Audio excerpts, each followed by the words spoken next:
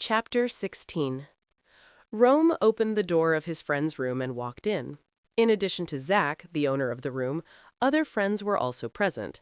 Although each of them had their own room and the rooms were not adjacent to each other, they gathered here.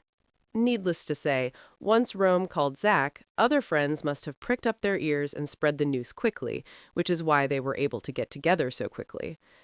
Although they are friends, and although each is the second son in the family and does not play an important role as the future leader of the family, some things are still secrets that cannot be known to outsiders, and even if they are close, they will keep a proper distance on these matters. Some things are still secrets. After school yesterday, Rome deliberately slowed down his pace, hoping that Mock would run into him in the corridor like last time. But when he was almost out of the building, Mock still didn't come down. Rome had no choice but to let his friends find a seat first, and he stood there waiting for Mock. No, he didn't mean to wait for Mock, but there were some things that needed to be discussed in person, and it was inconvenient to call. After a while, Mock finally came down. His thin body was half a head shorter than Rome's. His clothes were clinging to his body. His black hair looked even darker because of the water droplets. His cheeks were red, but his lips were pale and blue. It was obvious that he was very cold. Seeing this, Rome felt his ears buzzing. An inexplicable anger surged from the bottom of his heart.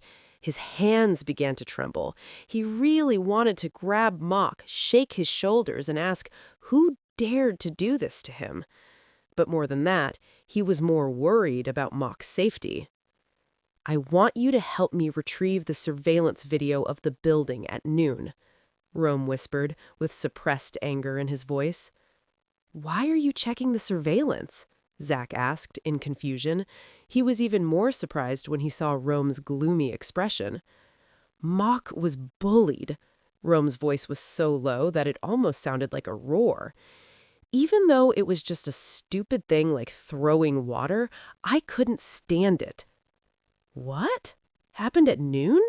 "Yes, in the building." Zach nodded, immediately understanding what Rome meant. He pushed up his glasses, turned back to face his computer, and quickly tapped on the keyboard. "What's going on?" Vince asked with a frown. He had never heard of such things happening in the school, not to mention that Mock was Arseni's man, and no one dared to touch him. "You are so slow that you don't even know this," Zach sighed, and couldn't help but complain. "You know? Of course I know. Those girls often tell me." Zach leaned back in his chair, looking relaxed. They call themselves white fanatics and believe that the Caucasian race is the best race, nobler than other races. Other races are just low-class slaves. "What the hell is this?" Vince cursed. He had heard about these things, but because he didn't pay much attention to them, he didn't know the details. Will they really do it? "Those people can do anything because they think they are superior to others," Zach shrugged, his face full of disgust and disdain. "If someone of another race enters their territory or is better than them in some way, they will feel offended. They cannot accept the failure of white people, so they will suppress others by any means necessary." "So Mock wasn't the first victim?" Rome asked, his voice darker. "This kind of thing has happened a long time ago." Zach picked up the phone, flipped through it for a while, and then handed it to Rome. On the screen was a school forum page where students often posted and discussed things. Normally, they hardly ever looked at these. However, the most popular posts are not news, but are full of attacks, ridicule, and insults, with words that are incredibly fierce. Are these people crazy? "It's just crazy," Zach shrugged. "The teachers thought it was just a boring prank, but the victims certainly didn't think it was boring." "Found it." Zach's voice immediately drew their attention to the computer screen. Although the picture was a little blurry, they could still clearly see what was happening. They saw Mock walk out of the room, walk to the stairs, and then be stopped by a group of girls. Then a bucket of water was poured on him. Rome gritted his teeth. His eyes were terribly gloomy, and seeing all this with his own eyes, his anger was almost uncontrollable. "That girl looks familiar," Zach crossed his arms and tapped his chin with his fingers. Is it Becky? The one who confessed to you on Valentine's Day last year? Who? I don't remember, Rome whispered with no impression in his eyes. But now I want to know her. Very much. Zach shook his head, feeling a little sympathetic for the girl. A wolf like Rome is not so easy to tame. I don't know why anyone would want to mess with him. Find all their information, Rome whispered, and then continued to look through his friend's phone. He quickly browsed the posts on the forum, and when he saw any remarks attacking Asian students, he would click in to read them carefully, and his fingers quickly tapped on the keyboard, as if he was venting his anger. Anyway, she's a girl. Be gentle and don't hit her, Vince advised, and frowned when he saw his friend completely ignoring him. He turned to look at Zach and then asked Rome, "What are you going to do?" "I won't hurt them. Mock begged me," Rome answered, his voice full of reluctance, his fingers still on the phone. "So what are you doing?" "I was scolding them," Rome frowned and said. "Mock didn't let me hit them, so I scolded them." The three friends exchanged glances, silently expressing surprise. Rome, who usually had a hot temper and would fight at any moment, actually held back because of Mock's words. Zach found it funny. Although he tried to keep his mouth still, his eyes still flashed with smile. Vince was still confused and kept complaining. Zach sighed and pulled Vince aside to prevent him from being affected by Rome's anger. "So, what are you going to do with that information?" Zach asked, pointing to his computer screen, where all kinds of data were scrolling quickly. "Didn't your people tell you not to do it yourself?" "I will send the information to Pikian. Mock said not to let me do it, so I will let Pikian handle it." Rome paused, narrowed his eyes slightly, as if thinking about something. "No, this may be a good bait." "You mean the newsmongers?" Zach raised his eyebrows and nodded in agreement. "What are you talking about? What bait? What use is that mess of information?" Vince looked around, completely unable to follow their conversation. Zach could only sigh, put his arm around Vince's shoulders, and pull him away to prevent him from being affected by Rome's anger. Here's what happened. Moke woke up early the next morning. Although it was early in the morning, it was still late compared to his usual wake-up time. His body was no longer so cold. Although his limbs were still a little stiff, at least he didn't have a fever. He sat up, feeling a little dizzy, and blinked. When he turned his head to look at the bedside, he saw a scene that made him even more confused. A tall boy was sitting on a chair beside his bed, with his hands folded across his chest, his head slightly tilted to one side, his eyes closed, and he was obviously not sleeping well, with a frown on his face. Moke looked at him quietly, with a strange feeling in his heart. His fingers pressed against his chest unconsciously, and his heartbeat seemed to be a little disordered. It was strange, but he didn't hate the feeling. He sat for a while, hugging his knees, the corners of his mouth slightly raised, a gentle light flashing in his eyes. This was the first time he woke up with someone by his side, making this world no longer seem so empty and lonely. Moke sat quietly, looking at Rome tenderly, carefully studying his face. Rome was very good-looking, although he was a little impulsive and complaining, but these made him more charming. He always straightened his shoulders confidently, and his tall figure made people feel at ease, as if he would always protect them. Moke was also attracted by this charm unconsciously, and his eyes always stayed on Rome unconsciously. He reached out his hand, fingertips almost touching Rome's face, but he stopped. He can't get too close. Moke pursed his lips and sighed softly, trying to calm his inner turmoil. Moke's eyes were still fixed on Rome, not moving away. After a while, Rome moved, frowned more tightly, and then opened his eyes. He looked at the bed first and found that Moke had already gotten up and made the bed. He looked around in panic. Moke stood behind him and couldn't help laughing. Then he regained his composure and said, "Aren't you going to take a shower?" Rome turned his head sharply, stood up quickly, walked a few steps to Moke, reached out and touched his forehead. After confirming that he did not have a fever, he breathed a sigh of relief. "Why didn't you call me? What if you fainted?" Rome complained unhappily, frowning. Also, why do you need to take a shower? What if you have a fever? Moke looked at him calmly, feeling somewhat helpless. Only then did he realize that Rome loved nagging so much. It's time to go to class. Moke straightened his suit, opened the door, and walked out. Master Rome, you should hurry up too, or you'll be late.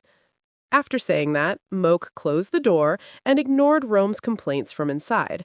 He pursed his lips and tried to hold back his smile, but a hint of melancholy flashed in his eyes. He decided that it was time to keep some distance from Rome. This kind of sweet warmth will one day make him unable to extract himself. Mock shook his head, shaking off these useless thoughts, and walked straight to the classroom. Today he was a little later than usual, and his body was still a little heavy, and he had no appetite, so he went straight to the classroom. He walked into the classroom from the back door and silently went to his seat. Before he could say hello, a familiar girl came over. Mock looked up and saw Becky standing in front of him. She had blonde hair, blue eyes, red cheeks, and her hands were clasped together, looking a little nervous. "I'm sorry about yesterday," Becky stammered, her voice full of apology and shyness. Mock was stunned for a moment, a little surprised, but it was good that the matter could be resolved in this way. He smiled slightly with a gentle look in his eyes, although he heard someone muttering, pretending in a low voice. "It's okay. Don't take it personally. Everyone makes mistakes. Just let it go," Mock said softly. His voice was so gentle that it made people's heart beat. Becky blushed even more, nodded hastily, and ran back to her seat. "What happened just now?" Mock turned to ask Lafu, who leaned back in his chair and couldn't help laughing, until Mock became impatient that Lafu picked up his phone and opened the school forum. "Look at this post. Becky and the others might want to make a video to humiliate you." Lafi clicked on a video. In the video, Mock was splashed with water and then talked to Rome for a few words. Due to the distance, the sound was not clear. "You looked so handsome when you shook your hair," Lafu joked. "Just this bucket of water attracted a group of girls to scream for you, and you also got a dad." Mock stared at Lafu's phone for a few seconds, then asked calmly, "What dad?" "Look at this." Lafu swiped the screen and opened another post. Post title: "I'm fed up with these Asians. They stink. I don't know why we let them in." Comment 1. "That's right. This is our school for Europeans. Why should we take care of these third world people?" Comment 2. "They use the tax money we pay." Comment XX. "They should go back to their hometown." Reply to comment XX. "You are so powerful. Why don't you just go back?" Mock was stunned to see a mysterious reply suddenly pop up among a bunch of similar comments with fierce and provocative words. Comment XX. "Are you protecting these yellow monkeys? Are you their father?" Replied to comment XX. "So what? I am still your father. Remember that." Comment XX. "Do you want to be a hero? Do you want to play the good guy?" Replied to comment XX. "This is called the male protagonist, handsome and kind. Of course I have to play this role." Comment XX. "Don't be too confident. If you have the guts, show your face and I'll beat you right away." Reply to comment XX. "Call me dad, but forget it. I don't want to have a son as stupid as you." The comments on the post continued, which was both annoying and somewhat funny. What was originally an attack on Asian students suddenly turned into a verbal battle with this dad. Mock was still confused when another classmate came over. Lucio, who was from the Italian mafia, came over with a smile but looked at him sternly. "You're a celebrity now," Lucio said, and after confirming that Mock was okay, his tone became more relaxed. "I told you to let me help you. At least we're in the same class. Vladio is happy to help." Unnecessary. This cold voice did not come from Mock. He turned his head to look at the classroom door and saw Rome walking in with a gloomy face. "Master Rome, what's the matter?" Mock asked. "You didn't have breakfast, so I brought it to you," Rome answered briefly, his voice slightly softer. But when he turned to Lucio, his eyes and tone became fierce again. "As for you, go back and sit down. Arseni will take care of his people." Chapter 17. Mock was stunned for a moment, blinked his eyes, and looked a little surprised.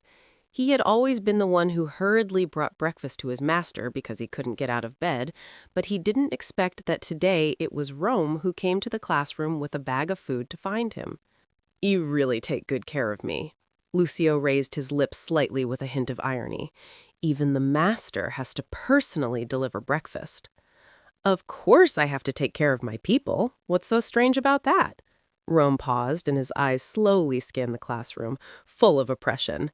His sharp gray eyes swept over everyone and finally stopped deliberately on Becky's group. "Also, I want to tell you that Mock is our Seni man. He is under my protection. If anyone has any objections, come to me directly. I will take responsibility to the end." The blonde girl was startled and quickly lowered her head to avoid Rome's gaze. The other students also sat nervously, not daring to look at each other. Although they did not cause trouble to the Asian students directly, they did gossip about them behind their backs. Although they did not have strong prejudices against white foreigners like those extreme white supremacists, the sense of alienation still made them clearly distinguish themselves from Asian students. As a social animal, the human brain will subconsciously judge whether the person in front of you belongs to the same group, and then choose the appropriate way to interact with them. However, these Asian students do not look like our own people at all, and it is natural to feel uncomfortable to get along with them. Mock looked up, feeling a little surprised. He remembered that Rome was the son of a gangster, but because Rome usually acted simple and direct and always revolved around him, he almost forgot this side of him. "It's been a while since I've seen such a terrifying side of Rome. It really feels a bit strange." Although he thought Rome was a little scary, Mock's mouth curled up slightly, and then he regained his composure. "Are you a dog? Why are you so protective of your territory?" Lucio sneered, a hint of disdain emanating from his nose, and glanced at Mock. Although his face was still calm, Mock seemed to see a hint of teasing in his eyes. "Wear the collar and leash properly and don't bite people everywhere." "Master Lucio, this is a bit too much." Mock stood up and decided to end the conversation between the two gangsters.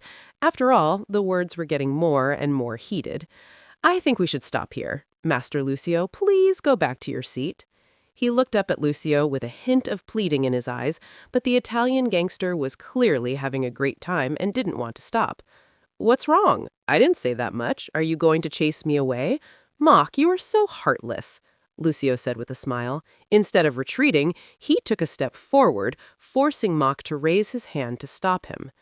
But just when Mock's palm touched Lucio's chest, Rome, who had been standing silently behind, suddenly reached out, grabbed Mock's wrist, and pulled him into his arms, as if imprisoning him in his arms.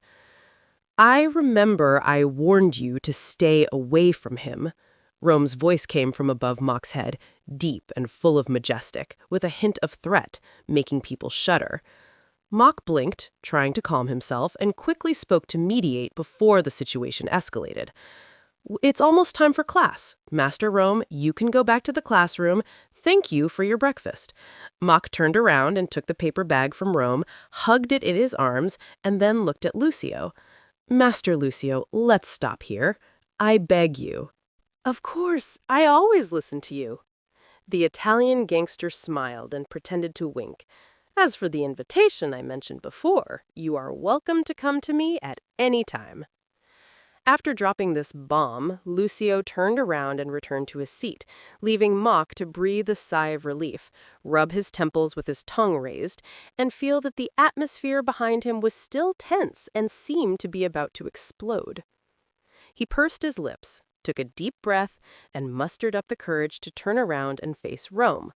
Rome's face was still calm, only his twinkling eyes revealed how intense his inner emotions were. Compared to his usual impatient attitude, Rome seemed more approachable at this moment. The slender hand gently rested on the sturdy arm, slightly nudged the other party, and whispered, "Master Rome, please go to the classroom first. I will contact you after class." Rome frowned, his expression instantly becoming serious. He just moved the corners of his mouth slightly, revealing a faint smile, then turned around and left the room without further explanation.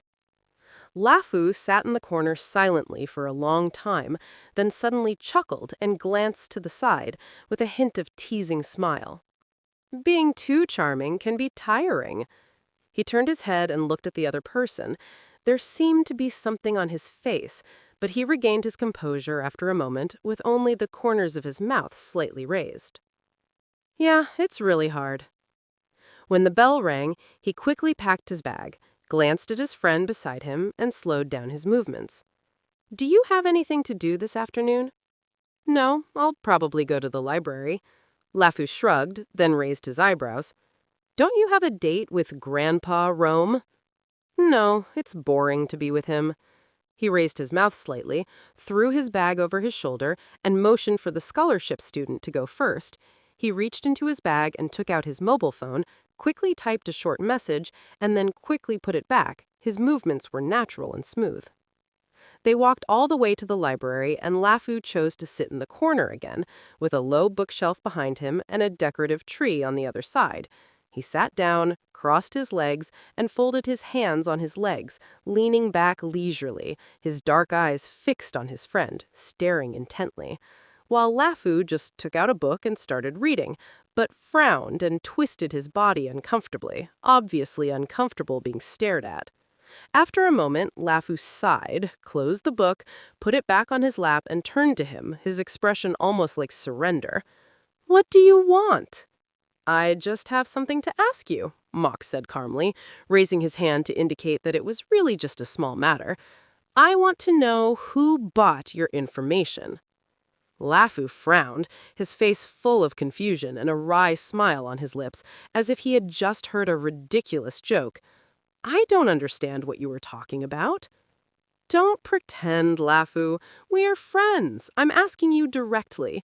Mock smiled slightly, with a hint of smile in his tone, but the atmosphere was not as friendly as usual, but full of depression and tension, almost suffocating.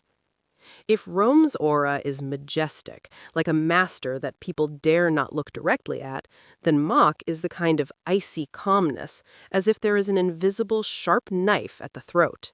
I really don't understand what you're talking about, Lafu said calmly. His expression began to become serious, realizing that the atmosphere had become unusually heavy.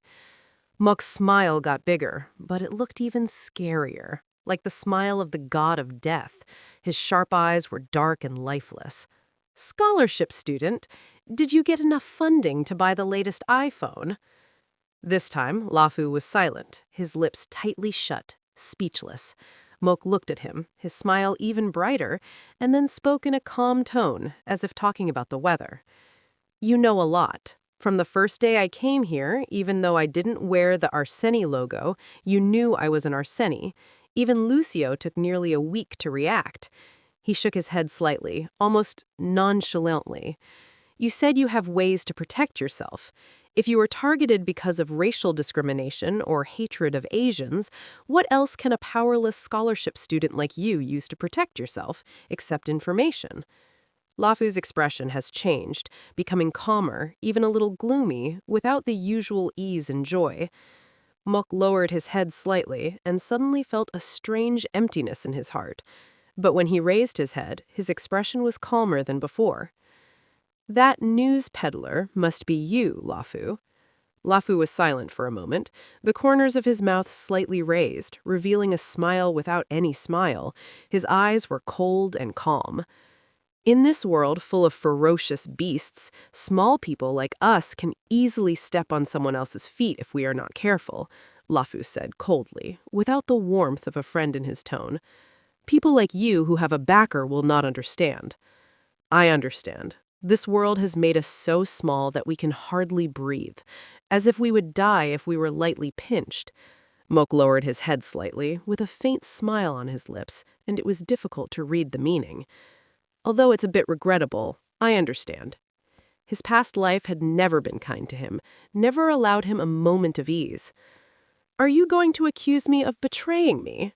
Lafu smiled sarcastically, his hands loosely folded across his chest, looking unconcerned. I didn't betray anyone.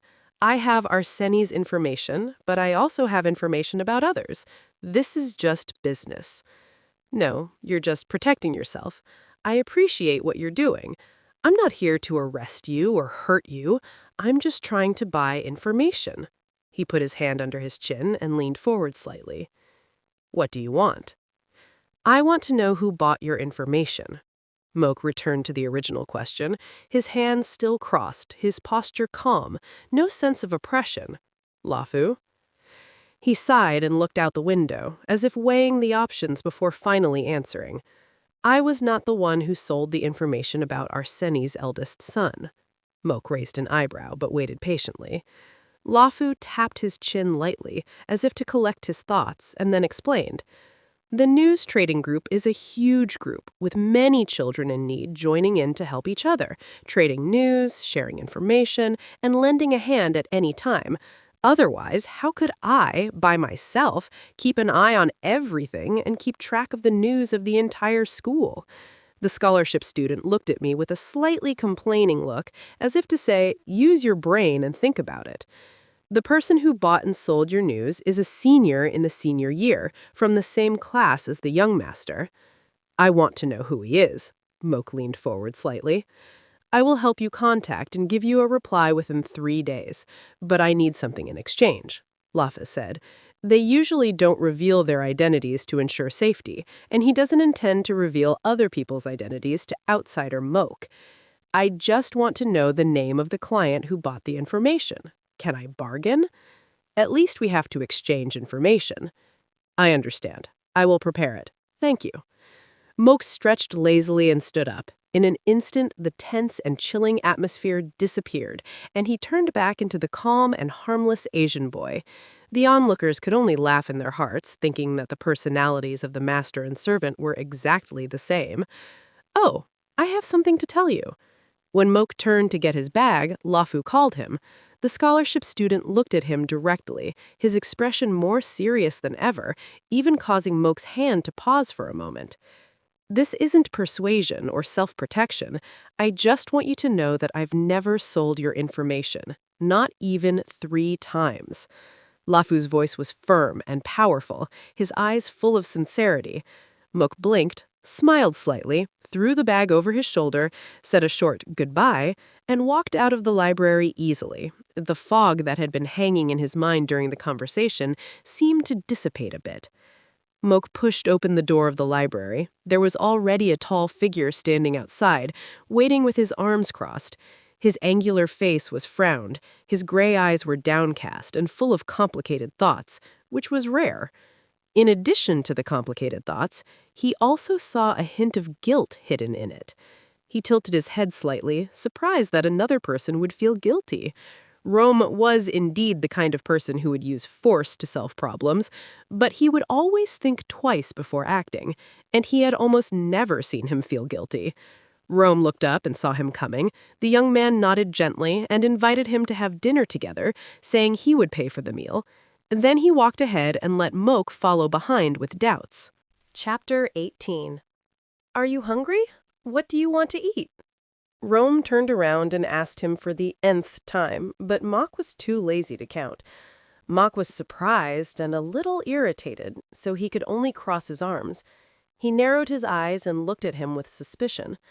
Since leaving the library, the young man seemed a little strange, as if he was lost in some kind of thought, mixed with guilt and anxiety. Even on the second day, his condition did not improve. It was a rest day morning, and Rome got up early on his own without him calling him. After some persuasion, Rome pulled him to the small meeting room in the central building of the school, without any explanation.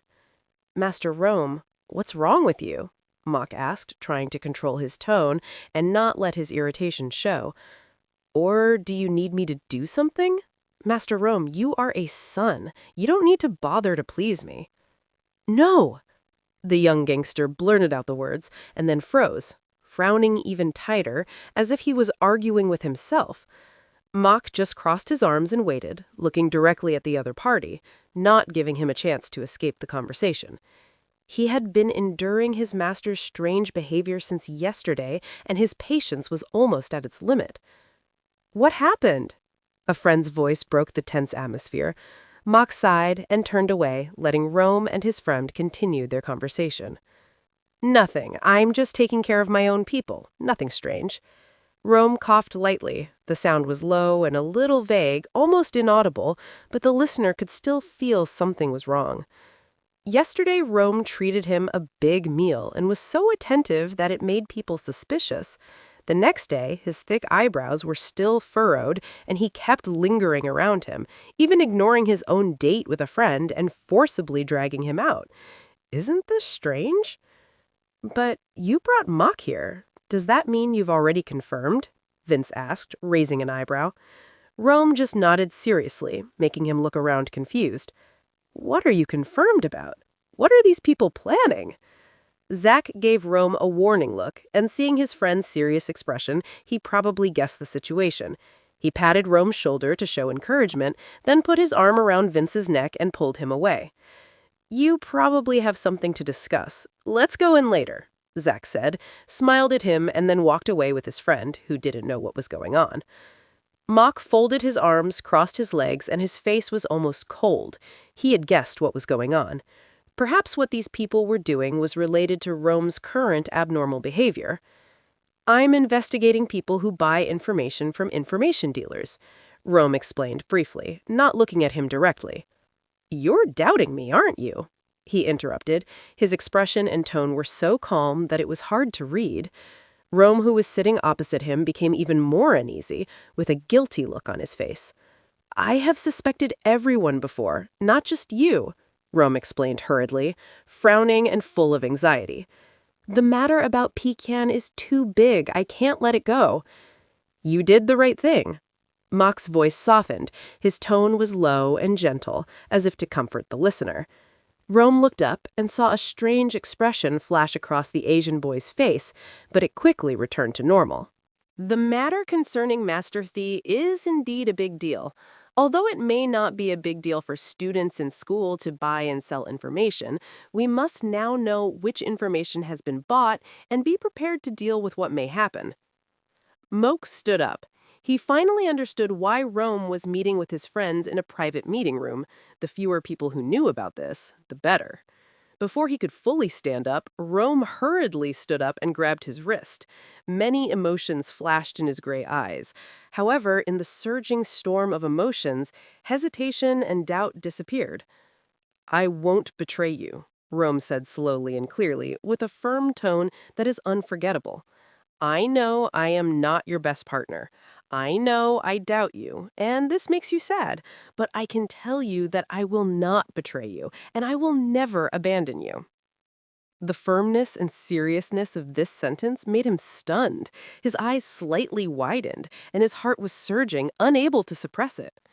He himself said he didn't need trust. He never believed in the word trust, and didn't think anyone would trust him. That's why he said he didn't need it. He just didn't want to expect and be disappointed. But in this world, who doesn't want to gain someone's trust? You shouldn't have said that, Master Rome. The situation is still unclear, and I'm not a good person. But you said you wouldn't betray me.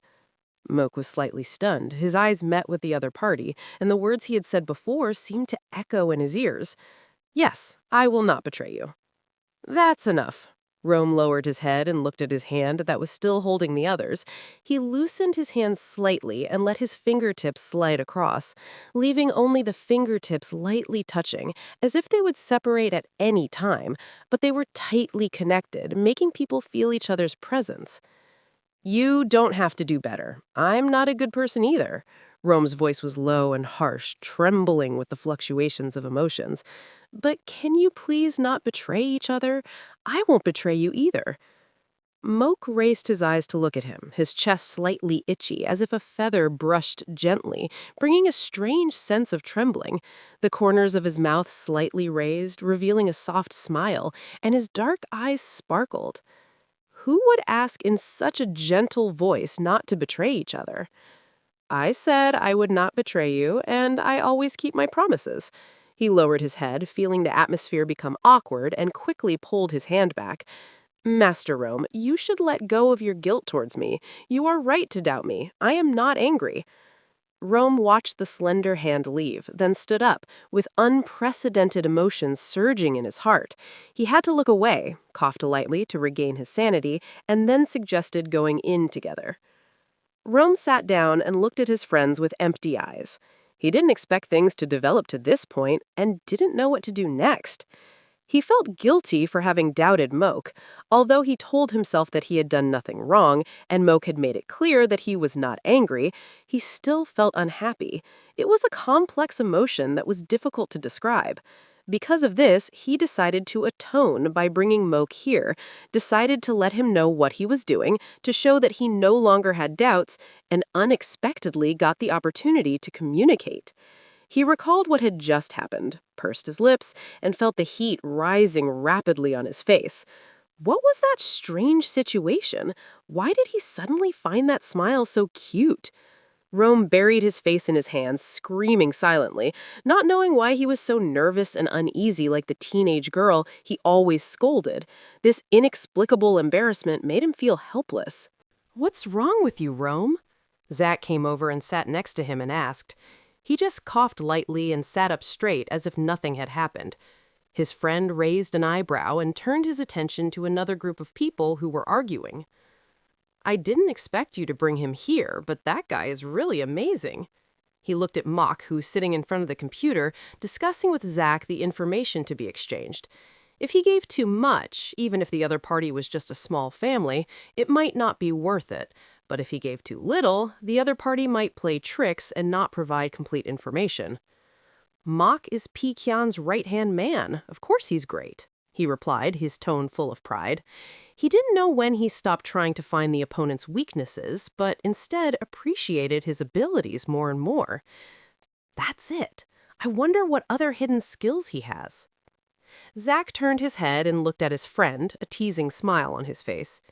"You are really in deep. You are so obsessed with him," Zach said jokingly, not really expecting anything, but the listener was stunned and then buried his face in his hands again. "I'm not obsessed with you, you're just talking nonsense," he replied in a muffled voice. Although his face was still buried in his palms, he knew his friends were still staring at him, but he didn't care. He didn't raise his head until he was sure that his expression had returned to normal, as if nothing had happened. "You still say you don't have any thoughts about him?" "I don't understand what nonsense you are talking about. Mock and I are both men. There is nothing between us," Rome said seriously, and Ten's expression was firm, almost convincing if it weren't for the fact that his ears were still red. "I admire him. Mock is amazing. He has been through so many bad things and still has a kind heart. I'm proud that he is from Arson." Zach had experienced sex before, and he didn't think Rome's explanation was convincing. He shook his head slightly, feeling helpless for his friend's stubbornness, but he didn't tease him any further. Everyone should be aware of the problem themselves. Rome stopped paying attention to his friends. He felt that Zach's imagination was beginning to become ridiculous, so he stood up and walked towards the others who were surrounded in the middle with a serious expression. "We found out the name. It's a scholarship student in Class 2, Grade 3. Zach typed a few times on the keyboard, and a name appeared on the screen. "It looks like she lent her phone to Lafu, so we received Lafu's activity records when we tracked the signal." He looked at the screen. On the screen was an Asian girl with single eyelids and slightly upturned eyes. The faint smile on her lips made her look harmless, but her eyes were full of cunning. "I'll go talk to her," Mock said, flipping through the other party's information with his brows furrowed. "No, I'll go talk," Rome immediately objected. The other party raised his eyebrows and looked at him with dark eyes, but there was no trace of friendliness. "Master Rome, you want to talk?" Mock asked with his brows raised, and his friend sitting next to him looked unconvinced. He suddenly felt irritated and unhappy. He didn't know why everyone thought he couldn't get anything done. "Why? Do you think I can't negotiate?" "If it's a negotiation using force, then I absolutely trust you, my friend," Vince answered expressionlessly, and Zach, who was sitting in front of the computer, nodded in agreement. He opened his mouth and was about to protest that he was being attacked, but Mock raised his hand to stop him and spoke first. "Master Rome, you are too impatient. Besides, she's a scholarship student and an Asian girl. She may be wary of big shots like you. Using power to suppress her is not always effective. On the contrary, I am also an Asian, with no power or influence. She may be more willing to open her heart to me. Mock paused, with a slight upward curve of his mouth, with a strange cunning look. Also, it's easier for her to let her guard down around me. Rome narrowed his eyes. He weighed these words carefully. Mock's words made sense, but his concerns were equally strong, making him hesitate. After looking into those sharp eyes for a moment, he sighed and reluctantly nodded. Since Mock was so confident, he didn't want to stop him. He told himself that he was just following the wishes of Mock. He didn't lose confidence because everyone said he couldn't do it. Chapter 19. The weather is getting colder. Although it was just past noon, the sun had already set, too fast for an Asian like him to be used to. The wind became stronger, bringing cold air, clearly indicating that winter was coming. He didn't like winter because, as far as he could remember, winter had never brought anything good. Moke strolled leisurely, pulling his coat tighter with one hand. This heavy coat is indeed warm, but it was a whole size larger than him. His little master forced it on him, saying that he was afraid of the cold and was too lazy to buy a new coat, so he accepted it without complaint. He pushed open a glass door, and the bell on the door rang crisply. He quickly glanced around the store, then walked straight to the table by the window and sat down. The bushes on both sides separated this place into a private corner. "Hello, Senior," Moat greeted in a gentle voice, with a businesslike smile on his face, looking gentle and polite, completely different from his usual serious image. The girl sitting opposite raised her eyebrows slightly in surprise, but soon regained her composure, with a bright smile on her lips and her eyes slightly raised. "Oh my God, I just didn't know that the boy introduced by Lafu was so handsome," she giggled, although her eyes were full of vigilance. "But you said you were interested in me. You were not joking, right?" "Of course not. Senior's sister is so cute. How can I not be interested?" He chuckled, and both sides maintained a polite smile. "You are so sweet. What do you want from me?" The girl pretended to giggle, and he smiled even more brightly, crossed his hands under his chin, and leaned forward slightly, looking serious, but not oppressive. "I want to know who your ex-boyfriend is." He tapped the back of his hand with his fingertips. The rhythm was slow, and a faint smile was still on his face. "I want to know some information to see if I can match him. Can you help me?" Yulon raised her eyebrows, and her businesslike smile was filled with a hint of indulgence. She leaned back slightly in her chair, looking much more relaxed. "As a member of the Arseni family, do you still need to worry about your ex-boyfriend?" She shook her head. "My sister doesn't like to talk about her old boyfriend in front of her new boyfriend." "Don't be like that. I'm just a demonstration employee of the Arseni family," he chuckled.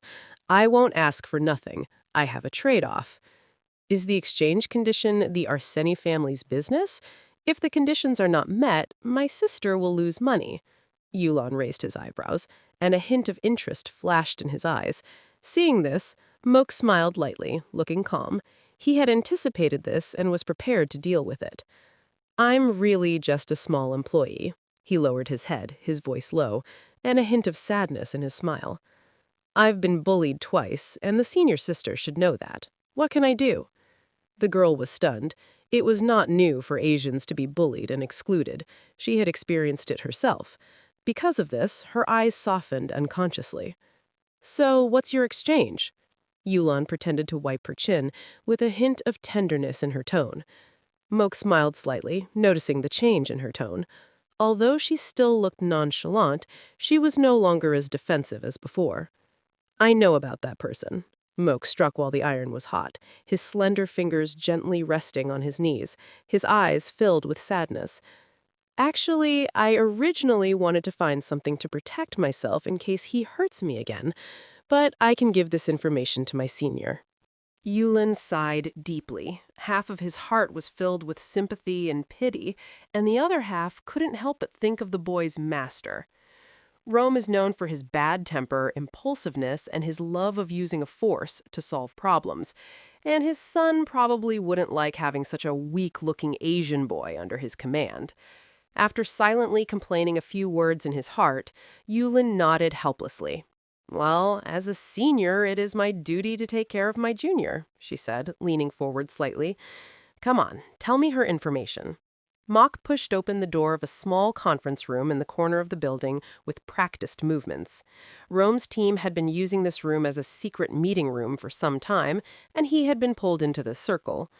He walked in, his business smile disappeared, and his usual calm expression returned.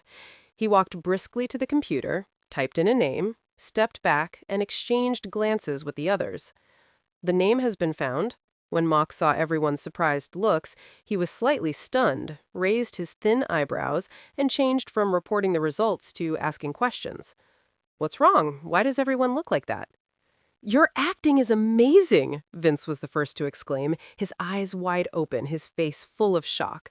Where is the image of the bully boy? Did you eat him? Thank you for the compliment. He lowered his head slightly, a teasing smile on his lips. But when he turned his gaze to his master, he felt a little surprised. Why does the master look so gloomy and dissatisfied? He tilted his head in confusion, and Zach, who was standing beside him, just smiled softly and shook his head, with a hint of helplessness in his expression.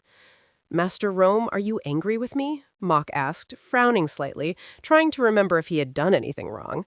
Did I do something wrong? No, you did very well, Rome replied, crossing his arms, his tone still stiff, and he was even unwilling to look him in the eye. But you smiled too much, talked too much, and were too good at pretending. He uttered a soft ha, feeling that this conversation was beyond his comprehension. Was it because of what he mentioned in the restaurant? He tried to think, his brows furrowed tighter and tighter, wondering whether he should apologize, but Rome had already stood up and walked towards the computer, leaving Zach alone with a soft laugh. He's just a lunatic, don't mind him. Zach waved his hand, signaling him not to take it to heart, and then walked towards the computer. Mock could only sigh and continue the topic he had not finished just now.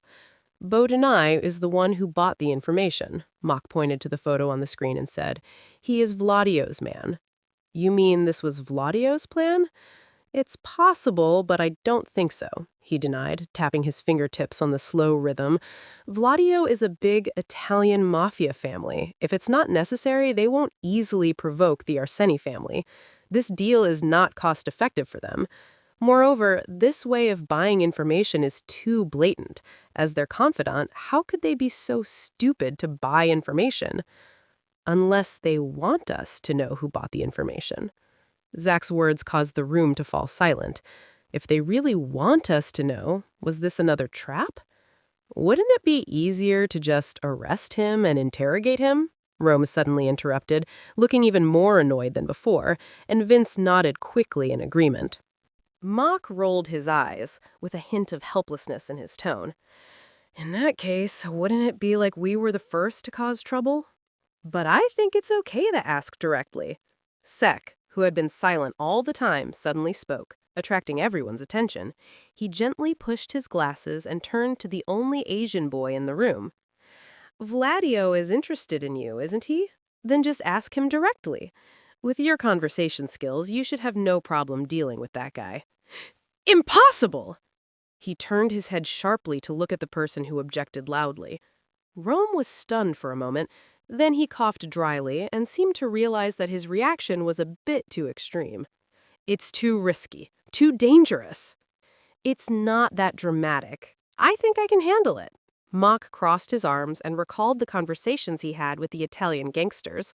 Although they were a bit annoying, they were friendly and had no bad intentions. But doesn't he want you?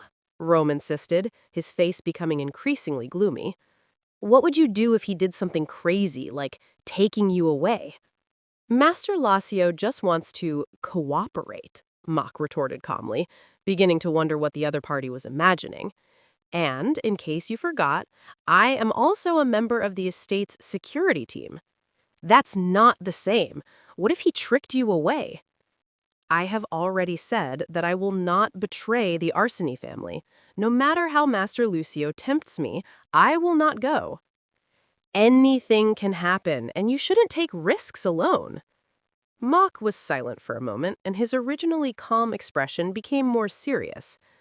Are you saying that I might break my promise? I did not mean that.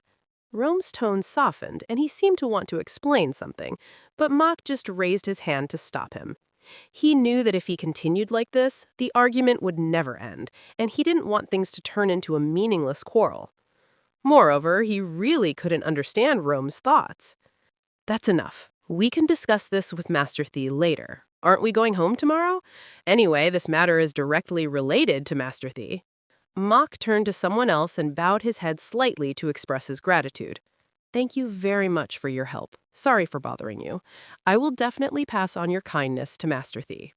Mock finished, bowed his head again, then turned and left without saying another word to anyone. Rome looked at his back with a complicated expression, frowning and clasping his hands tighter. He really didn't like the feeling of being ignored by someone weaker than him. It seems he is really angry. Zack patted his shoulder with a hint of teasing in his tone, but his eyes were still flickering. Rome glanced at him, not understanding why his friend always liked to pretend. What right does he have to be angry with me? Rome muttered, with a hint of dissatisfaction in his tone, although he was already somewhat shaken in his heart. Everyone has the right to be angry, but whether you want to coax him is your business. Zack patted his shoulders twice again, feeling both amused and sympathetic. Hurry up and do what you want to do. People like Mock, once they make up their minds, it's not easy to change their minds.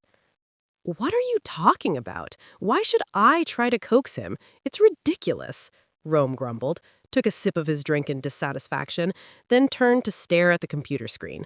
But after sitting for less than 3 minutes, his restless body suddenly stood up, muttered that he was sleepy, and strode out of the room.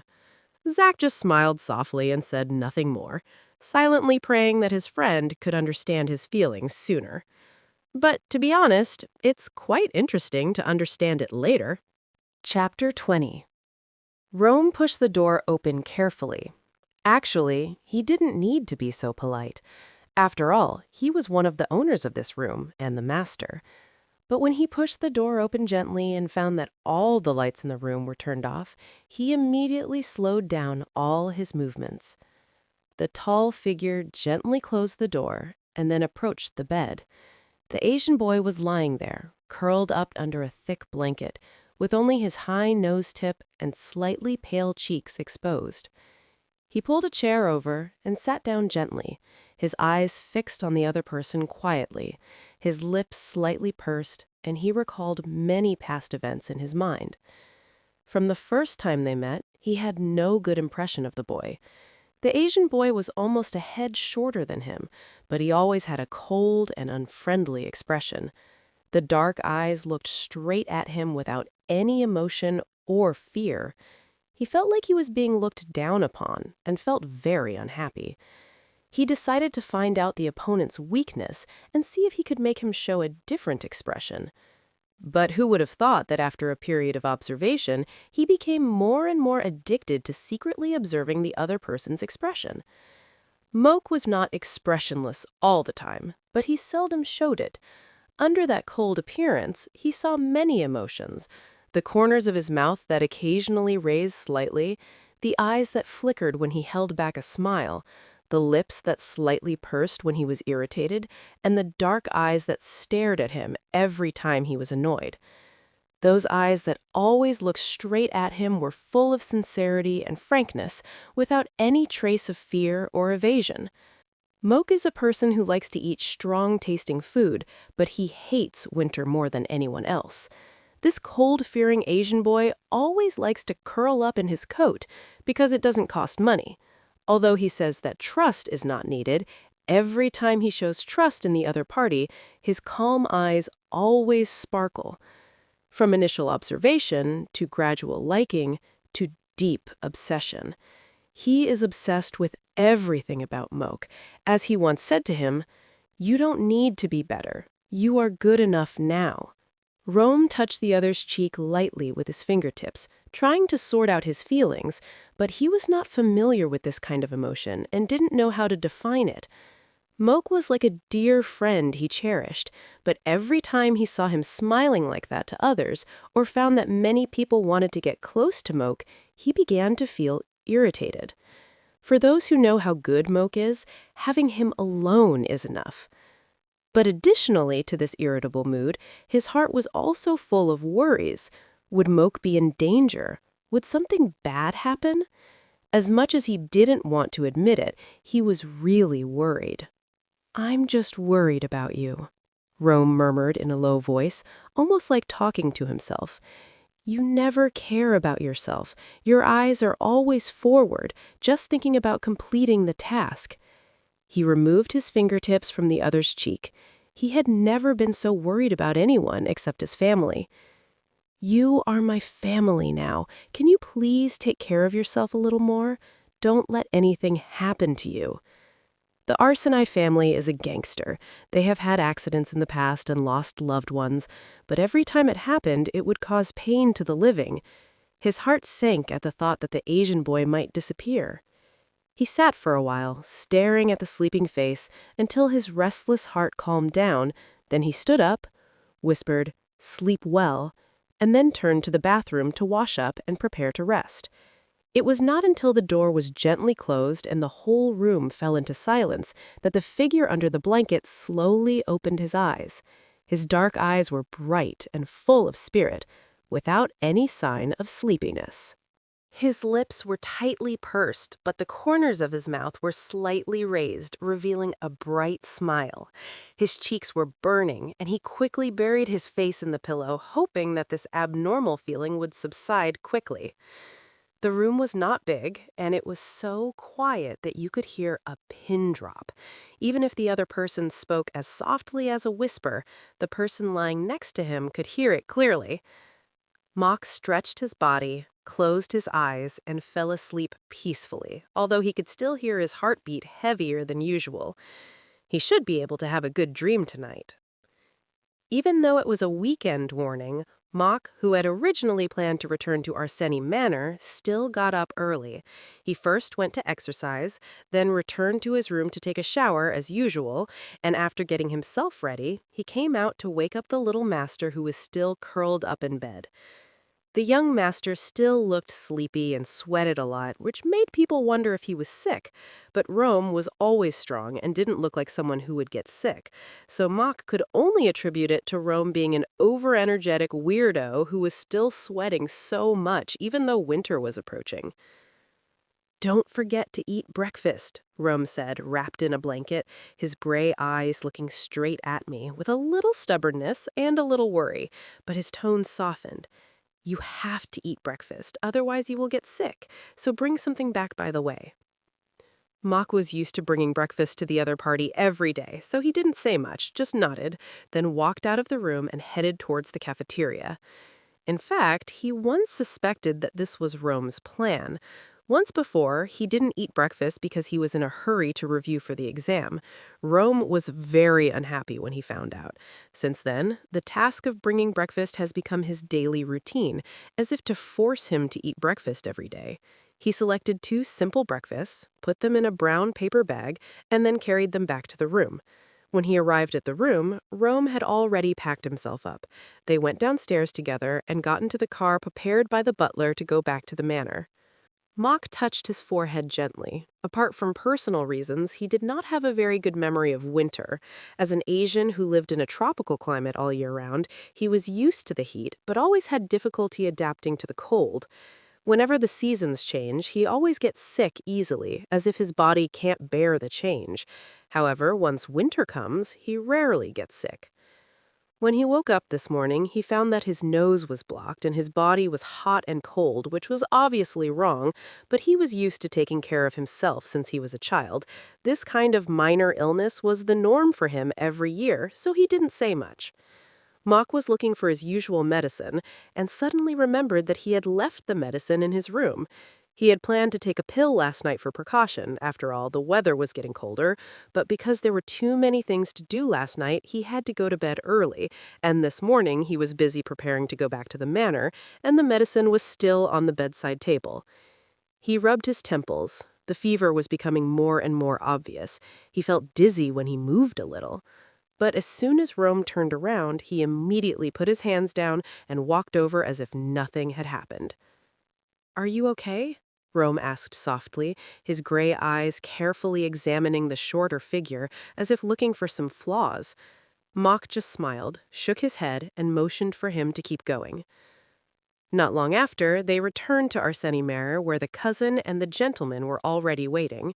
After a brief greeting, Mock nodded to Rome and went to discuss recent affairs with the gentleman. Their conversation lasted for a long time until it was getting dark. Although the matter with the Tio family was not difficult, it still took some time to deal with it. If it could be mediated smoothly, that would be the best result. He thought he could rest early tonight and let his body recover, but he didn't expect that as soon as he walked down the stairs, he felt dizzy and had to hold on to the wall. "Hey, you okay, little guy?"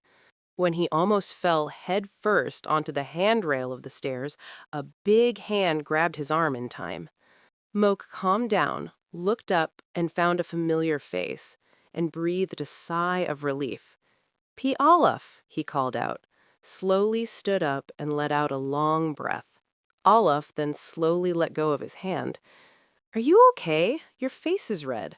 The bodyguard, who hadn't seen him for a long time, asked, while stroking his cheek. "Are you having a fever? Your temperature is so high. Have you taken medicine?" "Not yet." Moke quickly came to his senses, turned around and asked, "P. Olaf, can you help me get some medicine? I'm afraid I can't get the medicine box by myself." "Who would let you go alone?" Olaf said helplessly. "Let me take you back to your room first. Otherwise, it will be troublesome if you faint on the way." Moke blinked. He had never been nagged like this before. He couldn't help but think that this was probably what it felt like to be nagged by his father. Finally, he just smiled and let the other party help him back to the room. Olaf pushed open the familiar door, but before he could take Moke in, his arm was gently pulled. Moke was not in good health, and he almost bumped into Olaf's chest. He heard the other's rapid breathing and felt the other's heartbeat quicken. "What are you doing?" The deep and majestic voice made Olaf let go immediately and took a step back. The bodyguard lowered his head, and Moke immediately guessed who was coming. Moke looked up and saw Rome standing there, his tall body blocking him, who was shorter than him. Rome's forehead was sweating, and his breathing was rapid. He had evidently run all the way here. His brows were furrowed, and his face was gloomy, full of dissatisfaction and even a hint of anger. Moke had never seen Rome so angry. "Moke is not feeling well and seems to have a fever. I was just about to send him back to his room and get some medicine," Olaf reported seriously, not quite understanding why his master was so angry. Rome's face was still gloomy, but his eyes were slightly relieved. He turned around and looked at Moke carefully. Feeling the heat coming from his arm, he immediately let go of his hand and gently supported him. "Then go get the medicine and bring some water. I'll take care of him." Rome nodded and motioned Olaf to leave.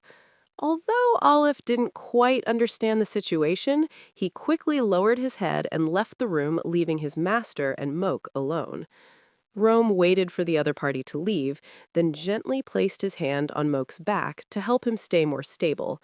Moke was a little dizzy, but after feeling the familiar body temperature, he seemed to relax and let his head rest on Rome's chest. "Why did you suddenly get sick?" Rome asked softly, his tone much softer than before, but his brows and eyes still showed dissatisfaction. "Maybe it's winter. I always feel uncomfortable in this kind of weather." Moke doesn't sound too concerned about himself. "Then why did you let someone take you back to your room?" "Pialov just happened to meet me and offered to help me. I was afraid I couldn't get back to my room." Moke still didn't understand why he had to answer these questions when he had a fever and felt dizzy. Besides, his room was next door, so he was just on the way. "Then let's change rooms later to save trouble." Moke glanced at his master's expression. Although he didn't quite understand, he didn't say anything in the end. He just lay down on the bed. "Thank you, Master Rome. You should go and have a rest too." "You should have a good rest. Don't worry about whether I rest or not." Moke was silent for a while, but still got into the quilt obediently, watching his master busying around in the room, turning on the heater and bringing a few blankets to pile on him. The warmth not only enveloped his body, but also penetrated into his heart. Slow, gentle, yet incredibly warm. "I'm sorry to bother you." "Don't think about it. Go to sleep." Rome came closer, pulled the blanket to his neck, and tidied it neatly. "Let me worry about you here." Chapter 21. Rome held the door handle tightly, sweat oozing from his forehead, and hesitated for a long time. He took a deep breath and shouted to himself, "Just go in and check the patient's condition. Don't think too much."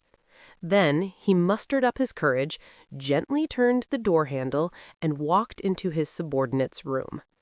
When he came in last night, his mind was full of worry for the other party, and he didn't think much about it until this morning, when he suddenly felt an inexplicable embarrassment. "Master Rome?" The slightly sleepy voice startled the person who snuck in. Rome quickly cleared his throat and walked over to turn on the bedside lamp. The soft light should be less glaring than the main light in the room. After all, it was still early in the morning. "Why did you wake up so early? It's not even daybreak yet," he scolded, frowning as he placed the cup of water and medicine on the bedside, then walked over to look at the person who was still rubbing his eyes in the quilt. He gently placed his big hand on the other's forehead and felt that the temperature was still a little high, but it didn't seem to be as high as yesterday, so he felt a little relieved. "I'm used to getting up early," Moke said hoarsely, taking the water cup and taking a sip slowly, his eyes not fully open yet. "Master Rome, you don't usually get up early." Rome was choked by this sentence and was speechless for a moment. In the end, he could only change the subject and handed over the medicine. "Take the antipyretic first. You can take it on an empty stomach, then sleep for a while." Moke didn't ask any more questions and took the medicine obediently. Although he felt strange that Rome got up so early, he still remembered that his master seemed to be in a bad mood yesterday. Asking too many questions might make him angry. "Thank you, and I'm sorry for the trouble." "I told you, just let me worry about you. You just focus on your recovery," Rome said firmly, took the cup of water, and gently pressed Moke's shoulder, letting him lie down. "Have a good rest. Don't rush to get up. I will notify Mom and Dad." "I'll be fine after a good night's sleep," Moke said confidently, his eyes half closed. Rome turned around and pulled a chair over, sitting by the bed and watching over him like he did last night. Although he can't do more, at least he can watch him rest in peace. "Do you get sick every winter?" Rome asked in a chatty tone, but his brows were still furrowed with worry. "Do you get sick every winter?" "Yeah, my body seems to be unable to adapt to the change of seasons, but I'll be better when winter comes." "Then how do you cope with it? Who will take care of you?" "Who will take care?" He silently swallowed back this question, which was full of concern rather than dissatisfaction. Seeing the faint, slightly lonely smile on the other person's face, his worries deepened. Perhaps because of illness or the cold weather, Moke looked a little fragile lying on the bed, with a faint, bitter smile on his lips and loneliness in his half-open and half-closed black eyes. "No one to take care of. Medicine and sleep. Where I live, there is no time for me to be weak." Rome clenched his fists tightly and felt a sharp pain in his heart. Just seeing the oppressive atmosphere around the other party made him feel extremely anxious. Moke is not suitable for this kind of atmosphere. He wanted to know everything about the man in front of him, what kind of pain he had experienced, but if asking would make that face fall into sadness again, he would rather choose silence. It doesn't matter what happened in the past. What matters is that now he is mine, and that is enough. "Then you should take a good rest now." There is plenty of time for you here. You can be as weak as you want and rest as long as you want. You don't have to worry about anything." Rome put his hand on Moke's head and gently stroked his black hair, trying to make him relax. "I am your confidant. I have to protect you. How can I let Master Rome take care of me?" Moke answered dazedly. His eyelids were so heavy that he could hardly hold them up. Rome's warm palm gradually made him relax, and Rome couldn't help but chuckle. "It's not difficult to take turns protecting each other. It's my turn now, so sleep well." It was strange, but because it was too warm and he was feeling sleepy, he could only smile slightly and then fell asleep peacefully. He didn't know how much impact his tired and gentle smile before going to bed had on Rome. Rome was stunned, his eyes fixed on that smile, unable to move away. His fingertips gently touched the other's thin lips. His movements were gentle and cautious, as if he was touching a precious and fragile treasure. There was a word that kept echoing in his heart: like. He liked the person in front of him, liked him so much that he was at a loss. In the center of the living room of Arseny Manor, there is a huge circular sunken area covered with thick cushions and surrounded by various pillows, because the hostess likes to sit on the soft floor instead of luxurious sofas. She said it reminded her of her home in Thailand. When she was a child, she always sat on the floor with her brothers, sisters, and parents, feeling warm and safe. The male owner of the manor was also happy to prepare such a space for her, so this became the favorite gathering place for the whole family. Rome sat cross-legged in the middle of the living room, his eyes blank and his expression dazed, as if he was immersed in a strange scene. Natalata walked straight to him, holding a cup of steaming tea. She sat on the cushions in the circular area, stared at her son for a long time, and finally couldn't help asking, "Rome, what's wrong with you today?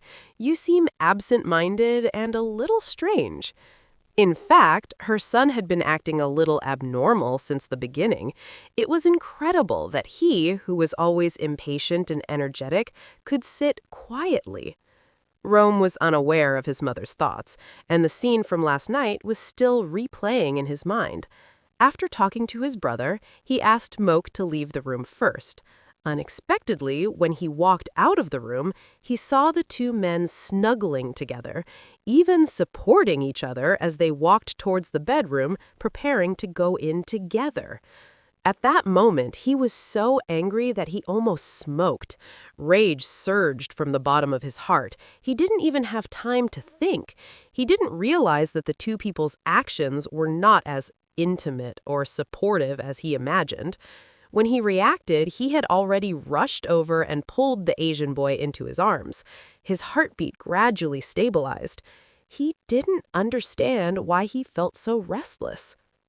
"Mom, if I don't like one person getting too close to another person, what does that mean?" This question, which was almost a soliloquy, made Natala stunned for a moment. She turned her head slightly to look at her son, and a smart light flashed in her black eyes. She put the teacup on the table, crossed her hands, and asked seriously, "You need to explain it in more detail. Come on, tell me what's going on." Rome hugged his knees and buried his face in them. Although he had a close relationship with his parents, he had never sat down and opened up like this before, and at this moment he felt extremely embarrassed.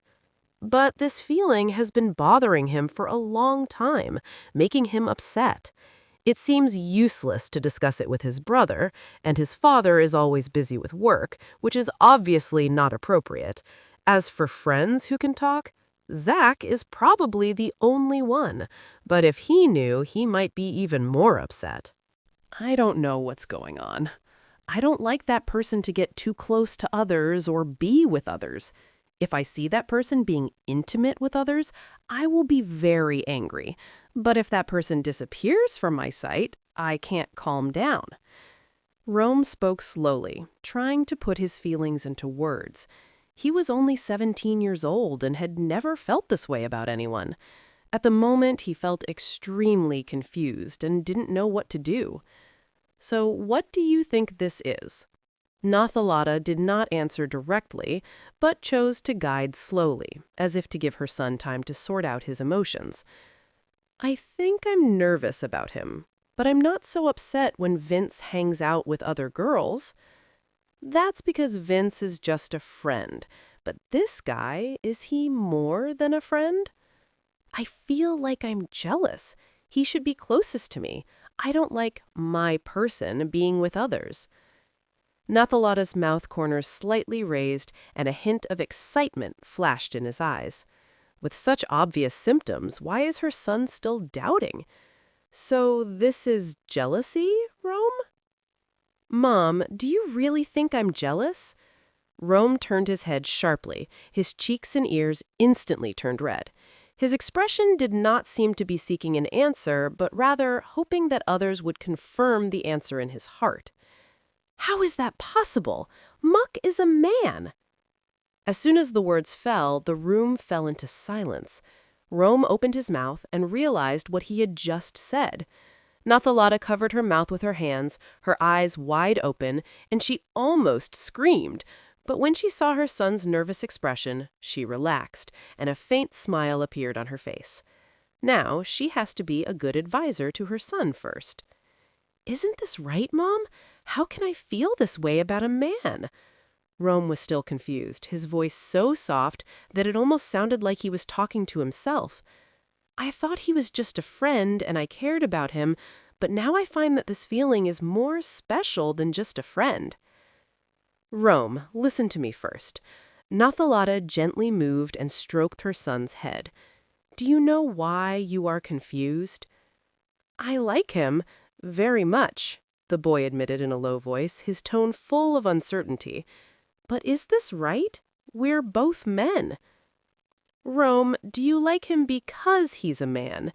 Nathalada asked softly, still stroking her son's hair, trying to make him relax. If he were a woman, would you still like him? Yes, Rome answered without hesitation, confident in his answer. Nathalada smiled gently. Her face was still beautiful, not like someone who was about to turn 40. At this moment, her eyes were gentle and warm. Like is like. Having a good relationship is a good thing. There is nothing wrong with that. Like someone, then become better together. Take care of each other. Go hand in hand.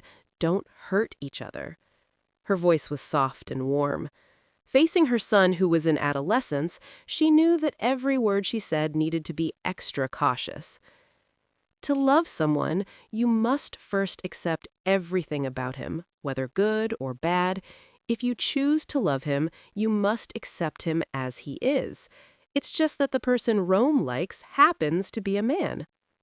Mom, aren't you angry?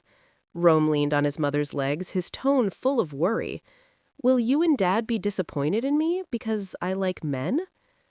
What makes me happier is that my son has finally fallen in love with someone. Nathalada still stroked her son's head gently. She has always been worried that the two children who grew up in a gangster family would close their hearts. Especially after seeing the experience of their brother Keen, she became even more uneasy. But now the problem is Muck, and my mother is starting to worry a little bit. Why? Rome raised his head suddenly, realizing that he had mentioned that name inadvertently. Seeing her mother's serious expression, not as relaxed as before, he became even more nervous. Mom isn't one of those homophobic noble ladies, is she? Because Muck seems to be a hard man to impress. Can my son catch up with him? Nathalada rested her chin on her hand and sighed deeply. She wanted to cheer for her son, but when she thought of Muck's expression without expression, she couldn't help but worry. Can he really handle that boy? Rome could only shout, "Mom!" helplessly, but could not refute. Seeing this, Nathalada smiled even happier, turned around, picked up the tea that had cooled down a little bit, and drank it slowly. Before you worry about what your father and I think about how to make him like you. Mom will fully support you. Chapter 22. After a full day of rest, all of Moke's symptoms completely disappeared. However, a new problem arose that he could not solve, and that was Arseni's young master. They said goodbye to their families before going home and then returned to school. Master Thie went in another direction because he had some company matters to attend to and would go to school later. Everything seemed fine until he went to the next room to say goodbye to his bodyguard. Rome, who was supposed to be waiting at the door, followed him, arms folded, face gloomy, but didn't say a word. He didn't understand and was even more confused now. "Did you accidentally kick the young master when you were sick yesterday?"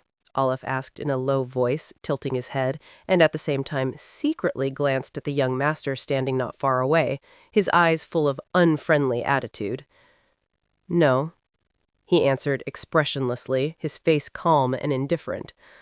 Olaf still had a skeptical expression, and finally couldn't help asking another question. "Or did you accidentally disturb the young master?" "That's not okay. The young master is not yet an adult." Moke turned his head away, his eyes even colder. Olaf had teased him enough.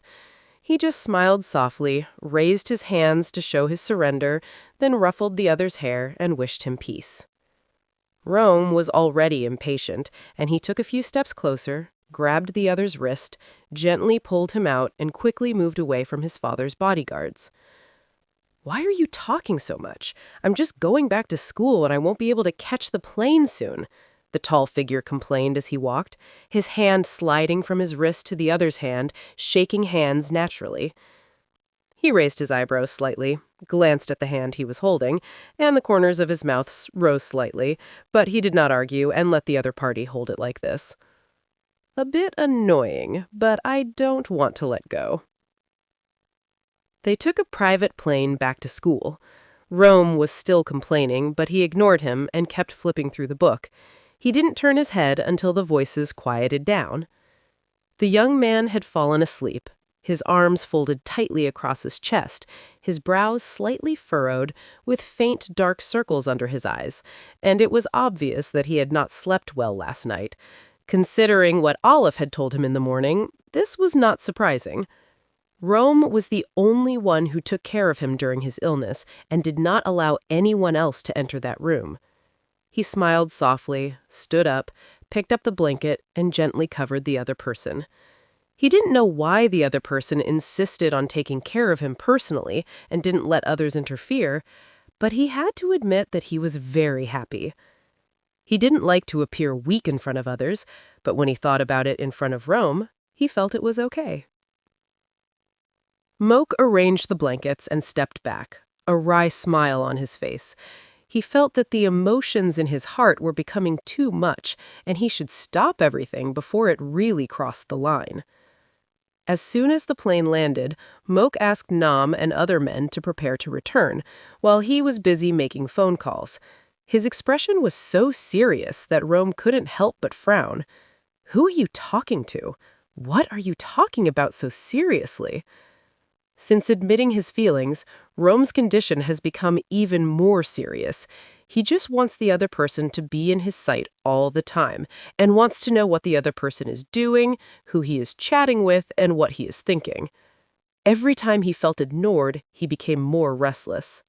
Rome frowned, allowing himself to wonder for a moment, then moved closer, trying to peek over his shoulder to see who he was talking to. You could say he was nosy, but he didn't treat Moke as an outsider. "What's the matter?" Moke stopped what he was doing, looked up at him, and spoke in a calm and cold voice. Rome was slightly startled, but did not retreat. He just looked away, not daring to look directly at the other person. "I just want to see if you are going to get involved in anything dangerous again. I'm not going to put Arseni in a difficult position.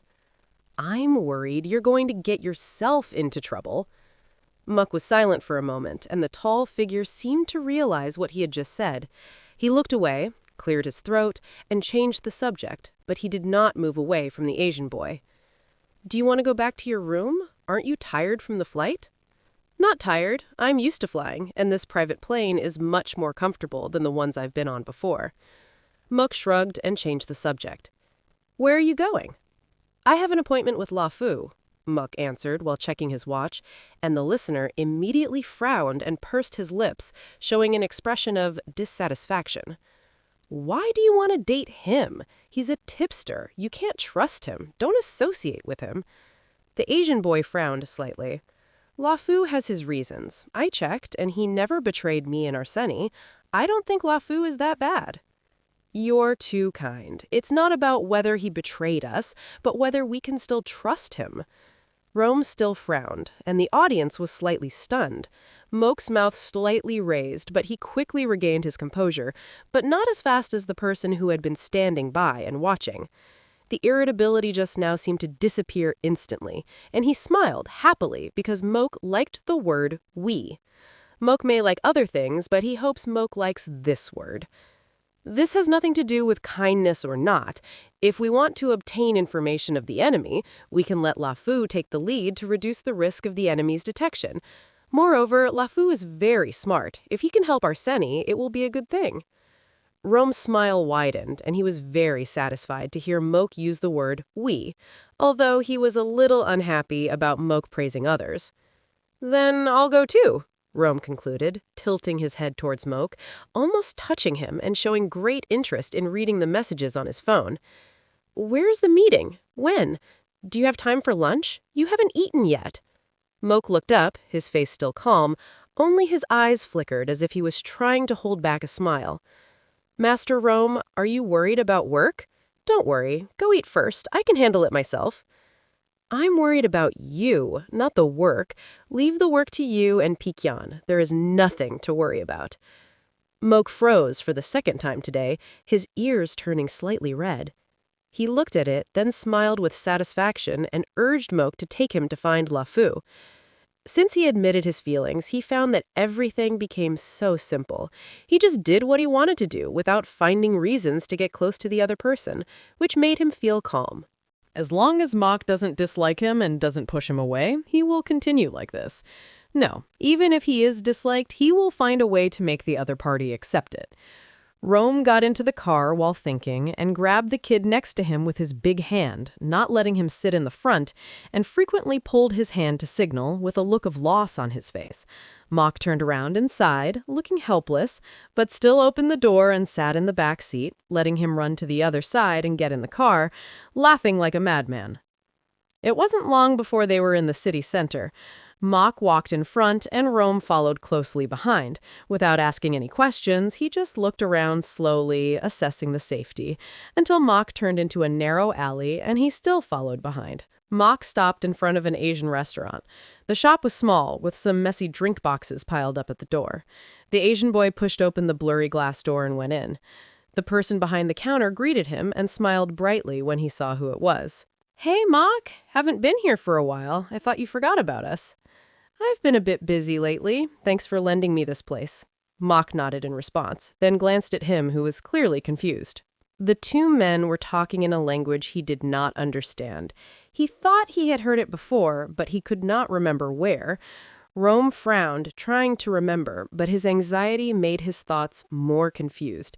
The worry on his face was obvious, and Mock smiled softly, which only those standing next to him could hear. This is a Thai restaurant. I come here when I want to eat Thai food, the Asian boy answered calmly, without showing any emotion even when he said, Miss. The advantage is that it is more private. The owner is Thai and can keep secrets. When something is more secretive, I will choose this place. The young man nodded seriously. Anything related to Mock was serious to him. The boss turned around and smiled at him, then continued chatting with Mock. So handsome. Is he your boyfriend? Mock's eyebrows twitched slightly, but his expression remained unchanged. The young man coughed lightly, his cheeks slightly reddened, and then replied, Not a boyfriend, but a boss. Then hurry up and chase him. He's so handsome, so rich, and so clingy to you. It won't be hard to chase him. Mock was choked by this and then walked to the back of the restaurant. He blinked, a little confused, not quite understanding the conversation, but still smiled at the boss and hurriedly followed. There was a private room in the corner behind the restaurant. Mock pushed the door open and went in. A boy with excellent grades was already sitting inside. He looked up and saw Mock following behind him, frowning. After Mock closed and locked the door and sat down, he whispered, "Why is Master Rome here too?" "This is Arsene's business, so it's not surprising that Master Rome knows about it." He just muttered, "Yes," and handed over the document. "This is the information of the person who bought the information. His name is Bernia. He is Vladio's man and has worked there for 5 years with no bad record. This part is his information before he joined Vladio." Mock frowned as he looked at the two files, which were obviously in different thicknesses, especially the information before Vladio joined, which was almost twice as much. Why is there so much information? I didn't ask for so much information about his past and contacts. Lafu seemed to be prepared, with a slight smile on his face and a gleam in his eyes. "Because you're not the only one who wants this information." Mock raised his eyebrows, looking a little surprised. Recently, Vladio had no special enemies, and the man named Bernia had been killed by Arsene's men. There was no abnormal movement at the present. Who asked for this information? Master Lucio. This unexpected answer made them both stunned. Rome secretly glanced at the Asian boy next to him, trying to interpret everything in his mind, even though he almost didn't understand anything. Lafu smiled and handed over a small piece of paper with the time and place written on it. "This is a bonus. I have already arranged a time and place for you. You should go and talk to him, and maybe things will become easier." Chapter 23. No! Moke sighed deeply, not bothering to count how many times this had happened. His eyes were filled with fatigue and helplessness. He glanced at the young man standing next to him, then turned his head away.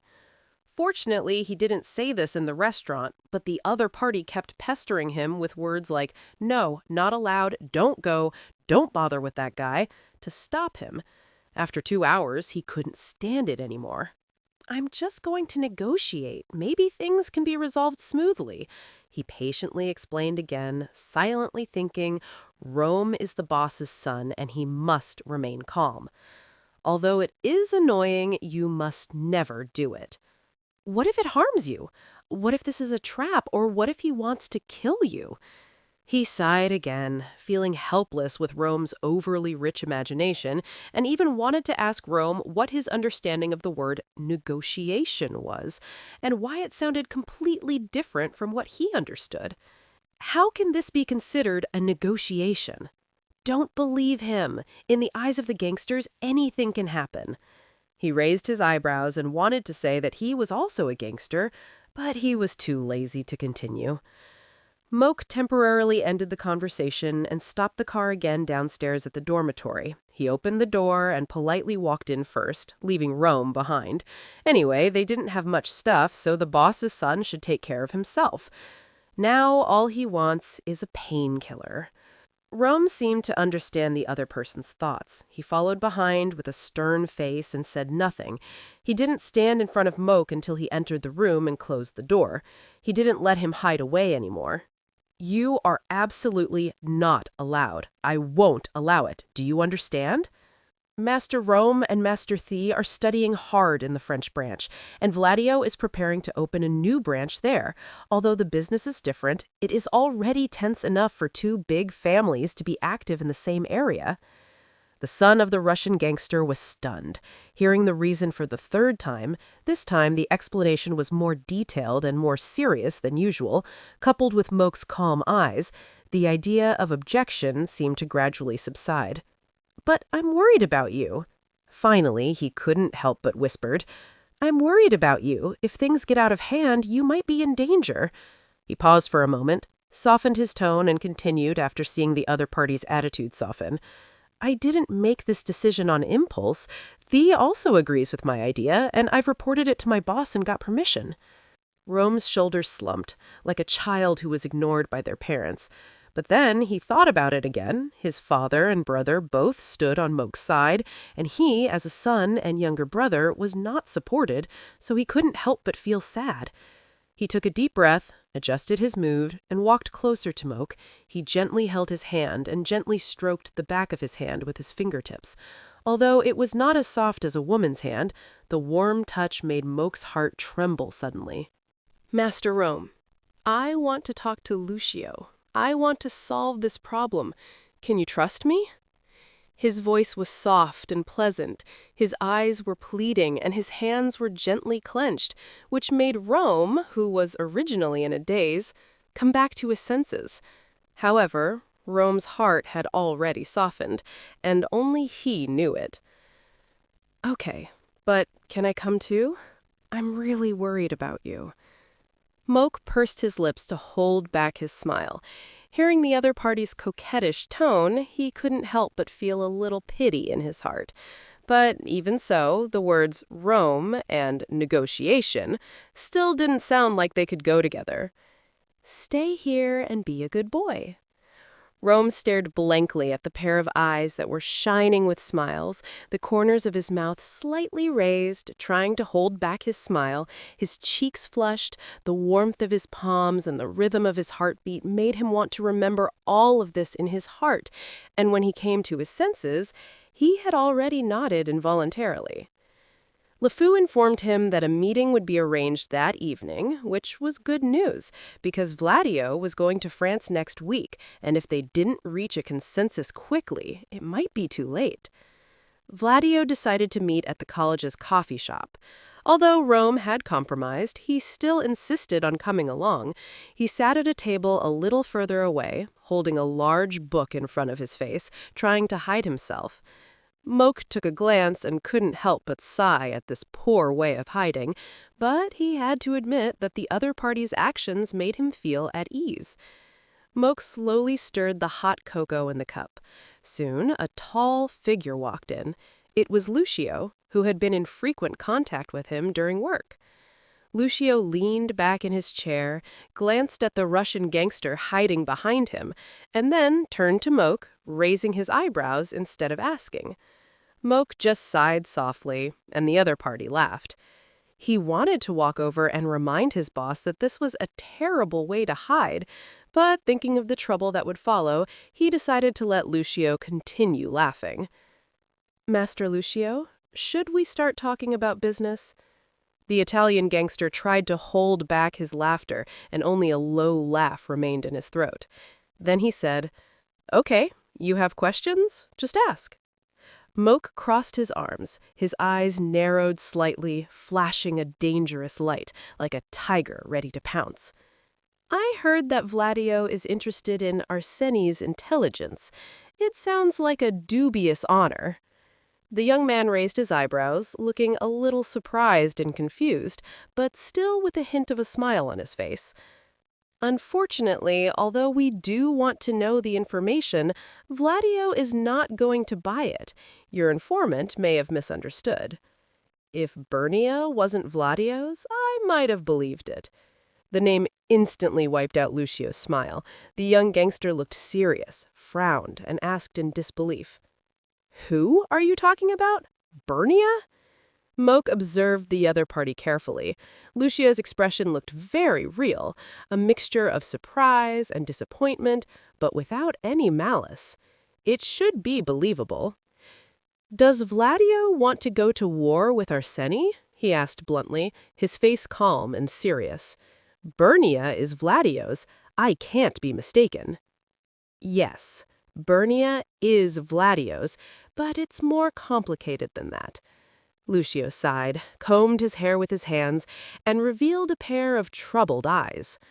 "Please explain, because your complexity could get Arseni into trouble." Lucio looked at him, and although he seemed to disagree at first, he finally sighed and could not refute Moke's words. If he doesn't want to escalate the situation and avoid causing a conflict, he must explain as clearly as possible. There are some problems inside Vladio. Lucio's expression was complicated, and he seemed reluctant to admit it, but he still said it. Some people want to put us in trouble, provoke external conflicts, and create conflicts with other families. Bernia may be one of the names you suspect. That's why intelligence dealers collect so much information, Moke thought to himself, and Lucio nodded, looking helpless. But we didn't think it was him, and we didn't think he would involve Arseny. With Vladio's new division opening soon in France, it's no surprise that Arseny is a target. Moke's calm answer made Lucio sigh again, unable to refute. I swear on Vladio's honor that we have no intention of being enemies with Arseny, nor do we want to cause any conflict. Please be patient. I will do my best not to let things affect you. You used Iceni as bait, but you said it wouldn't affect us? Moke asked with a smile, but it made people feel creepy, as if they heard the voice of a killer. Lucio's mouth slightly raised, although his expression was serious. He did not expect that one of Arseny's men could bring him so much pressure. Why don't we work together? The Italian gangster said seriously, with a satisfied look in his eyes. You are very capable. If you help, everything will go much more smoothly, and Arseny can be safer, faster.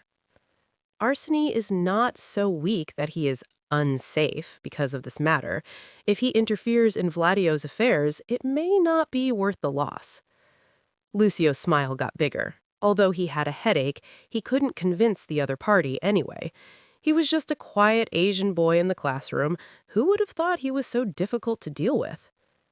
Vladio will be responsible for the damage caused, and I can reimburse you for the expenses incurred. He paused. I am also willing to pay you extra for your hard work. He whistled softly, watching the other party showing off his wealth in a serious manner, and couldn't help but feel amused. But for him, although the money was tempting, Arseny's safety was more important. At some point, he began to regard Arseny not just as an employer, but as a friend, a family member, and a person he could trust. Maybe it was the day Rome looked at him seriously. Master Thie said he trusted him, or Alaf picked sausages for him like an older brother. Or maybe it was from that day on the beautiful lady reached out to the little boy sitting alone in the corner. It doesn't sound like a good deal, Moke said, not satisfied, but it was not a good idea to express dissatisfaction in negotiations. Arseny is a bait that is more upscale than a Michelin-starred restaurant. Don't you think the price is too low? Lucio's smile disappeared instantly, and the negotiations seemed to become more complicated, while Moke's smile became even bigger, and his eyes curved into crescents, which was cute, but also chilling. What do you want? Why don't we go have a cup of coffee with Master Thie? Things like money are not something a dumb person like me is good at. The Italian mafia gritted their teeth. Moke knew that he didn't have enough information about business and interests, but now it was clear that Vladio needed Arseny's cooperation, so it wouldn't hurt for him to be a little tougher. Lucio counted to 10 in his mind, making sure his emotions were stable. Then he sighed, his mouth raised again to a provocative smile, his eyes sparkling even more. I really like you. Come and do it with me? Moke just smiled slightly and felt a chill on his back, as if someone had stared through him, but he still changed the subject. I will arrange for Master Thie to meet you. Wait for me to contact you. It's a pleasure to work with you. Chapter 24. Mock walked out of the store with a relaxed pace, completely ignoring the heavy footsteps behind him, until the source of the footsteps approached and a big hand grabbed his wrist. The other party's hand was trembling a little, and although the emotion seemed unstable, the strength of holding his wrist was still cautious. Although it was very tight, it did not make him feel any pain. Rome said nothing, taking big steps, stomping his feet heavily on the ground, obviously expressing his dissatisfaction. He also pulled Mock's wrist hard, urging him to catch up quickly. Mock just smiled slightly and followed the other party's strength obediently, without resistance. Not long after, they returned to the dormitory. Mock pulled him in and locked the door, obviously not wanting anyone to come in and disturb them, or another reason might be to prevent him from escaping. Mock had a faint smile on his face, thinking to himself that he actually didn't like being locked up, nor did he like staying in a completely closed and uncontrolled environment, although he felt that this door couldn't stop him at all. But because the other person was Rome, he didn't think there was anything wrong with it. Being locked up by this young man didn't seem that unbearable. Rome pulled him to the chair and sat him down, then sat astride in front of him, trapping the smaller Asian boy in the middle, leaving him with nowhere to escape. His gray eyes were filled with gloom, as if a ball of emotions could explode at any time. But at the same time, there was also sadness, pain, and pleading in his eyes. Mock had never thought that he would see such an expression in Rome's eyes, and was stunned for a moment, not even thinking about breaking free from this half-hug.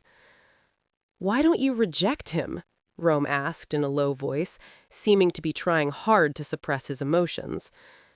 Mock was slightly stunned. He was not afraid, but Rome's painful and sad expression softened his heart. His eyes curved slightly with a hint of pity, his mouth pursed slightly, and he could hardly see a smile. His voice softened, as if he was gently soothing her with cold water. "Working with Vladio is beneficial and safer." Rome rested his head on Mock's shoulder, and the slight tremor was transmitted to him so that he could also feel it. Rome's shoulders drooped, and he looked pitiful, like a dog that was soaked by the rain and had droopy ears. Oh no, he felt more and more that Rome was like a big dog. "But why did you let him say that?" Rome whispered in his ear, his voice so low and ticklish that Mock could not help but shrink his neck to avoid it. But as soon as he moved, the other party's hand tightly grasped his shoulder, preventing him from retreating. "Master Rome, what's wrong with you?" he asked, his voice so soft. "Don't go, okay? Leave other people alone." Mock was slightly stunned. Rome's voice was full of pleading, which he had never seen from this man before. Rome was always full of strength and confidence. He was a natural leader. This was probably the first time he saw Rome look so failed. Rome's hands tightened, and his body moved closer, almost as if a hug, so close that Mock could feel Rome's heat radiating from his body, and Mock was stiff, overwhelmed, but not because he felt uncomfortable. His eyes moved restlessly, his lips slightly pursed. He felt a little embarrassed because he rarely had such close contact with people, except when fighting. He had never been this close to anyone, and he didn't know where to put his hands. Finally, after hesitating for a moment, he gently raised his hand and stroked the other person's back. Mock placed his palm on Rome's broad back and stroked it gently. His movements were a little clumsy, but the gentle touch made him feel flustered and even hold his breath. He himself didn't know what to do, and even felt a little embarrassed about comforting such a tall man. Although his ears were already red, he continued to gently stroke the other's back. "Have you calmed down?" Rome didn't answer the question. Seeing that Mock didn't resist, he tightened his grip a little more, turning it into a warm hug, carefully holding the other in his arms to make sure he wouldn't slip away from his hands. "Don't go, okay, Mock? Don't listen to him." Okay, I won't listen. I like you. I really like you, more than he likes you." Mock was just responding casually, trying to appease the tall man. But after hearing this, he was stunned. His heart suddenly jumped and then beat violently, as if responding to the words happily. "I like you." Although these 3 short words come from different people, in different occasions, with different meanings and backgrounds, the inner responses are completely different and even make people feel scared. Finally, Mock just smiled slightly, his eyes curved into crescents, and his originally hesitant hands tightly hugged the other's back, and then he whispered a response. His voice was low and firm. From that day on, the atmosphere between the two seemed to have changed. No, to be precise, Rome felt that things should change. He had already confessed his feelings, and Mock had responded. Although it was just a he still stubbornly believed that this was a response. However, the atmosphere between them seemed to have not changed at all. Rome lay on the table, looking exhausted, staring blankly out the window. The other companions looked at each other in confusion. Zach couldn't help it, and Vince kept poking him, so he finally asked, "What's wrong with you?" Rome was stunned for a moment and suddenly got shocked. Muck just replied with a which might just mean that he heard it but not necessarily accepted it. Is he really heartbroken? As soon as the spot flashed through his mind, his expression became even more depressed and looked extremely frustrated. Even his friends were shocked by his appearance. Zach and Vince exchanged glances, trying to avoid asking Rome.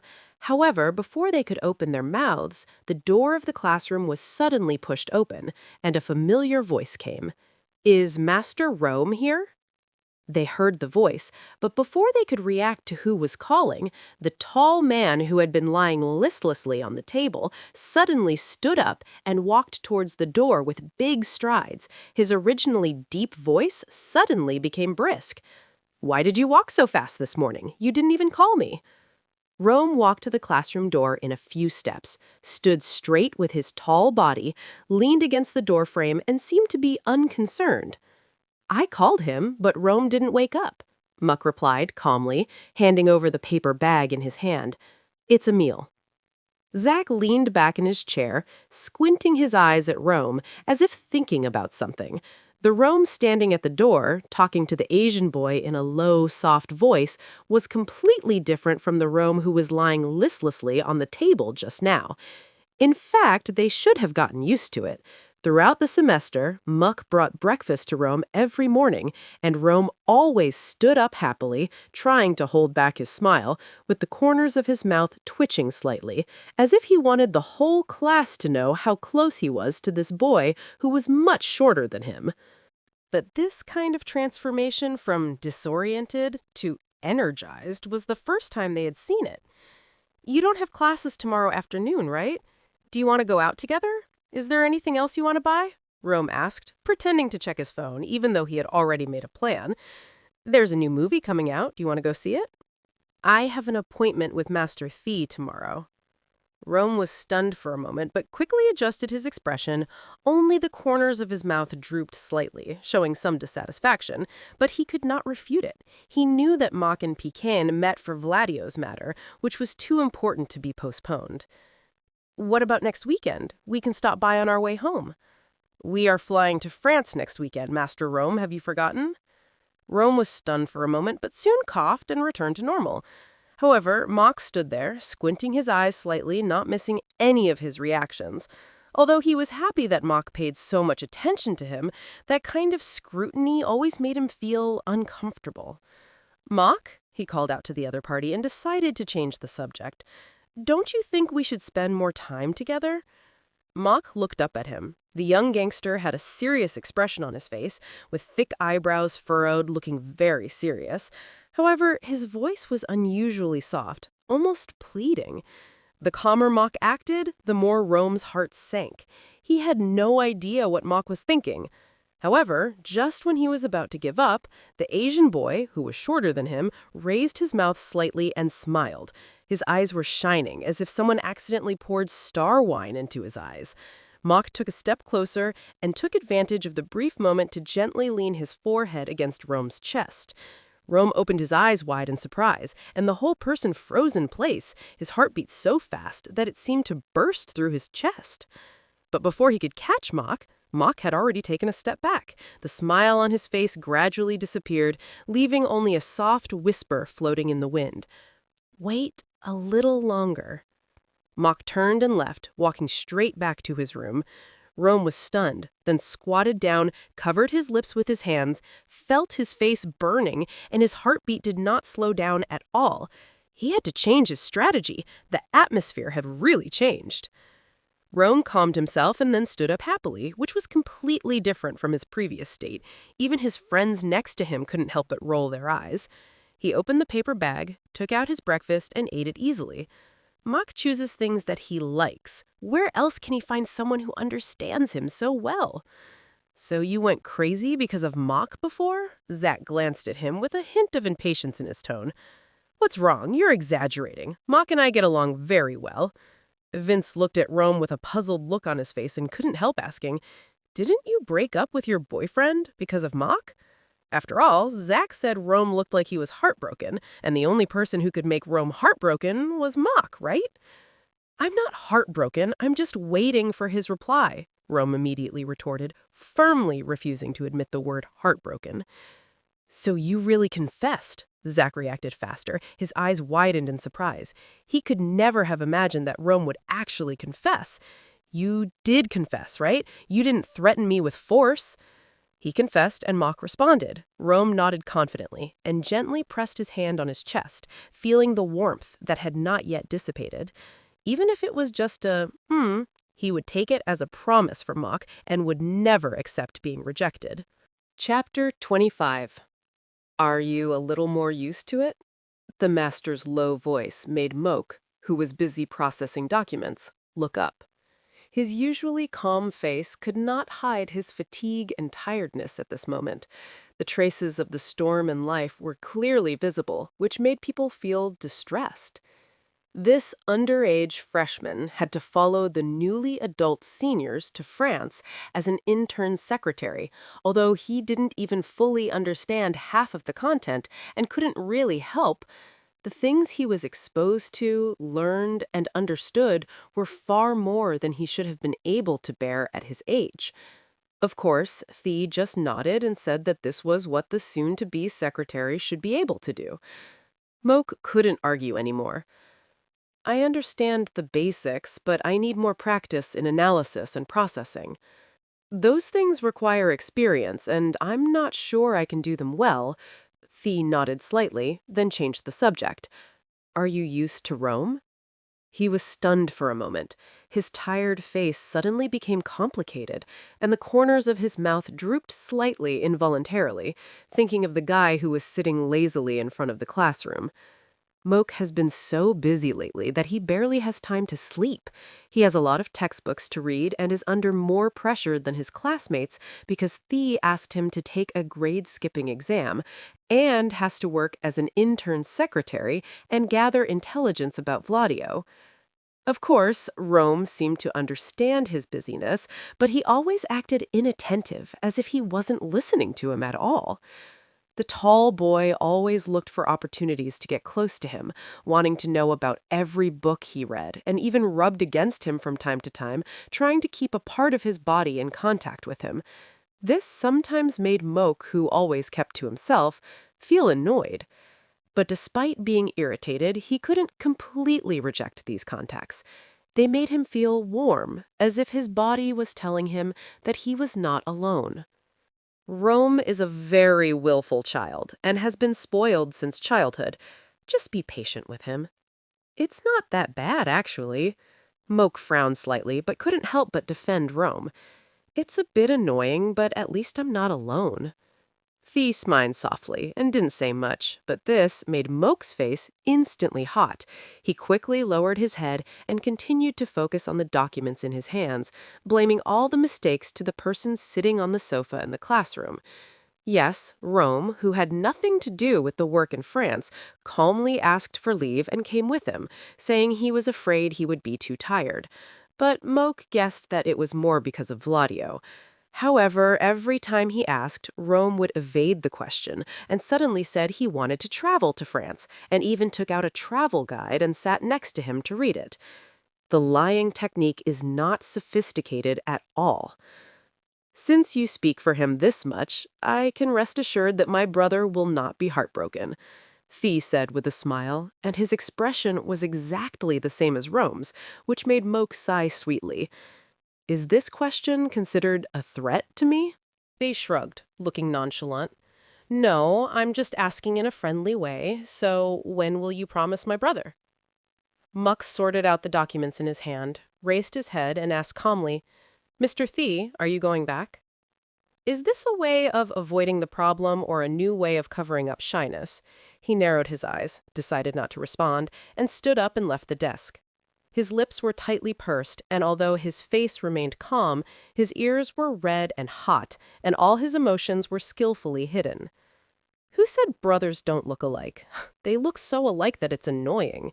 He walked out of the office, ignoring the tall figure with shining eyes sitting outside, and walked to the team of bodyguards at the door with his slender and powerful legs in a few steps and whispered, "Get the car ready. Master Thee is going back." Alof glanced at him, his face suddenly becoming more serious and tense. "Did you bring the bait?" "Yes, bring the bait." Muck's mouth corners slightly raised, his eyes turned cold. "We are going to catch a big fish." "Hey, it's moving!" The panicked shouts did not make the tall man, half lying and half sitting on the worn-out sofa, feel nervous at all. He had dark skin, sunken eye sockets, a long scar on his cheek, and well-developed arms. He looked out of place with the pale, thin, and timid boy next to him. He couldn't believe what this pale boy could be used for. His employer wanted to bring down Vladio and planned to use Arsini to help. He had warned him not to interfere, but he ended up letting an underage child be Vladio's insider. "Look at it. If you are this timid, can you really be an inside player?" The man sneered and raised his binoculars to observe. They were in an abandoned building, only 3 blocks away from Arsini's office. Today was the day they would act. The plan didn't need to be too elaborate because they didn't really intend to attack Arsini's heirs. They just wanted to create panic, ignite the spark of suspicion, and make them think they were being targeted. As for those minions, it would be a good thing if they were caught. Except for him and the pale kid next to him, everyone else only knew that their employer was Vladio. Their capture would be beneficial to his plan. At this moment, nothing is more important than himself. A bulletproof black luxury car drove away from the front of the building, which made the Berea boy even more panicked. However, he did not back down. He took out a disposable mobile phone from his pocket with his rough hands and called his men to order them to follow the car and take action directly if there was a chance. It would be best if we could kill them, but even if we can't, it's still part of the plan. "Wait!" Bernia's voice suddenly interrupted, her hand holding the telescope trembling slightly, not sure whether it was excitement or fear. "There's another car at the back door." The tall man was stunned for a moment, then quickly raised his binoculars to check, and saw another black car parked at the back door, heavily guarded, exactly like the car at the front door. "Is your information reliable?" He spoke for the first time. His voice was hoarse and harsh, and it felt creepy. "Why are there 2 cars?" "They just said there are orders to prepare the car. Arseni's successor is coming down, and they didn't say whether to come out from the front door or the back door." He frowned, cursing the useless kid in his heart. The person sent by the employer to help was actually an underage kid who couldn't even get information. They must have come out from the back door. Has the plan been exposed? Why are they so alert? Bernia paced back and forth as she spoke. "Stop walking around. It's annoying," he growled in a low voice with an impatient tone, and he himself was extremely nervous. He originally just wanted to attack Arseni, so all the blame should be put on Vladio. If the plan is exposed and discovered by Arseni's people, even if he has 9 lives, it will not be enough. "You do something too," Bernia was about to scream, but then suddenly paused, quickly raised the telescope to take another look. "Wait, that's Thay's confidant. He got in this car. The one in the black suit coming out from the back door must be Arseni's heir." He quickly raised his binoculars and followed them, and indeed saw 2 tall figures getting on the car at the back door. At the front door, a well-proportioned Asian boy was looking around slowly, as if to make sure it was safe, before getting on the car. "Are you sure it's that child? He looks so fragile." He scoffed, totally disbelieving it, and Bernia became even more panicked, fearing that everything would go wrong. "Of course I'm sure. This is the information I paid a lot of money for," the boy said angrily. "It was extremely difficult to get information about Arseni. The price was ridiculous. He went through several sources to get this information." He bit his lip, hesitated for a moment, and dialed the number again. "Assigned 3 or 4 people to watch the car at the back door and take action if there is a chance," he ordered nervously.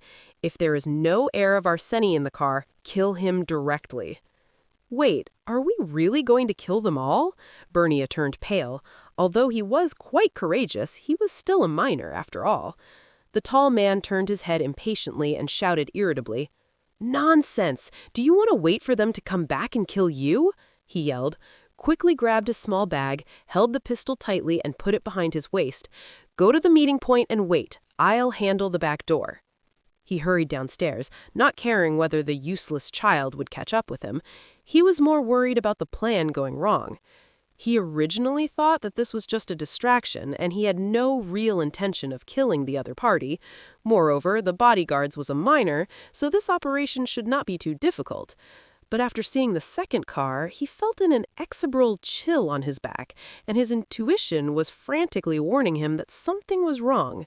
He didn't know what he was missing. The car door slammed shut, and he drove quickly towards the target. He caught a glimpse of a black motorcycle following behind him, and he breathed a sigh of relief, thinking his men had caught up. It was just 2 kids, plus a confidant who was also a kid, and the bodyguards were not too tight. His plan was just to disrupt them, then retreat, scare them, not get caught, and leave Vladio's mark. He followed silently, keeping a certain distance from the bulletproof black car in front. Not long after, the car suddenly turned and drove out of the city. When he reacted, there was only empty grassland around him with no people. He was stunned for a moment, then subconsciously stepped on the brakes, slowing down the car. The car in front of him suddenly turned the steering wheel and stopped, blocking the road as if it had known that someone was following it. Damn it, they knew. Before he could curse, the car door opened and the Asian boy calmly got out of the car. There was no fluctuation on his young face, as if he had expected everything. He looked around and found that the man in black in the back seat was not Arsenie's heir. Trap. Although he was choking on the words in his heart, he still chose to calmly get off the car and not let the enemy see any flaws. This was his only way out. "You're actually acting as bait yourself. Isn't that too much?" His hoarse voice was harsh, but the other party's expression did not change at all. "What did Arsenie feed you to make you so obedient?" The other party was unmoved. The Asian boy just smiled and replied coldly, "I am also surprised that Vladio's collar is of such poor quality that a pet can change its owner at will." "My master is money, not Vladio," he smiled sarcastically. "Loyalty won't save your life. Unfortunately, your efforts as bait were in vain, because I sent my men to deal with the 2 cars." After saying this, he expected to see a panic or nervous expression on Fang's face, but he didn't expect that the other party was not panicked, but the smile on the corner of his mouth deepened, as if a demon was waiting for its prey. "Really? Then have you ever thought that those 2 cars might be bait?" This calm and confident statement made him stunned. His eyes slowly widened, and he finally realized what he had missed. He thought the other party was just an underage high school student, and Arsenie's heir knew nothing about it. By the time he realized what was happening, he was trapped and unable to escape. He took a step back and heard the sound of a car engine coming from behind. A car stopped steadily at the exit, blocking the road. His men started their motorcycles and prepared to escape quickly. The plan failed completely and miserably.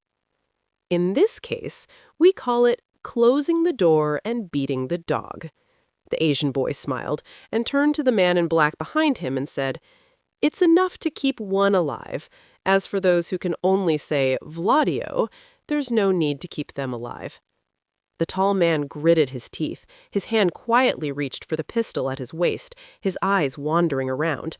No matter what, he had to struggle to survive. Even if he had to betray his employer, he couldn't die here.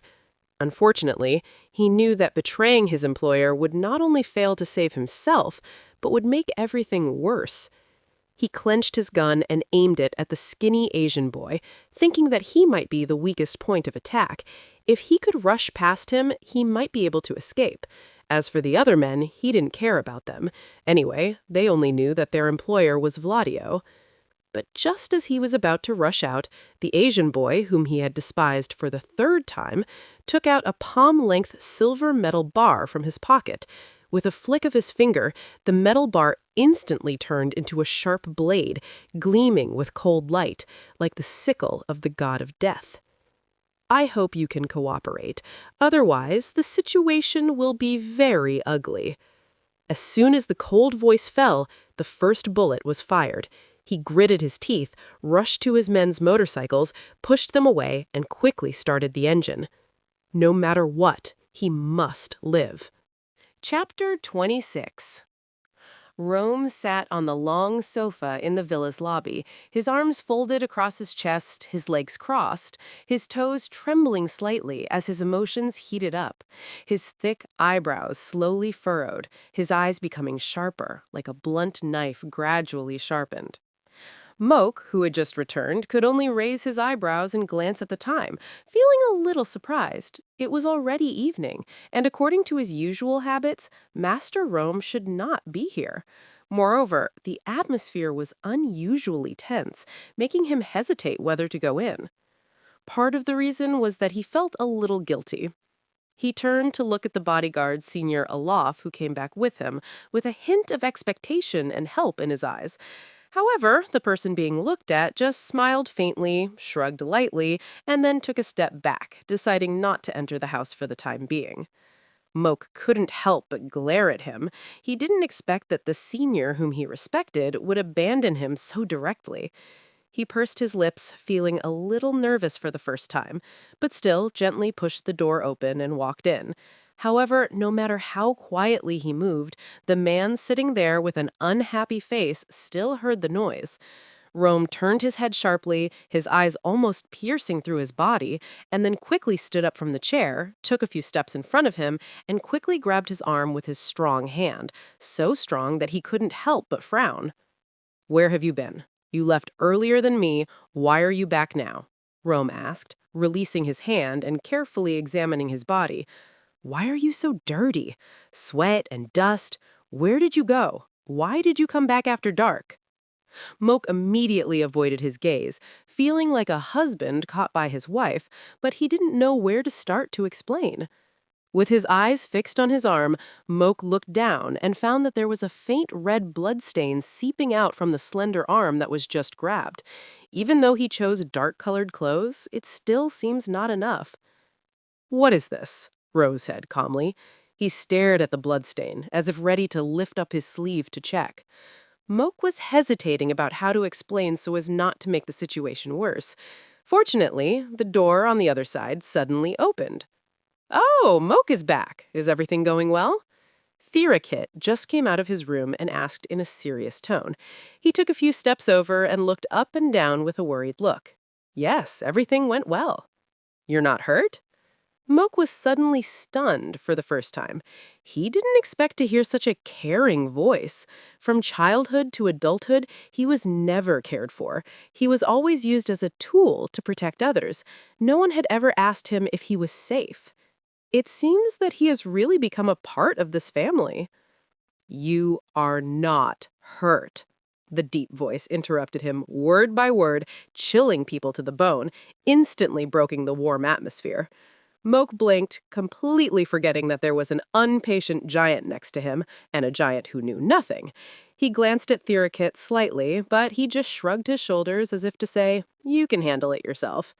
Just confess, then go and rest and let them handle the rest themselves." He glared at Therakit, but he just turned and walked away. He quickly looked around, ready to find a chance to slip away, but his wrist was firmly grasped, and the tall body approached, leaving him no chance to escape. "We need to talk." Moke looked down at his captured hand.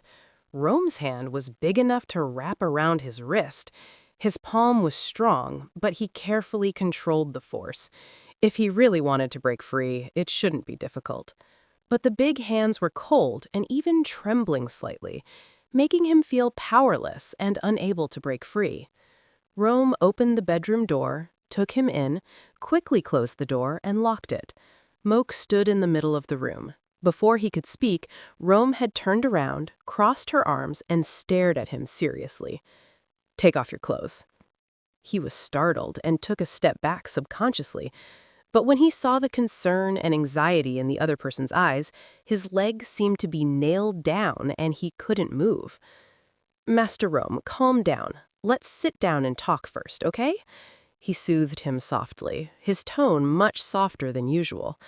"I'm fine, don't worry." "You have blood on your shoulder and you still dare to say it's okay," Rome interrupted him immediately, lowering his voice even lower, as if he had reached the limit of his patience. "I won't say it again. Take off your clothes, or I will help you take them off." He looked down at his arm and found that the place where Rome grabbed him had indeed pressed the wound, and blood had already seeped out. Moke sighed and reached out to unbutton his shirt.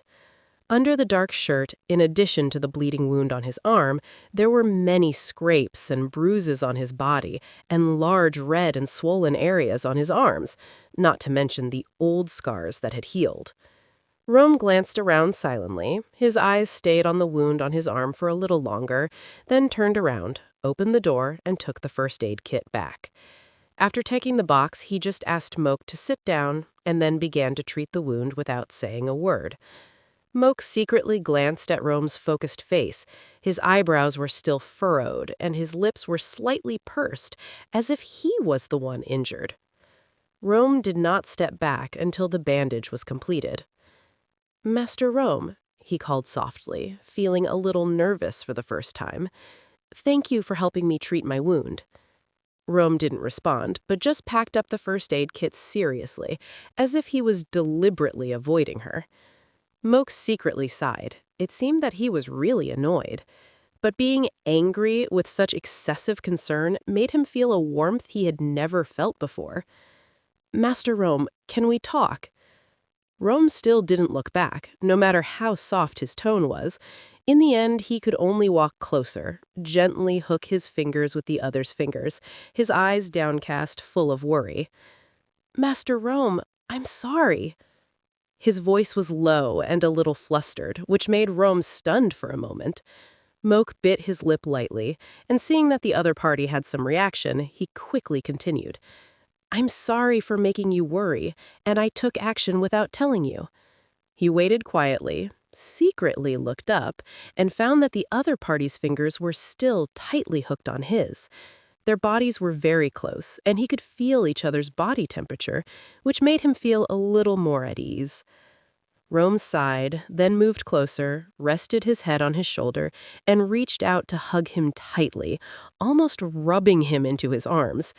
Although he hugged him tightly, he was careful to avoid his injured arm. "Don't do this again." Rome's voice was hoarse and trembling. "I won't stop you from doing anything you want to do, but at least tell me. Seeing you hurt, my heart almost stops." Their bodies were pressed together, and Moke could feel the other's heartbeat in his left chest, showing how scared he was. He has never been cared for so much, so he always ignores himself and thinks it is not important. But today, someone tried to tell him how important he really was and how much he was loved. He was making Rome sad, and he didn't even realize it. Mock gently raised his arm and patted Rome's broad back as a comfort. At the same time, he buried his face in his thick shoulders, sniffing the gradually familiar faint fragrance, letting his heart immerse in this warm embrace. After a while, Rome slowly let him go. Their fingers, which were originally hooked together, slowly intertwined and finally tightly held together, as if they were never willing to let go. Rome sat on the large sofa and pulled him to sit next to him. His fingertips gently tapped the wooden armrests, and he looked straight at him, without any evasion, full of seriousness. "Explain the whole thing." Mock knew at that moment that he could no longer escape, and he had no intention of lying or hiding anything. Finally, he decided to confess everything. He told the name of the traitor sent by Lucio, explained how he and Therakit had planned together, and mentioned that the team originally thought there were only 2 armored vehicles, but there were actually 3, and the third vehicle, carrying Arseni's eldest son, left 3 hours later than the time the bodyguard team was notified. "Why did you stuff yourself into that armored car?" They already know of my presence, Mock explained. Seeing me on the stage will make it easier for them to be distracted. Eladio hopes that we can lure out the mastermind, and I'm the most reliable bait. Rome didn't respond, but used his eyes to force him to continue. Mock blinked, feeling his throat so dry that he could barely speak, but he continued. When he mentioned that the car drove into the designated location, his voice became weak. He admitted that the other party pointed a gun at him, and he only had a dagger. Rome's eyes changed instantly. His face was as cold as a blunt knife, and his eyes were so cold it made people shudder. Mock had never seen Rome so angry. How did this injury come about? I was grazed by a bullet, he admitted frankly, without hiding anything, but it was just a minor scratch, and the rest was just a minor incident. Senior Alof protected me, so I wasn't hurt. Strangely enough, this confession made Rome even angrier. Mock felt flustered and wanted to say something to ease the tense atmosphere, but as soon as he moved, Rome turned his head quickly, his eyes so sharp that they almost pierced through him. Where are you going? Senior Alof is still waiting downstairs. He has to send the captured person to Vladio and report the situation to you, Mock explained while getting up to get his clothes. Rest. Rome didn't let him leave, pulled him to lie on his bed, and then gently covered him with a blanket. Leave the rest to me. Mock pursed his lips and wanted to refute, but thinking that he was indeed wrong first, and Rome's anger at the moment made him feel scared, he decided to pull up the blanket obediently, close his eyes, and rest. Rome kissed the back of his hand gently, then gently put his hand down. After making sure the blanket was covered, Rome strode out of the room and walked down the stairs quickly with his long and strong legs. Seeing the bodyguards of the Arseni family waiting downstairs, he nodded slightly. Alof straightened up and felt a chill. Today, he finally saw the ruthless side of his young master as a gangster. Lead the way. We must get rid of them today. Rome's voice was calm and cold, as if there was no emotion at all. If anyone dares to let Mock get involved in this kind of thing, be prepared to explain. Alof responded solemnly, muttering to himself, Who dares take him there?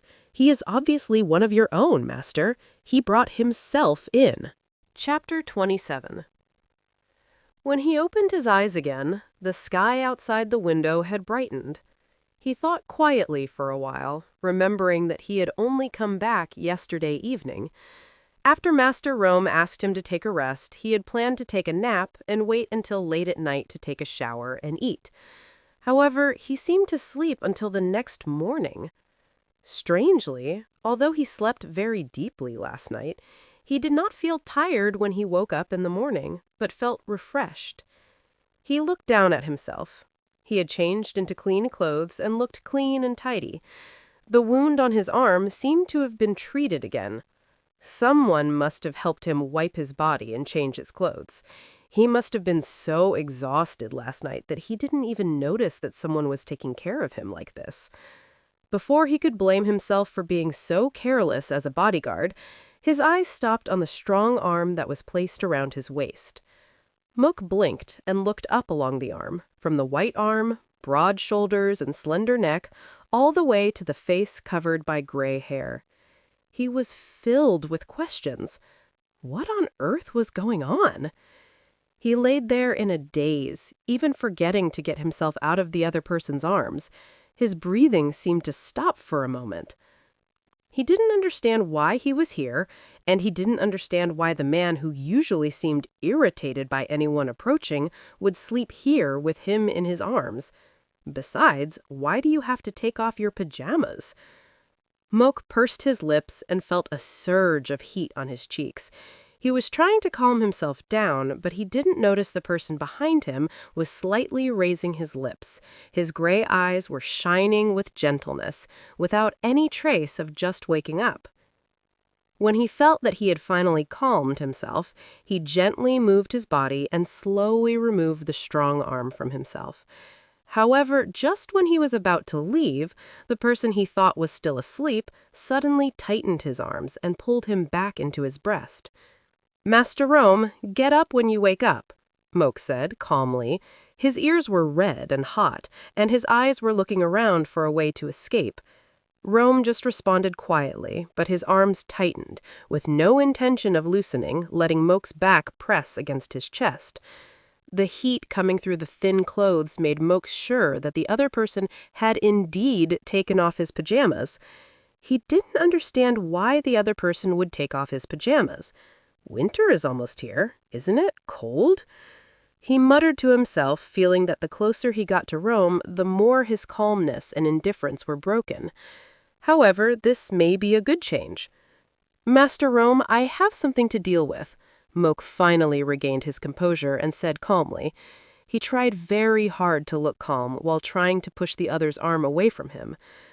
Rome opened his eyes slightly, saw the red face in front of him, and smiled with satisfaction. Not only was he not affected by Moke's cold tone, but he held his arms tighter. Master Rome, let me go. I have already dealt with Vladio's matter, the young gangster said in a hoarse voice and lazy tone. I was very tired last night, you know. You have to thank me.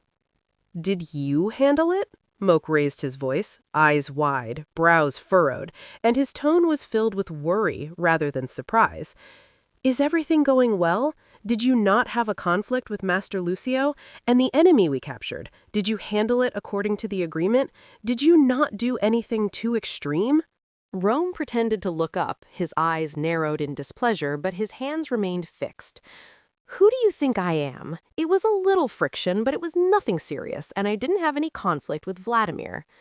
Mock pursed his lips, and his worries in his heart became even worse. He finally struggled to break free from Rome's arm, walked a few steps to the door, turned around, and said in a calm tone, "The master of the family will come today. I have to report everything to him. Master Rome, you should get up and deal with your own affairs." After saying that, the young Asian boy quickly opened the door and fled out of the room, leaving Rome alone lying on the bed. Forget it. Since the little guy is so cute this morning, I'll let him go today. Rome put his clothes in order, checked his appearance, and knocked on the door. After hearing the response from inside, he pushed the door open and walked in. There are two spacious offices in the room. Although it is smaller than the mansion in Russia, this French residence still looks luxurious and unique. A huge solid wood desk is placed in the center of the room. Behind the desk sit the heads of the Vasily and Arseny families, while Mrs. Nadalada sits on a long sofa not far away. Rome walked to the opposite chair and sat down. One of the chairs was already occupied by his brother. Standing behind his brother was the person who had held him to sleep in the morning. Rome narrowed his eyes slightly. The faint fragrance of the other person still lingered on his nose. Although the body was not as soft as cotton, the warm feeling filled his heart with satisfaction. "How is Vladio's case going?" The head of the Arseny family spoke first. Although it was a work matter, the atmosphere became relaxed and casual because only family members were present. There was no seriousness or pressure when facing subordinates. "We have caught all the outsiders and bodyguards who snuck into the Arseny family." Farragut was the first to report, with a trace of fatigue on his handsome face and obvious dark circles under his eyes. He was exhausted last night in order to convince his brother, and Rome did not allow Mock to help, so he had to deal with the whole night alone. "Not only do I have to deal with things, I also have to clean up the mess left by my brother." Rome, folding his arms, he saw his brother rubbing his temples in exhaustion and felt a little worried, but he didn't say anything to comfort him. Who made my brother insist on taking his people on an adventure? Thinking of this, he felt somewhat proud and even didn't think there was anything wrong with calling his brother's confidants his people. "Did it go well?" Vasily asked, still in a relaxed tone. Of course, if things were not handled well, his two sons would not be here so easily. "It went smoothly, although it was a little chaotic, but overall it went smoothly," the elder brother answered with a hint of helplessness, and the father secretly glanced at the younger son. Rome took the initiative to handle this matter. In fact, everyone wanted to object because they all knew how impatient the younger son was, but the oppressive feeling Rome exuded yesterday made no one dare to speak up to dissuade him. The last time Shangyan saw Rome so angry was when his brother was betrayed by his friends. At that time, no one could stop him either. "How big is the loss?" the head of the family asked, with a hint of worry. The elder brother just smiled faintly and said in a relaxed tone, "Only a few people were slightly injured. No one died." That's good, that's good, Vasily repeated several times, gently patting Ning's son's arm. Although they are gangsters, they are more like a family. As long as they are members of the Arseny family will do their best to protect them. Thank you, Mock. Your plan allowed us to completely defeat them. The young Asian boy bowed his head slightly. His modesty was satisfying, but Rome frowned. Mock is so great. He should be proud. Why is he so humble? Rome saw the other's look and knew that he had read the report. Although he pursed his lips and pretended not to care, he did not dare to look Mock in the eye. Maybe a little too much, but not too much. While he was still thinking, his brother suddenly said, "Dad, I have something to discuss with you." Vasily raised his eyebrows, sat up straighter, and showed a hint of expectation on his face. His son had grown up and had his own ideas. As a father, he would naturally feel relieved. "I want to get serious about business. I'm not really suited to take over as head of a mafia family." "Oh, what business?" Vasily skipped the topic of taking over as leader. To him, what his son wanted to do was the most important thing. As for the position of gang leader, it could be regarded as a side job. As a father, it is his responsibility to make this milk a reality. "This is the business plan I made." Thirikit smiled and handed over a thick document. "I think our perfume business in France has great prospects and has received very good responses. It should not be just a small business. I want to expand it and make the Arseny family known in a wider range of fields. I don't want the Arseny family to be gangsters in the dark corners of Russia." Vasily flipped through the documents with a satisfied look on his face. The documents were quite detailed. Although some parts were not mature enough, the overall level was good. He had to admit he was also interested in perfume, especially his wife liked it very much. It would be a good investment to develop this business seriously. "Are you planning to start a company in East Asia?" the middle-aged man asked. "Isn't the European market more advantageous?" "But the competition is too fierce and the costs are high. It will be easier to start in Asia and then enter the European market." Thirikit raised his lips slightly, with a sly look in his eyes.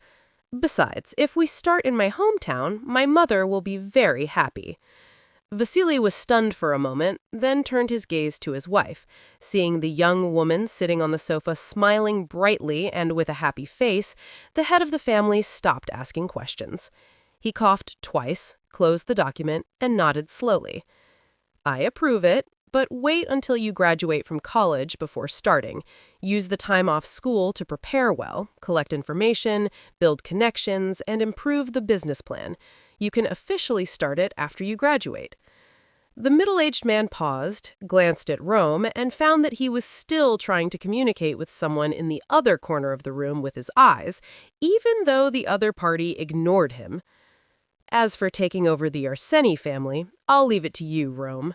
"What? Why me?" Rome turned his head sharply with a look of shock on his face. He never thought that he would take over such a position. "If it's not Thirikit, then it can only be you." Vasily chuckled. Then his tone became serious. "In fact, I have also considered that Thirikit may not be suitable for this position. He is too soft-hearted and not ruthless enough. As the leader of the gang, Rome, you are more suitable. However, if you don't want to do it, I won't force you." Rome frowned, feeling a little uneasy. He had been the second son in the family since he was young, and he always thought he didn't need to take any responsibility. He was suddenly pushed into such a position, and he was a little overwhelmed for a moment. However, deep down, he felt very excited and didn't even think of refusing. The head of the family nodded slightly, then turned to his son's confidant and said, "Moke, if you don't want to follow Thirikit, you don't have to go." "No, Dad, I need Moke to be my secretary." "Then find another secretary. As the CEO of the company, it's not difficult to find a secretary." No, if I find a secretary with bad intentions, or someone takes the opportunity to sneak into the company and steal secrets, what should I do? I have to use someone I trust. Vasily was stunned for a moment, blinked his eyes, and couldn't help turning his head to look at his wife and whispered, "Don't you think our son watches too many TV dramas, dear?" That's a good way to learn languages. Otherwise, how could Thirikit speak so many languages? Nathalada said with a smile, a hint of cunning in her eyes. And there are many shadows of real life in the TV series. Our son is cautious. You should be proud of him. Vasily swallowed the rest of his words and just smiled softly. If his wife said it was good, how could he say it was not good? The head of the family turned around and looked at the unhappy face of his youngest son, especially his cold attitude towards his elder brother. The middle-aged man coughed lightly and said, "No matter what, we still have to respect his wishes and cannot force him." "Yes, yes, Pikian, don't do bad things." Rome sat on the chair and yelled unhappily, grabbing his hair with one hand, looking very irritated. "Moke, tell Pikian that you don't want to go back. It's better for you to stay here with me." Moke did not answer immediately. The young Asian boy just stood there quietly, slowly scanning everyone in the room. The corners of his mouth slightly raised, revealing a smile, but there was a hint of apology in the corners of his eyes. He didn't understand why Rome was so anxious to get him to reject Thirikit. At this moment, he spoke, his deep eyes staring at his parents who raised him, his tone calm but firm. "Master, mistress, I have something to confess." This sentence, which had nothing to do with the current topic, instantly froze the atmosphere in the room. Moke took a deep breath, mustered up his courage, and said with a firm look, "I like Master Rome." Chapter 28. That sentence was like a bolt of lightning that struck the center of the conference room. Even Muck, who had been prepared, could not help but feel an indescribable sense of uneasiness. His hands were cold and sweaty, and he could only clench and unclench his fists, trying to regain a bit of composure. He didn't want to escape, nor did he want to lie. The master and his wife had been very kind to him and were extremely important to him. He didn't want to deceive them. If everything was going to collapse and he was going to lose everything, he would leave calmly. The quieter the room became, the more uneasy he became. His deep eyes were drooping, full of fear, and he didn't dare to look up at anyone. If those looks turned into disgust, if those gentle eyes disappeared, if the faint smile once turned into a dream. Muck pursed his lips, his face still calm, as if nothing happened. He just tried to keep his voice from trembling. "I am willing to follow Master Thirikit. His business plan is very interesting. I want to see the wider world, to grow, to learn, to understand, so that one day—" He paused, took a deep breath, trying to regain his confidence. "One day, I will be worthy enough to stand beside Master Rome. He doesn't need status or recognition, no matter what his status is. He just wants to be next to the person who makes his heart beat faster." "Oh my God! I never thought Muck would like Rome!" The lady's sweet voice broke the silence, her face full of surprise. "Dear, our son will not be heartbroken, right?" This was unexpected, and Muck quickly raised his head. Although everyone's eyes were filled with surprise, there was no trace of disgust. His confused expression was obvious. Thirikit looked at him calmly, chuckled, and whispered, "No one in the family will be surprised. Everyone has known it for a long time." "You knew it a long time ago?" He still was a little confused, and his master nodded. "Of course. Rome is always talking about it at home. Who wouldn't know that—" Thirikit said expressionlessly, as if what he said was normal, saying how cute you are, then saying that he's not worthy of you, and always asking us how we can make you accept him. "Pikyan, shut up!" Rome's voice suddenly sounded, with a hint of annoyance. Muck glanced secretly and found that the tall man had stood up. His face was full of anger, but his cheeks were red, and even his ears were stained red, making him look less scary. To be honest, if you like someone but don't know how to pursue them, I've already told you to watch some cliché TV series with me so you can learn how to fall in love. Rome seemed to want to swear, but when he saw his mother frowning beside him and saw his brother's secretary also frowning, he had to swallow the swear words. Stop making noise. The head of the family sitting on the other side stopped them. His voice was low and majestic, and the room was instantly calm. He rubbed his temple with his rough hands and then turned to the boy he regarded as his own son.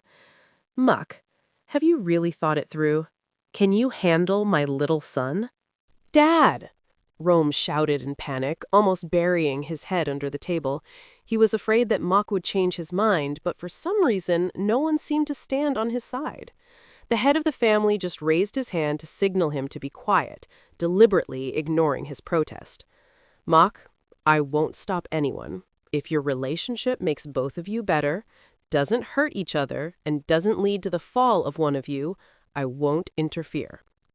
Vasily's voice was calm and serious. As a father and the leader of the family, he would not be easily moved by the love of young people. I understand, Mock nodded. He still didn't dare to look his younger son in the eye, even though he could feel the other's blazing gaze almost burning through him. No, you don't understand, Vasily sighed, feeling that he had aged instantly. Rome is as stubborn as a bull and has a bad temper. Can you really handle him? If you choose him, you won't have a chance to find someone else. Dad! Rome protested loudly, his face turning red and white. He opened his mouth as if to refute, but closed it again. After repeating this several times, he finally had nothing to say and could only turn around and walk out of the room. The sound of the door being shut made Mock breathe a sigh of relief. His eyes were still drooping, but the corners of his mouth were slightly raised. Theriket looked at the door, sighed, patted his confidant on the shoulder, and said with sympathy, It seems that he is angry. Remember to comfort him later. Mock just smiled and did not answer. In any case, he was planning to talk to Rome later, and he felt that Rome was not really angry. Vasily sighed again and looked in the direction his son left. He took a few seconds to collect his thoughts, then raised his head and looked at the boy he regarded as his own son. Mock, I only have 2 sons, and I love them very much. The middle-aged man pursed his lips, and his serious face softened a little, although it was hardly a smile. I am happy to treat you as my 3rd child. You don't need to prove anything to me. I see everything you have done for these children. I just hope you take good care of Rome and don't make him sad. From the first time we met, Mom has treated Mock as her own child, Natalata responded with a smile, her eyes sparkling with pride, and gently patted her husband on the shoulder, her beautiful eyes sparkling. As for Rome, if he is too willful, you can also teach him a lesson. Mom will not mind. I promise that if you quarrel, Mom will not take sides because Mock and Rome are both my children. The Asian boy was silent for a moment, his eyes drooped, feeling tears welling up in his eyes. He blinked, trying hard to suppress the emotion. When he raised his head again, the corners of his eyes were only slightly red, but the corners of his mouth raised a smile, full of joy. Thank you. Thank you very much.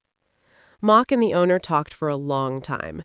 Veritet had arranged everything, and it seemed that he had been thinking about this business plan for a long time. After further discussion with the owner, they came to a conclusion. Theriket will finish college first, choosing to study management in general, while interning at the company. He insists that Mock skip the exam so that he can go to the same university with him. After graduation, they will fly to Asia to officially start their own business. This is the advantage of being rich, or even cheating, but for Theriket, he just used all his resources to realize his dream. Isn't that what everyone does? They use everything they have to pursue their goals. After the meeting, the beautiful lady came over quickly, opened her slender arms and hugged him tightly. The warm hug and the gentle pat on his back made him relax, and he willingly leaned in her arms. After a while, the head of the family also came over and patted his shoulders heavily with a gentle smile on his face. The luckiest thing in his life was probably meeting the Arseni family. Theriket was the last one to leave. He patted Moak on the shoulder and said, "Go and take care of things. Don't let that stupid lover make trouble too much. Also, don't spoil Rome too much. Don't be soft-hearted, do you understand? After that, he also left the room, leaving Moke alone.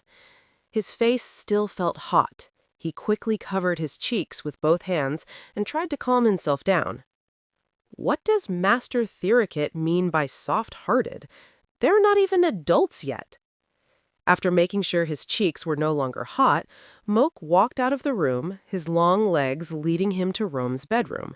He was almost certain that Rome must be hiding here. He took a deep breath and knocked on the door, but heard only silence. He knocked again and said softly, "Master Rome, can I come in?" Moke stopped and waited, but there was still no response. He began to be unsure whether Rome was in the room, so he spoke again. "If you don't want to talk to me, then I will leave first." As soon as he finished speaking, the tightly closed door suddenly opened, and the tall gangster stood at the door, his eyes wide open, his expression a little flustered, and his ears were red. Moke raised his eyebrows slightly, trying to keep his face calm and not let himself laugh. He coughed lightly to hide his smile and asked, "Can I come in?" Rome didn't answer, but took a step back to make room. Moke raised his lips slightly and followed him in. Every time he took a step forward, Rome took a step back, until they reached the center of the room, still keeping about an arm's length between them. Moke raised his head and looked at the man in front of him. Rome deliberately avoided his gaze. His lips were tightly pursed, and his expression was irritable. If it weren't for his ears still turning red, he might have looked a little scary.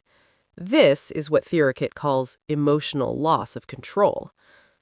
"Master Rome," he called softly, deliberately softening his voice, "are you angry with me?" Rome didn't answer. He pursed his lips tightly and refused to look at Moke. Moke smiled secretly and took a step forward while Rome wasn't paying attention. The two of them could almost feel each other's body temperature. Rome was stunned for a moment and tried to retreat. Moke quickly grabbed his hand and whispered, "Don't hide. If you hide, I will leave immediately." This sentence made Rome stop immediately, not daring to retreat. Moke took the opportunity to reach out his hand and gently hooked Rome's fingers with his fingertips. Rome's hand trembled slightly, and then he held him tightly back. The two people's fingers were tightly intertwined, as if tied by an invisible bond. The Asian boy raised his head, but found that Rome still refused to look at him. He couldn't help but smile, and asked softly, "Master Rome, don't you like me anymore?" "How is that possible?" Rome retorted immediately, looking flustered, as if he had just said something terrible.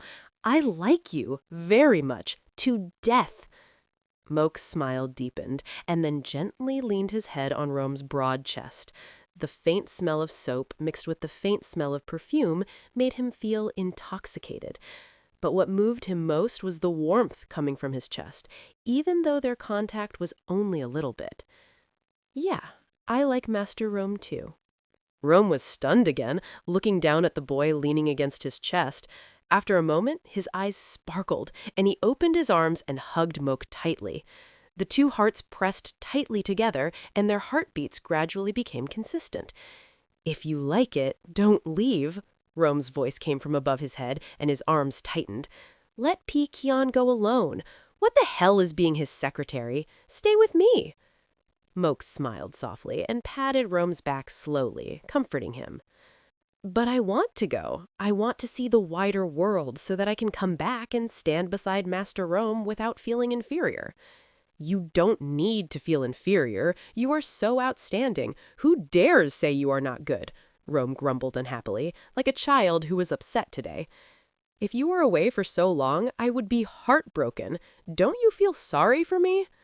Moke tried hard not to laugh, but the smile on his face deepened. He buried his face in Rome's strong chest to prevent him from seeing his smile.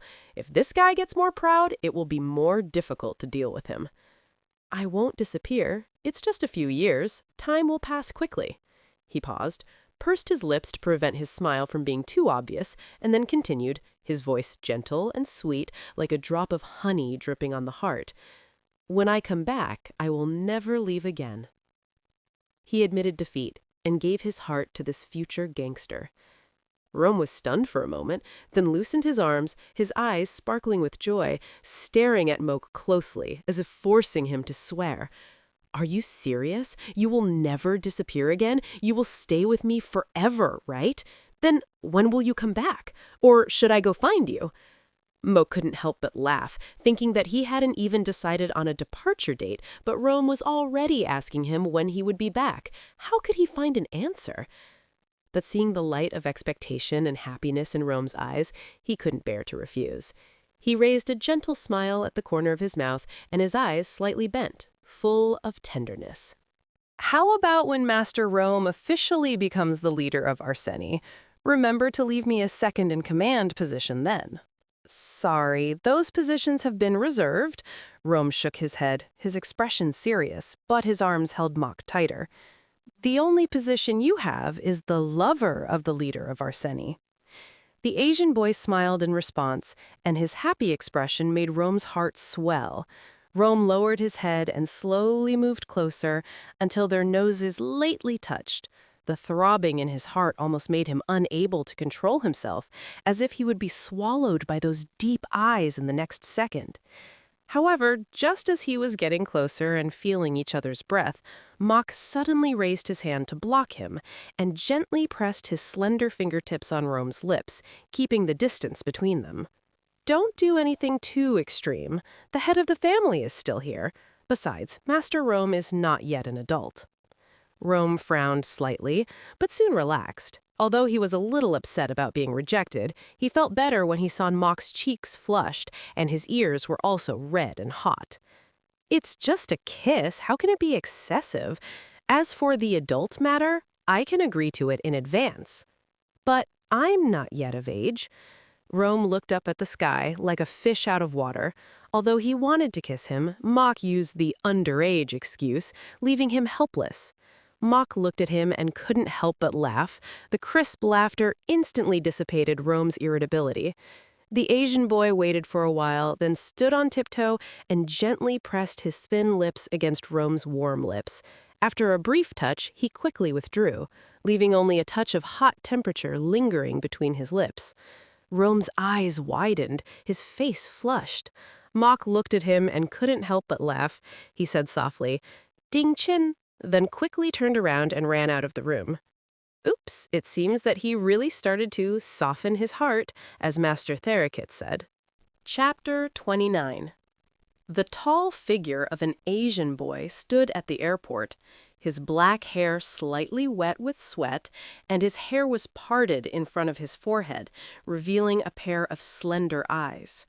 His fair skin was a touch of honey, delicate and smooth, and he was particularly eye-catching among the European crowd. This difference made people unable to help but take a few more glances. The young man stood there with his hands in his pockets. Not long after, a tall figure approached him. His cold face made people feel scared. His gray eyes were sharp and cold. When he looked around, people around him avoided his gaze unconsciously, especially when a group of men in black followed closely behind him. People backed away and tried to keep their distance. Moke raised his head, a slight smile on his lips, and then gently leaned his head on the broad chest. Rome looked down at him. His eyes quickly changed from cold to gentle, and adjusted his posture to allow Moke to lean more comfortably. The two of them acted so naturally that it seemed as if they had repeated this action hundreds of times.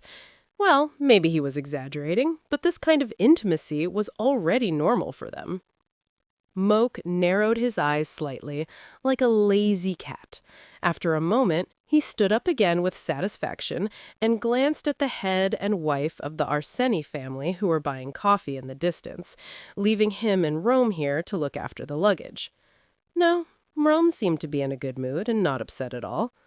"I will find time to fly to see you often," Rome whispered, his nose still gently rubbing Moke's forehead. He frowned slightly, feeling a little irritated and shy, and could only use his hands to gently push Moke's head away, letting him distance himself a little. "Why fly so often? It's such a waste of money." What's wrong with flying to see your lover? Moke immediately shut his mouth, his cheeks flushed, and he tried to keep his face calm. Rome has been showing his possessiveness more and more obviously recently. He likes to announce to everyone that Moke is his lover and does not hide his possessiveness. He even shows a smug expression every time Moke responds to his possessiveness. Although Moke was not disgusted and was even happy about Rome's frankness, he still couldn't help feeling shy in front of so many people. Rome's gray eyes sparkled, and he almost wanted to lower his head and bite Moke's red cheek. However, before he could do anything, an uninvited guest suddenly appeared. The bodyguards scattered around and stopped a young man. Moke turned his head and waved his hand to let them go, explaining that this was his friend. The student-looking boy was able to approach. "What's going on? When did you become so well protected?" Lafu complained, and then lowered his voice when he saw that there were other people around Moke. Moke glanced at Rome, who was expressionless beside him, then smiled and decided to ignore the jealous guy. "The Arseni family. There's nothing we can do about it," he said with a hint of pride. "He's happy to be part of Arseni's squad." "Yeah, an important person, and he can even skip a grade to take the exam? That's amazing!" Lafu curled his lips.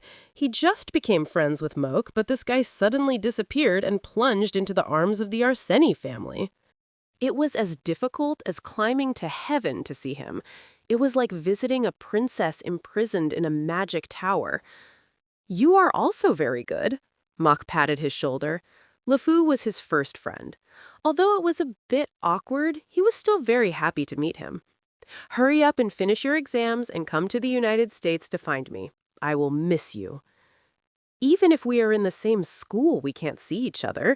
You are Arseni's person now. Have you forgotten?" "You can come to work at Arseni, so we can meet again." LeFou's eyes widened, and he almost rolled his eyes, as if he was asking Mock if he was joking. He secretly glanced at Rome, who was standing nearby. The latter's face was clearly unhappy, but because Mock was there, he said nothing. LeFou leaned closer to Mock and complained in a low voice. "Are you kidding me? Please have mercy on me. Mr. Rome's eyes are just eating me alive." "You think too much." LeFou rolled his eyes immediately. He almost laughed when he heard Mock defending his lover. His face clearly said, "unwelcome," but Mock could still say he was thinking too much. Friends are really not as good as lovers. Before they could continue joking, the bodyguards around them suddenly made a move, interrupting their conversation. Rome frowned, and his originally calm face became even gloomier. He stepped forward and stood in front of Mock and LeFou, crossing his arms, with a hint of hostility in his eyes. Mock blinked, a little confused, then leaned over Rome's broad shoulders and heard a few words in Italian, and roughly understood what happened. But what he didn't understand was why they became enemies again. They had reconciled before and even worked together. Rome's so-called friendly relations seem increasingly unreliable. "Master Lucio," he called out to the other party, deciding to calm the situation before it got worse. "Why are you here?" "You are my friend, and I have to see him off when he is going to the faraway United States." Lucio pushed aside his and Arseni's bodyguards, walked forward fearlessly, gently dusted off his clothes, raised his head, and smiled. "I hope your master won't stop it, right?" As the head of the family, I certainly wouldn't stop it. But as a lover, I don't think there's any reason to let a guy who's staring at my lover get close to him. Mock glanced at Rome, who answered first. Rome's face was obviously annoyed and tense. His fingers tapped his arm lightly as if he was trying to control his emotions. LeFou just rolled his eyes, looking a little impatient. "Aren't you bored, Mock? Do you want to come to the Vladio family? I promise I can take better care of you than he can." Mock quickly grabbed Rome's arm to prevent him from causing a conflict at the airport, and he used his eyes to warn Lucio to stop making such jokes. He has tried his best, and if Lucio still doesn't restrain himself, there is nothing he can do. Lucio raised his hands to show his surrender, put away his playful expression, and became more formal. Thank you for your company during this time. I'm very happy to meet such an excellent friend like you. He stretched out his hand, and the corners of his mouth rose slightly. If we meet in other occasions in the future, remember to say hello. I already regard you as a friend. I hope you will not reject me at a distance. Moke chuckled and held his hand. As long as it doesn't make Arsenie's phone number, I'll consider it. You even smell like arseny in your breath. I guess there's no hope for me. Lucio pretended to roll his eyes, then chuckled. Future Arsenie's young lady, there's really nothing I can do. This sentence made Moke stunned for a moment, and he pursed his lips tightly, trying not to lose control of his expression. Rome behind him puffed out his chest, his face full of pride, and his expression was so happy that people couldn't help but roll their eyes. They chatted for a while until Therakit came back with coffee and raised his eyebrows slightly when he saw Lucio. But at least the atmosphere between the Russian and Italian gangs was not too tense. Of course, Rome's unwelcome face still did not soften. Moke looked down at his watch, estimated the time, and then gently poked Therakit to remind him it was time to board the plane. As a secretary, he was already responsible for Therakit's schedule. However, just as he was about to turn around and walk towards the boarding gate, a big hand suddenly grabbed him. Moke looked back and raised his eyebrows slightly. Rome pursed his lips, looking stubborn, like a big child in a tantrum. Moke raised his lips slightly, then turned to look at Therakit, who shrugged and said he would go first. Lucio and Lafu also said goodbye tactfully. Lucio patted Moke on the shoulder, while Lafu behaved. "I'll wait for you in Arseny," Moke said to Lafu again, who chuckled and turned away, leaving Moke and Rome alone. The Asian boy turned around and looked at Rome, who was still holding his wrist. His calm eyes made Rome's hand loosen slowly, but he still didn't let go completely. He frowned slightly, looking a little unwilling, but he didn't do anything else. "Mr. Rome, we have already agreed, haven't we? It's not that we will never see each other again. I will fly back on the holidays, or you can fly to see me." "I will call you every day," Rome muttered. "Also, don't get close to anyone. That purple man is not trustworthy. Don't get close to women either. Don't get close to them, understand?" Rome frowned, his expression serious as if he were discussing national affairs. Moke smiled softly, then stood on tiptoe, kissed him quickly on the corner of his mouth, and then stepped back, leaving Rome standing there in surprise, his cheeks flushed. "Goodbye." Chapter 30. The long corridor was covered with soft crimson carpets. The air was filled with a biting chill that chilled people from the soles of their feet to their spines. The soft lights occasionally looked like the flickering red flames of hell, adding a gloomy atmosphere to the entire corridor. The reason why this corridor is so creepy that people even see the carpet as blood and the lights as flames is because of the CEO's office at the end of the corridor. A tall young man walked in with a firm step, holding a stack of documents in one hand and a tablet computer of a well-known brand in the other. He knocked on the door 3 times and then pushed it open and walked into the office. "Mr. Thier, here are the documents that need to be signed today." The young secretary approached the desk, put down the documents, then stepped back a few steps and picked up the tablet in his hand. "You will meet with Mr. Critt's team this afternoon to discuss the advertising project for the new perfume series next year.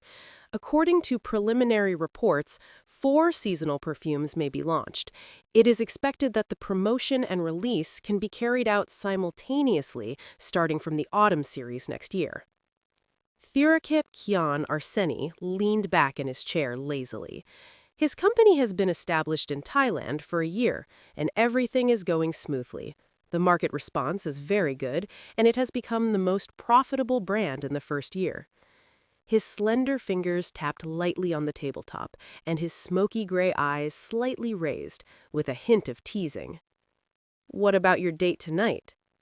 He pursed his lips as if he didn't want to answer, and then he let out a long sigh.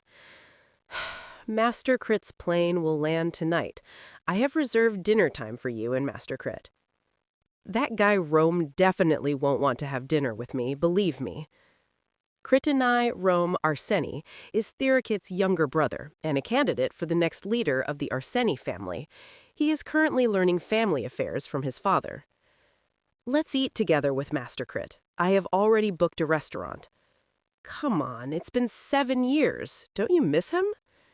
He did not refute this statement, admitting that he did miss her a little, but the word 7 years sounded a bit exaggerated, because although it had been 7 years since he left the Arseni family mansion, Rome had never really disappeared. Instead, he kept chasing after him, even a little annoying. Rome's promise to call him every day was no joke. Whether it was phone calls or video calls, they never stopped. During every holiday, Rome would fly to see him and even often showed up at the door of his dormitory. It has only been in the past 2 or 3 years that they had fewer opportunities to meet due to their busy schedules. Come to think of it, when did you start calling Rome differently? Therakit's words made him stunned for a moment. His eyes dropped slightly to hide his inner fluctuations. Then he raised his head and regained his calm expression. "I'll make you a cup of coffee," he said quietly, then turned and left the office, hardly knowing how he walked to the coffee room. His slender fingers skillfully picked up the coffee utensil, and he caught a glimpse of himself in the mirror opposite. The mirror showed a tall and strong man with clear muscle lines, although he could not compare with the mixed-race Russian boss. Time and experience had completely eliminated the skinny Asian boy. This is not surprising. He is a man, and he has always been exercising, and his sense of responsibility as a bodyguard also makes him keep training himself. It's just that due to malnutrition in his childhood, his body has always been thinner than it should be. He was proud of his body, happy with his increased strength and the fruits of his training, but his mood fluctuated when he thought about what another person would think. Everyone likes the skinny boy. Who would like a tall, strong, muscular man? This is especially true for men. This uneasiness made him unconsciously distance himself from others and built an invisible wall. Mock lowered his head and forced a smile. He used to laugh at how stupid people were in love, but now he himself became timid because of love. He turned his attention back to the coffee cup in his hand and quickly sorted out the next work schedule in his mind. He chose to immerse himself in work to relieve his inner anxiety. The tall figure returned to the office with a cup of coffee and briefly discussed the upcoming meeting with his boss. At this moment, the phone suddenly rang. He raised his eyebrows slightly, and when he saw that it was the Arseni family bodyguard calling, he picked up the phone. "Mock, is there any problem?" "No, just confirming that the plane will land at 7 p.m. Thailand time." Mock raised his eyebrows again and glanced at the watch on his wrist. The hands showed that it was less than 5 minutes after 3 p.m. Although usually a time confirmation, it had already been confirmed once in the morning and would usually be confirmed again an hour before the agreed time. So what does it mean to confirm 9 hours in advance? "Got it.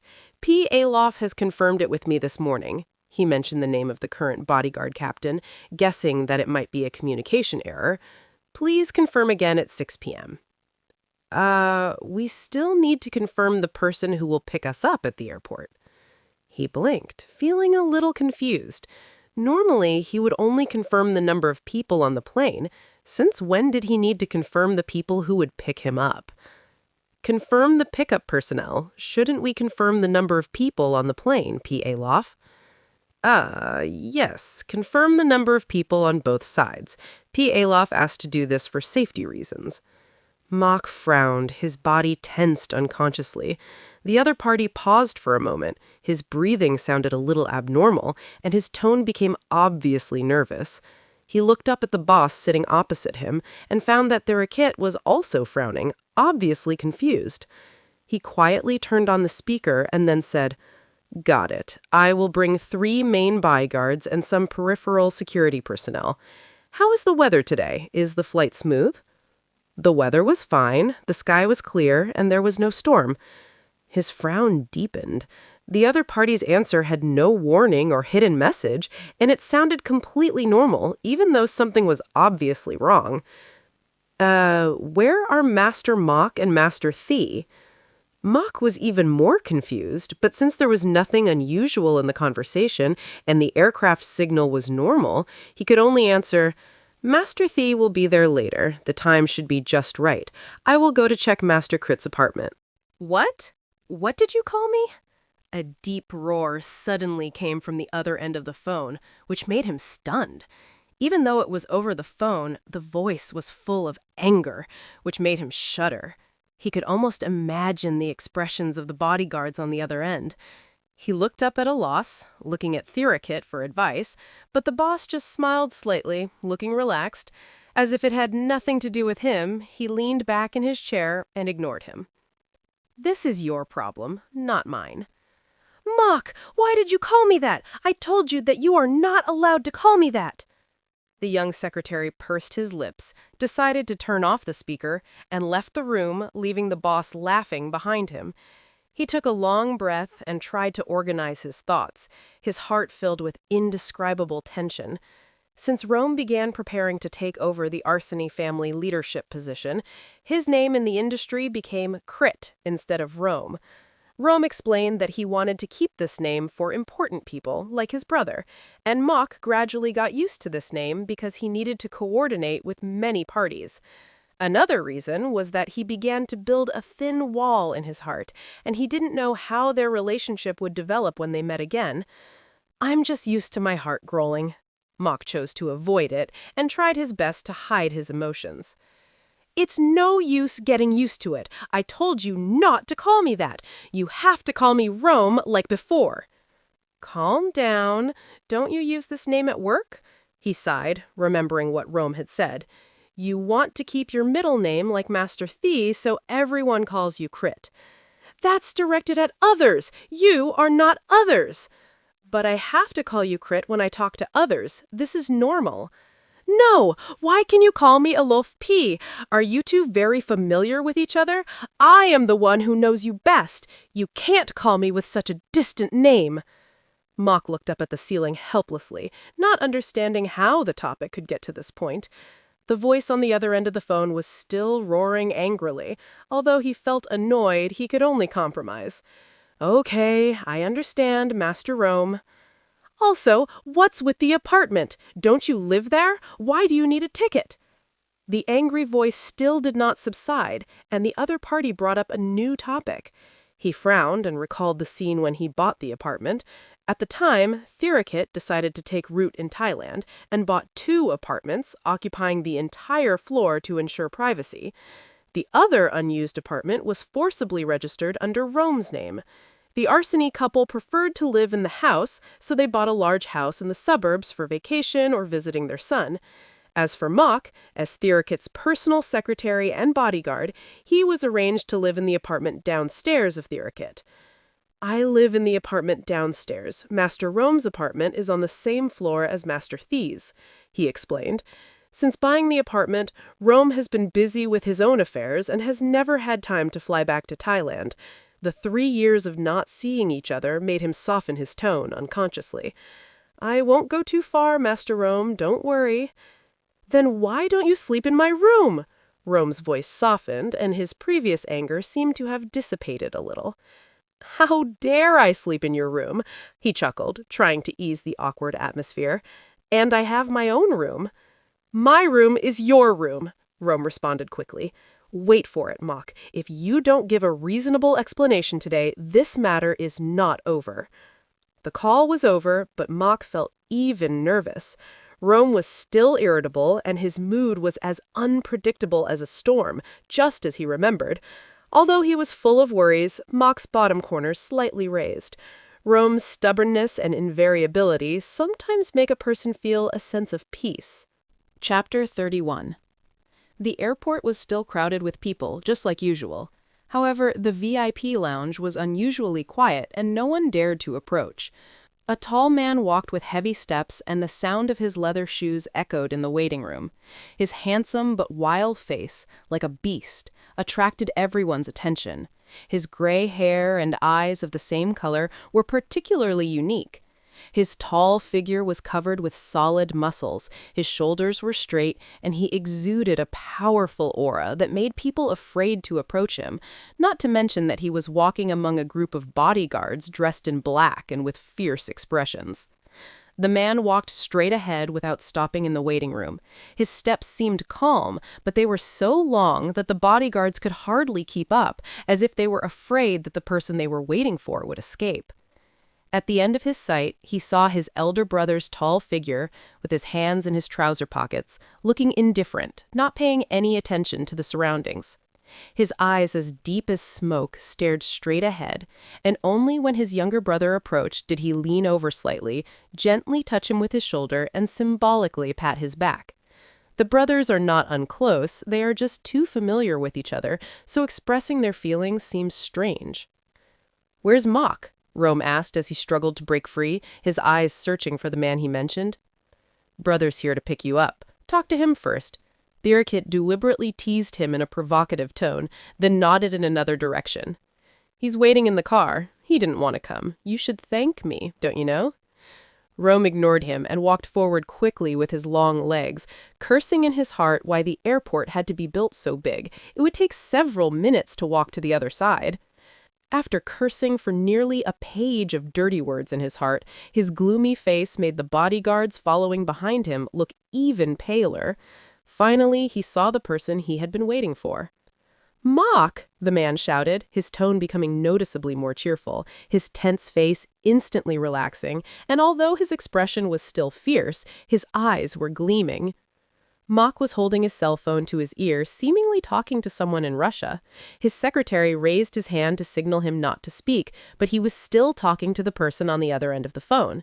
The bodyguards who had just flown in from Russia widened their eyes in surprise. Only the Captain Alof and several veteran bodyguards were already accustomed to this kind of scene. The only person who could persuade Rome was probably Mock. Even the boss and his wife were too lazy to say anything to him. The mixed-blooded gangster fell silent, curled his lips, and showed an impatient expression. He quietly approached and listened to the conversation with his head slightly tilted, not thinking this to be an impolite behavior at all. Forget it. People who love each other are like one person. It's no big deal if he eavesdrops a little. Mock glanced at him from the corner of his eye, but said nothing. After all, it was not a secret. "Yes, I am with P. Alof. Yes, Master Creep, everything is safe."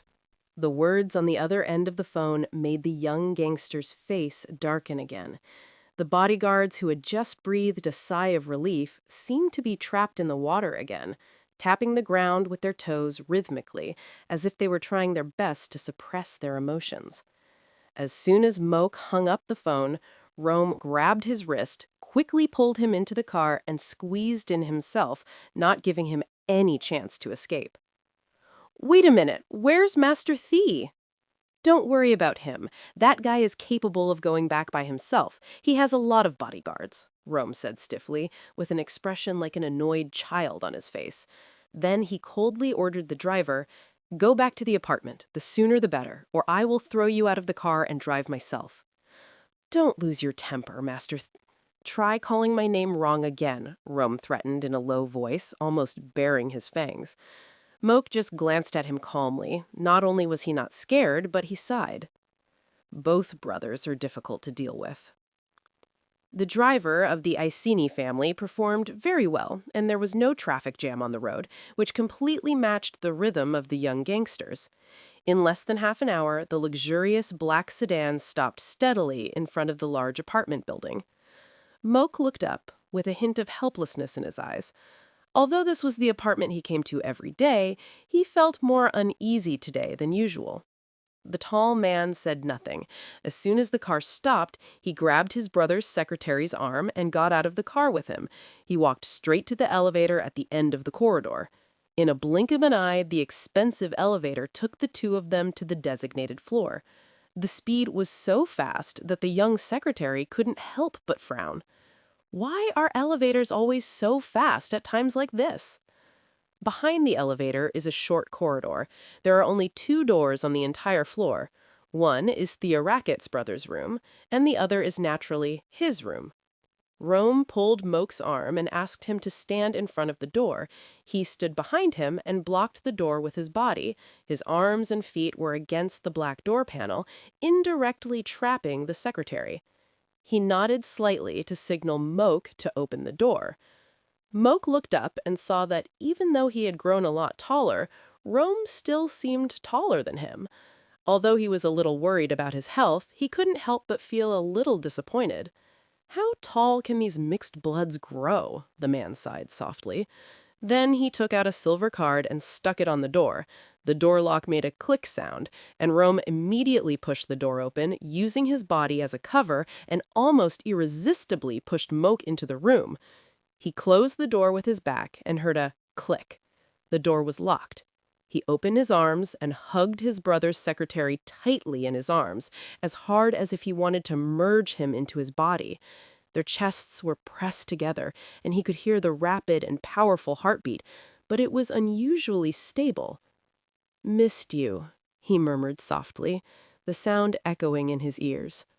Rome leaned his head against Moke's neck, closed his eyes, and took a deep breath of his long-missed body fragrance. "Missed you so much." Moke sighed for a moment, his tense shoulders gradually relaxed. He closed his eyes and rested his chin on Rome's broad shoulders, enjoying the long-lost warmth. His lips moved slightly, and his voice was so soft that it sounded like he was talking in a sleep. "I missed you as well." Rome raised his lips and narrowed his eyes. He tightened his embrace, ignoring the other's protest, and tilted his head and kissed Moke's shoulders several times until he heard a slight sucking sound. His kisses went up along his neck. His cheeks were clean and flawless, and his nose rubbed against the other's nose, slowly exchanging breaths. "We haven't seen each other for 2 years and 8 months. Are you just abandoning me like this?" He muttered in a low voice, his nose still touching the other person, his voice low and hoarse, as if luring the other person into a trap, his lips lightly brushing against it like a feather touching the water. "Why are you so far away from me?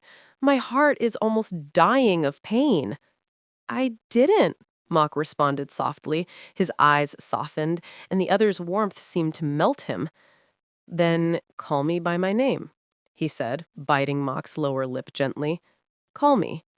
Don't get too close to others. Let me be your only one, okay?" Mock moved closer, and it felt like an electric current was flowing through his bitten lips, hitting his lower abdomen, making him tremble slightly, but also feeling a pleasant stimulation. "You are the only one, always the only one," the man said, kissing the gangster's lips. His lips moved gently, tenderly and lingeringly. His hands grasped the other's back tightly as his emotions gradually rose.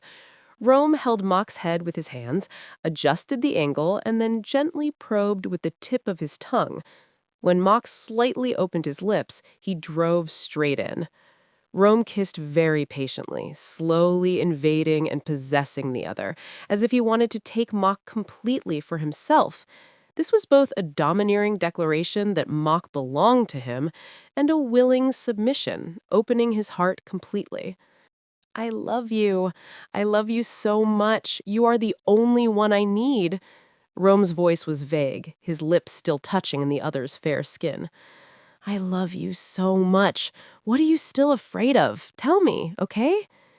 His deep voice and gentle tone seemed to coax a child, his hands still tightly around the other person, while he retreated to the sofa, sat down, and pulled Mock onto his lap, letting the other person take the situation. If it was Mock, he would be willing to give up everything. The secretary was so surprised that he couldn't help but scream out, his eyes wide open. He looked down at Rome's waist where he was sitting and supported himself on the armrests of the sofa, careful not to press him down. "Rome, what are you doing?" He didn't answer, but just raised his body slightly and attacked the tempting lips again, the tips of the fragrance entangled tightly, almost swallowing the other party. especially when Mock relaxed and hissed back intoxicatedly, mixed with breathing and low moans. His lower abdomen became more and more tense, and the trembling went straight to his toes. However, when Rome's hand tried to reach into Mock's shirt, Mock suddenly froze and quickly grabbed his hand to stop him from unbuttoning his shirt.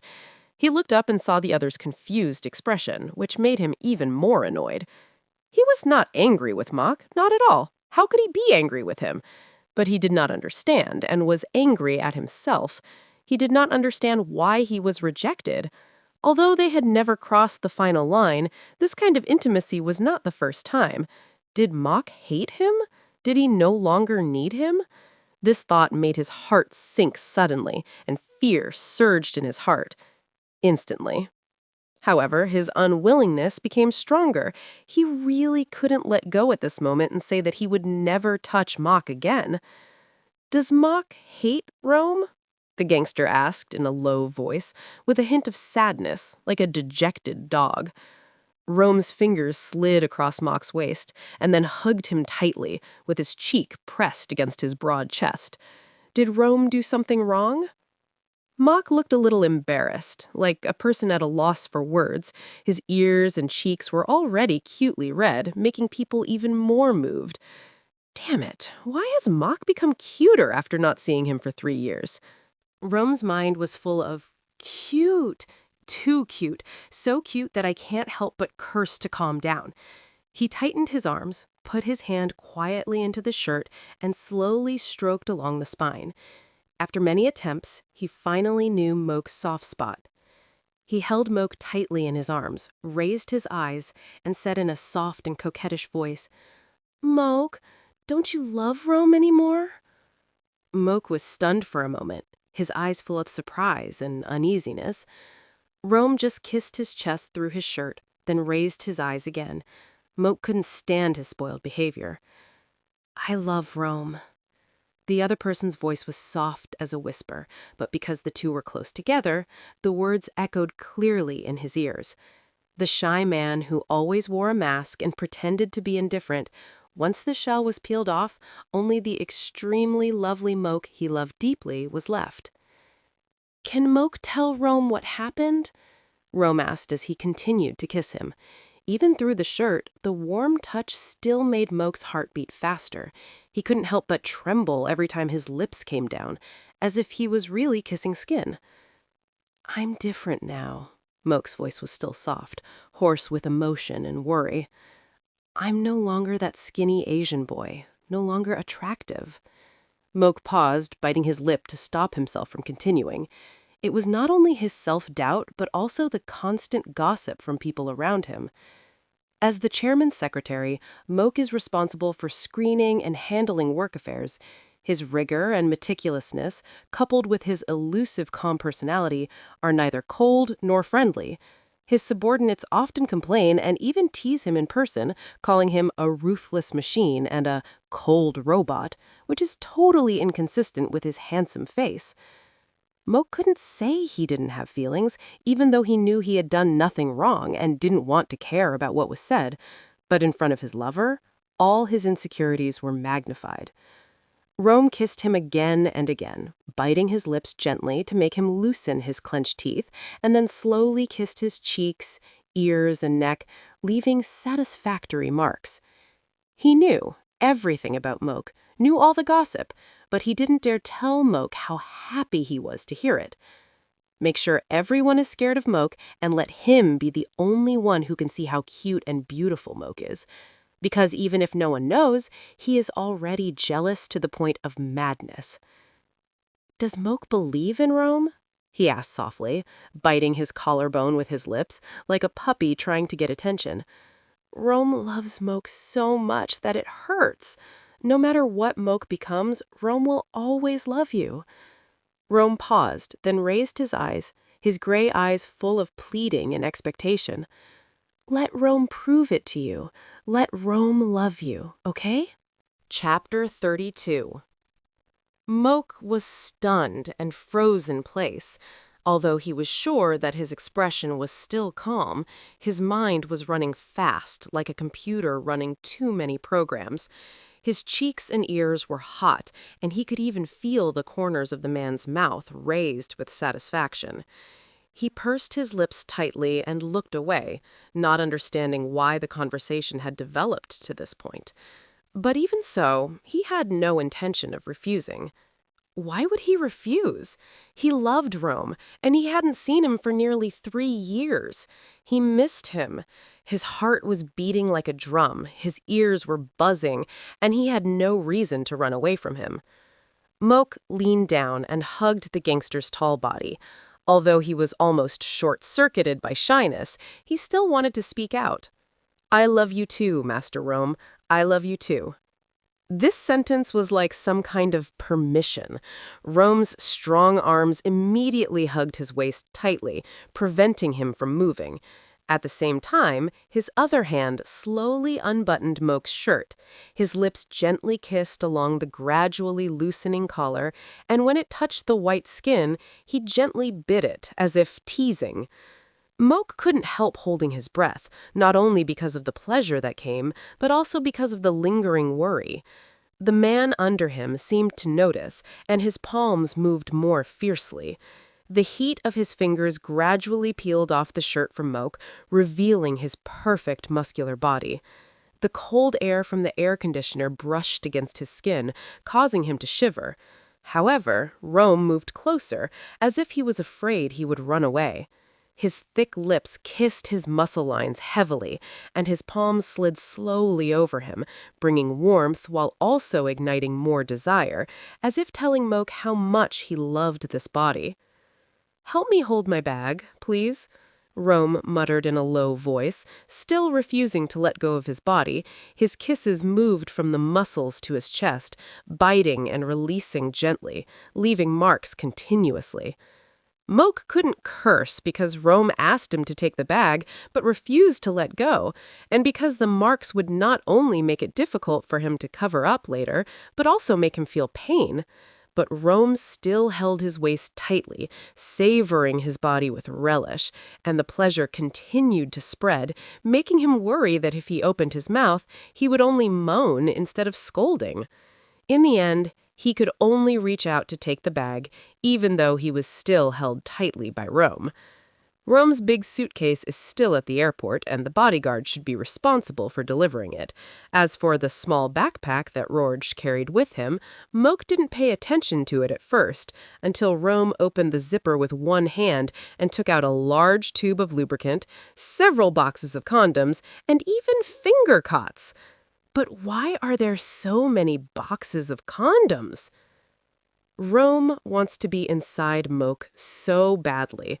Rome put his arms around Moke's neck and pulled him close, putting his lips close to his ear and whispering hoarsely while biting his earlobe gently, making Moke's body tremble with shivers.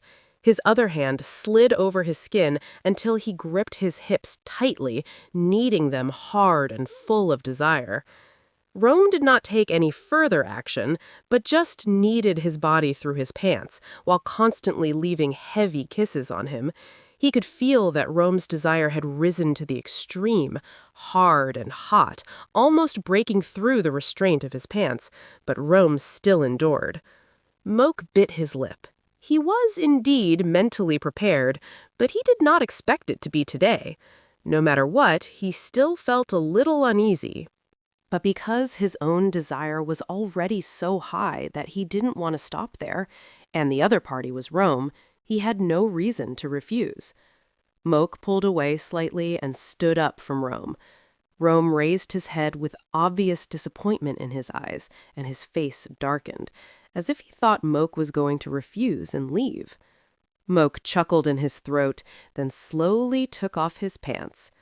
Rome's expression, which was about to complain, instantly turned into surprise. His eyes widened, full of shock, but he still refused to look away. Moke pursed his lips tightly, almost biting them until they bled. He was so embarrassed that he almost died. He didn't understand why Rome kept staring at him. Rome took advantage of Moke's shyness and slowly approached him, wrapped his thick hands around his waist again, and pulled his almost naked body back onto his legs.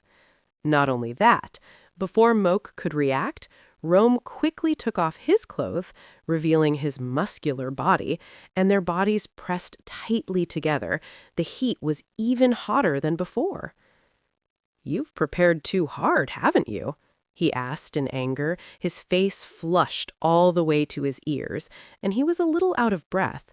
The sudden trembling in his body made all the fear disappear without a trace.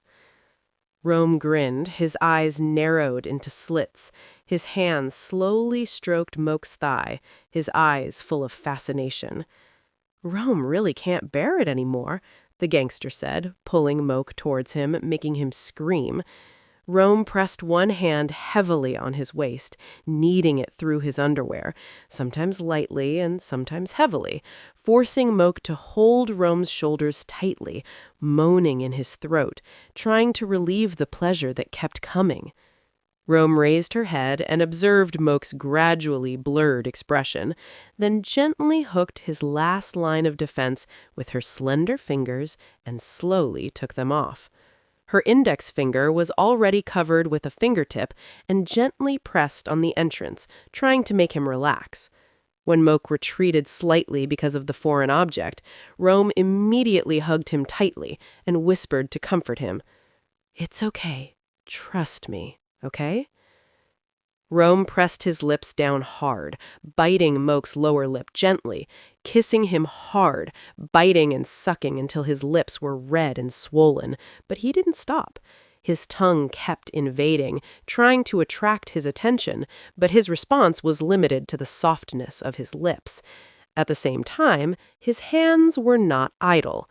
He first covered his hands with lubricant, then slowly and gently inserted it, not letting go of the other person's lips during the whole process. Once he felt the other person's resistance, he immediately stopped and rubbed slowly until the other person relaxed. Then he slowly went deeper. Each movement was so gentle that the other person could hardly feel any pain.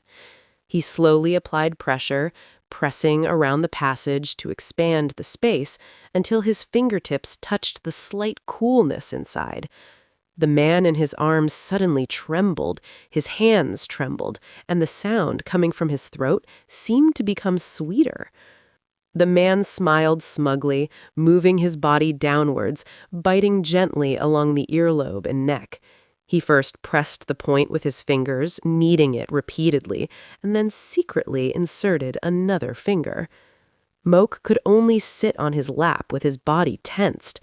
This strange and unprecedented pleasure made his mind go blank. His legs trembled and his hands tightly grasped the armrests of the sofa. His joints turned white.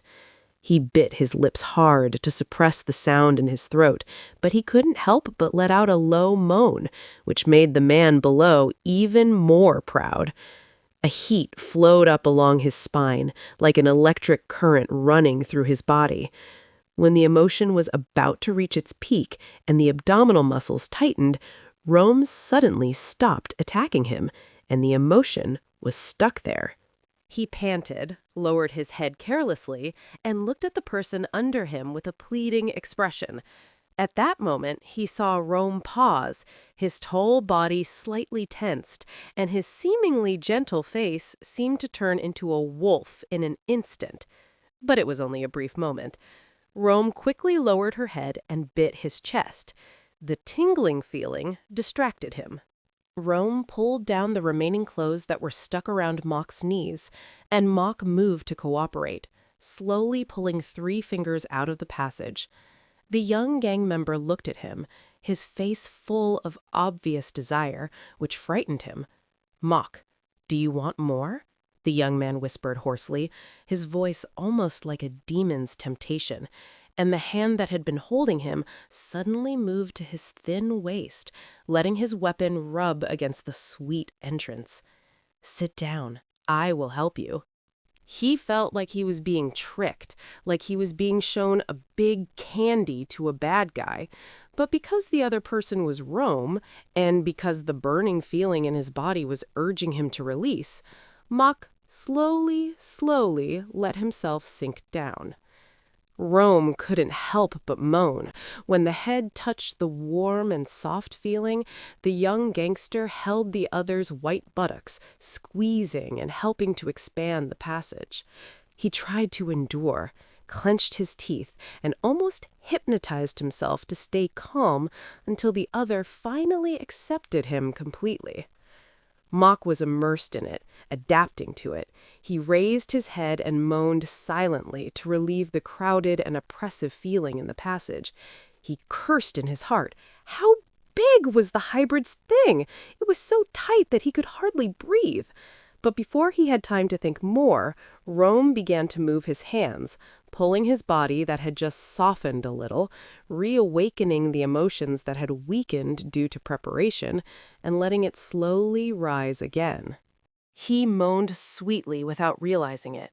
Rome pulled and rubbed harder and harder, as if trying to release the pleasure that he couldn't find at the age of 18. The emotions aroused in front of him made Mock unable to remain calm any longer. He instinctively moved his body, wanting to let the body in front of him sink deeper into the warm palm, but the movement of his body also made the weapon in the other person's body move with it, squeezing deeper and hitting the hillock deep in the body. Just like that, the numb feeling surged out. Mock moved up and down with an unstable rhythm.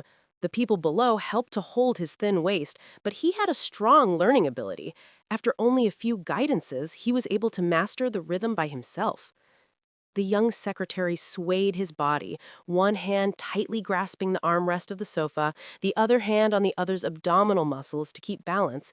He began to move in a slow rhythm, picking up the body and then pressing down, until the inside rubbed tightly against the other's body.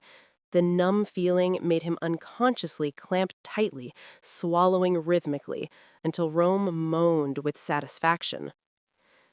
The young gangster watched with fascination as another's body moved over his. Everything about Mock, the scars, the beautiful muscle lines, the strong limbs, even the thin, bitten red lips and narrow eyes fascinated him. He wanted to strike back hard, to grab that slender waist tightly and bury himself as deep as possible. But he couldn't let the other person get hurt again. In the end, he could only squeeze the other person's body tightly, biting and kissing hard to release his desire. After nearly 3 minutes of slow movement, the tension finally relaxed, and Rome began to move slowly. The young man gradually speeding up the rhythm, not letting the other party notice, the hot meat spinning and then hitting the sensitive points hard, full of love. Mock could only look up and gasp, almost silently moaning. Only the tightness and clamping strength of the body showed how good he felt. Rome did not miss the moment. He hugged the thin waist hard and then began to hit back. The rhythm became rapid in an instant, making Mock unable to suppress the moaning. The slender body twisted with emotion, and the lower body was still constantly hit violently. "Ah, Master Rome." "Yes, Moke, you are so beautiful. I love you." Rome answered vaguely, almost talking to himself, and his hips pumped rapidly for a while, their lips pressed tightly together, sucking and swallowing, repeating over and over again until the hot tide rushed to the top and released the turbid liquid. Rome moaned loudly in his throat, feeling the grip even tighter than before. He rammed a few more times, then released himself as well. He was still tense, feeling the passage behind him still pulsating, as if engulfing the still hot body, and the tingling sensation seemed to linger there until he collapsed exhaustedly on the young gangster's chest. He had never thought that sex would be so exhausting. He took a long breath, then slowly supported his body and carefully pulled his body out of the hot meat. But as soon as the bodies separated, Rome was unwilling to let go of his arms. He suddenly turned over and pulled hard, and Moke became the person lying on the sofa. He cried out in surprise, but Rome was faster. The young man stood up, pulled off the condom, tied it tightly, then bit open the package with his teeth and quickly put on a new one. He has been waiting for so long and will never stop. "Wait, Master Rome, you have an appointment, a dinner appointment with Master Thee." Moke tried to protest but could barely speak as that rough hand kneaded his midsection, making it hard again before he thrust most of himself into that warm passage again, the feeling of going even deeper than before. "Never mind, Pikian," Rome replied, eyes narrowed slightly with heated emotion, lips parted slightly in a low moan of satisfaction. Moke could only open his mouth and watch without the time to protest or plead. Rome rammed into him so hard that he had to hold onto the sofa tightly, clamping his body tightly until he was almost completely penetrated, as if he wanted to bury his entire being into it to make the two bodies merge into one. "But, Master Rome, you need to rest." "Ah!" he accidentally shouted out loudly, and when the other buried his head in his neck and bit it hard, it goes without saying that it would be a very obvious mark. There was hardly a spot on Moke's body that was free of marks. "Being with you is the best thing," the young man said, leaning down to kiss him deeply, his tongue entangled aggressively, while his hips still did not stop the impact. Rome bit his lips and sucked until they were swollen, then pulled back, satisfied, the corners of her mouth turned up in a sly, seductive smile, and her gray eyes were so intense that he could hardly meet their gaze. "If you don't run out of condoms tonight, you don't have to stop."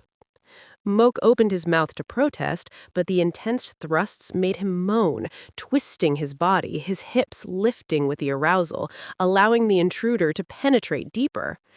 Everything he thought of was washed away by the impact of another person. His whole body was shaking, and only the numb feeling remained, carrying the two of them up into the sky, again and again. Finally, the wolf ate him up completely, replacing the luxurious meal on the rooftop restaurant until the sky turned red and all the condoms were used up, just as they said. Chapter 33.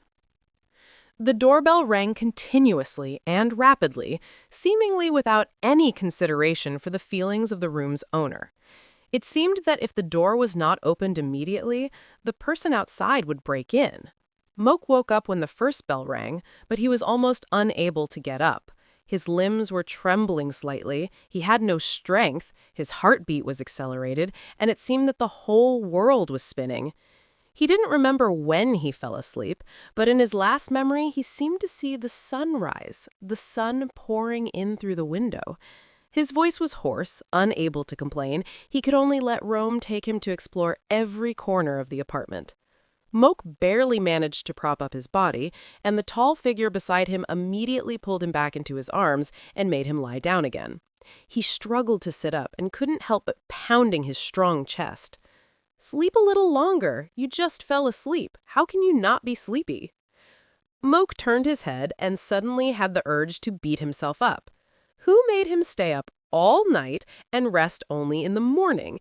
And who had the nerve to ask him if he was sleepy? How many times has he complained about being sleepy, and has anyone listened? Finally, the young secretary sighed in his heart, because he knew that no matter how much he complained, the person lying next to him would not listen. He tried to break free from the strong embrace, not understanding why he could not resist the other's strength, even though they were of similar size. "The doorbell keeps ringing. I have to go check it out." "Never mind it. Let them fress it." "But the only one who would ring the doorbell like this, besides Pialof, is Master Thie," he continued to refute, calmly, with a hint of helplessness in his tone, and even couldn't help sighing. "Maybe there is something urgent, and I'm his secretary, and I didn't take a day off today, so I have to go see Master Thie. Anyway." Rome not only didn't care, but tightened his embrace and whispered in his ear, "Because he's a Pikian. It doesn't matter if you leave him alone." Moke was silent for a moment, and his expression gradually turned cold, obviously dissatisfied with last night's enthusiasm. The gangster youth turned sideways and opened his eyes, and saw that the expression on his lover's face was getting more and more terrible, so he quickly let go of his hand and even raised his hands to surrender. If it is Moke, he will always lose. "Then I'll go check it out. Moke is too tired, so he should sleep a little longer." Rome coaxed him softly, trying to calm him down. Moke was tired and sleepy, and his whole body was sore, so he just nodded, appearing extremely obedient. Rome lowered his head and kissed his shoulder heavily, then pulled up the quilt to make sure he wouldn't catch a cold. After confirming that everything was in place, he stood up, ruffled his hair, and grabbed his pants and put them on, revealing his broad chest with a few red marks on it. Not only was he not shy, he was even extremely proud of it. He walked straight to the door and opened it without hesitation. He leaned against the doorframe with his arms folded across his chest, looking sleepy. When he saw his brother outside the door, his expression became even more impatient. "What's up so early in the morning, Pikion? I'm still jet-lagged and need to rest." "What's with jet lag? And you kidnapped my secretary?" Thirikit asked in a provocative tone, and his sharp eyes swept over the marks on his brother's body, roughly guessing what happened last night. "And you're so sleepy, it's definitely not because of jet lag, right? You made Moke suffer like this." "What do you mean by trouble? This is called love." The younger brother was not shy at all and proudly puffed out his chest. "By the way, please ask for a week's leave for Moke." "I'll only give you 3 days," my brother interrupted without hesitation. "Why? I haven't seen Moke for 3 years. Can't you give him a few more days? Don't you feel sorry for your brother?" Rome protested immediately, trying to gain sympathy. He knew clearly that if his brother asked, a man with a strong sense of responsibility like Moke would definitely abandon him and go back to work. "Are you angry because I left you at the airport yesterday? I can apologize. Don't be so cruel." "Stop talking nonsense," Thirikit said coldly, showing no mercy to his brother. The elder brother had guessed last night that his brother would not show up for dinner, so he had already adjusted the client's arrangement. Although it was a bit annoying, at least he didn't have to deal with clients without the support of a secretary. Isn't this called kindness? "Pecan, give me 7 days. It will take a long time for us to meet again after I go back." 3 days, no room for negotiation. The company has only been open for a year, and work cannot be delayed. Moreover, the 4 Seasons one-word project is about to start, and it cannot be delayed for too long. If it weren't for Moke, I wouldn't trust it to someone else. Rome looked up at the sky, his face full of despair. He wanted to argue, but couldn't. Moreover, arguing when he knew he would lose was not his strong point. Thirikit chuckled, satisfied with the victory. "If you're not satisfied, then quickly take over Dieter's position so that Moke can be your assistant." The future gangster boss immediately frowned and couldn't help laughing. He really wanted to ask his brother if he felt that he didn't want to be the boss. Did he know how much trouble it would be to take over this position? Or is it because Thirikit already knew about it, so he chose to escape? The 2 brothers changed the subject. The elder brother walked into the room and sat on the sofa in the living room. Rome quietly opened the bedroom door and saw that his lover was still sleeping. He took a piece of clothing quietly, kissed his forehead, and then carefully closed the door to avoid disturbing his sweet dream. He made coffee for himself and his brother. Although this was his first time in the apartment, the housekeeper had already cleaned and prepared all the necessities in advance. The 2 brothers chatted about family matters, their mother's cooking experiments, their father's new plant that was slow to bloom, and finally talked about serious business plans. It was already afternoon when Moke woke up. He reached out and touched his side, feeling the coldness of the bedsheet. He guessed that the other person had been up for a long time. He sat up and heard the sound coming from outside. He suddenly remembered that someone rang the doorbell in the morning. Probably Fee Master. He sighed deeply, his body still exhausted. Thinking of the 2 brothers waiting outside, he felt even more exhausted. However, he knew he still had work to do and could not retreat back into bed as he had thought. Never mind, it's better than getting shot. Moke struggled to get up from the soft bed and dragged his tired body to the bathroom to wash up. After everything was ready, he opened the door and walked out of the room. On the big sofa in the living room, 2 mixed-race Russian youths were talking seriously. He listened to a few words and roughly knew that they were discussing something in Russia. He quietly went to the kitchen to make a cup of coffee. The aroma of the coffee made his tired body a little more awake. But he still wants to sleep. He sighed secretly and walked slowly to the sofa with his coffee. I've been absent from work for almost a day. I wonder what these two brothers have done now. Ugh, wake up? Theorikit turned around and asked, then looked at his brother helplessly. You didn't treat Mug too hard, did you? If my secretary fell ill, would you come to work for him? Not only did Rome show no remorse, P even smiled smugly, his eyes never leaving his lover. What do you mean by too cruel? This is all my love. Mug was not moved by these sweet words, but looked at the other person coldly. His eyes could almost freeze people. He turned his head and let the other person stare in amazement. After the passion last night, this morning shouldn't be like this, right? The other person should still be wrapped in a soft blanket, blushing with shame, complaining that he was too much. But what was going on? Not only was she not shy at all, she also ignored the red marks all over her body, and her eyes were as cold as ice, completely shattering his fantasy. Rome leaned on the sofa and wanted to complain in his heart, but the other party had already turned his head to continue chatting with his brother. In the end, he could only hug his knees and quietly blend into his brother's conversation, not daring to mention what happened last night. I've already loved you. What else can I do? I talked to Mr. Johann yesterday, and the deal was concluded as we expected. I have sent all the details to your email, and you can proceed with it. Which client is Johann? Rome raised his eyebrows. The name Johann was repeated too often, so often that he felt that he would encounter someone named Johann at least 8 times out of 10. He is the representative of Vladio's family and Lucio's secretary. Rome turned his head sharply, his eyes widened, almost popping out. He didn't expect this long-lost name to appear again. Why did you contact that guy? He is a customer. This is business, my brother answered in a serious tone, with only a slight upward turn of the corners of his mouth revealing a hint of sarcasm. Others can be clients, but that guy wants to steal Mokes. Rome was dissatisfied, pouting her lips and looking gloomy. Stop talking nonsense, okay? I'm not kidding. Every time I see him, he keeps asking about Moke, and now he's even coming to do business with me. How can I not be angry? Moke sighed. He had known for a long time that the two had been at odds since their school days, not to mention that the other loved provocations, and he enjoyed seeing Rome's quick temper.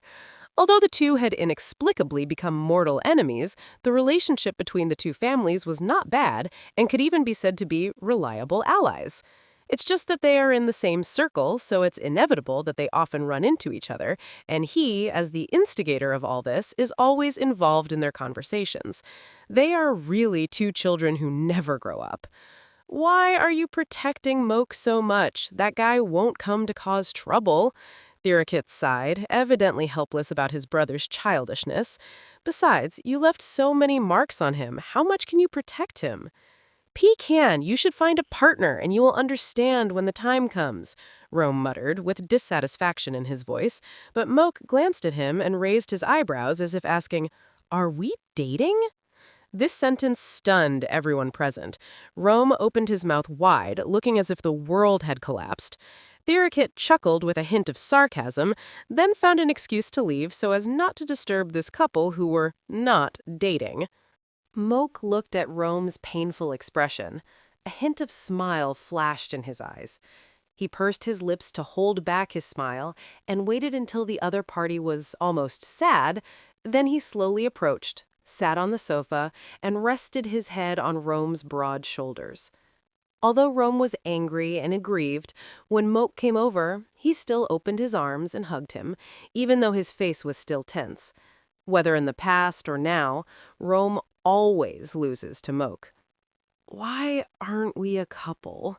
Rome asked in a low voice, his head resting on the back of the sofa, his eyes staring blankly at the ceiling, his hands tightly around Moke.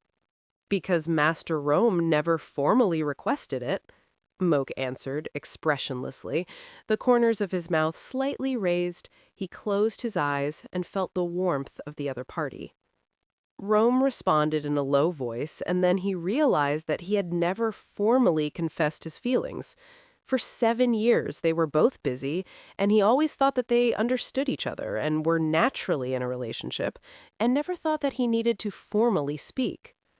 Moke secretly opened his eyes and looked at the other's distressed face. He felt funny in his heart. Although they had confessed their love to each other, he also knew that there was no clear identity between them. But this was not because he didn't care, but because he loved Rome too much. Rome is a handsome and tall man. He's serious and solemn when dealing with his subordinates. He's the object of many people's dreams. No matter how he thinks, he has no reason to let Rome stop everything for him. He didn't want to use the word identity and didn't want to restrict Rome because he came first. For 7 years, he has worked hard to prove himself and their feelings. To this day, Rome's embrace is still the warmest, and his kiss can still make his heart beat faster, just like the first kiss in the bedroom. Even after 7 years, they are still like magnets, always trying to get closer to each other. He still loves Rome, just as Rome loves him, has never changed. Then I have to formally confess my love to you. Rome suddenly spoke, bringing him back to his senses. But being lovers isn't enough. I'm already your husband, so we should get married formally. Moke raised his head and squinted his eyes with a bit of helplessness and disgust. They haven't even officially confirmed they are a couple, but this guy is actually jumping straight to marriage? Rome turned his head and saw Moke's eyes. He immediately sat up straight, his voice trembling, pretending to be pitiful, and even squeezed out a few tears. Moke, are you going to reject me?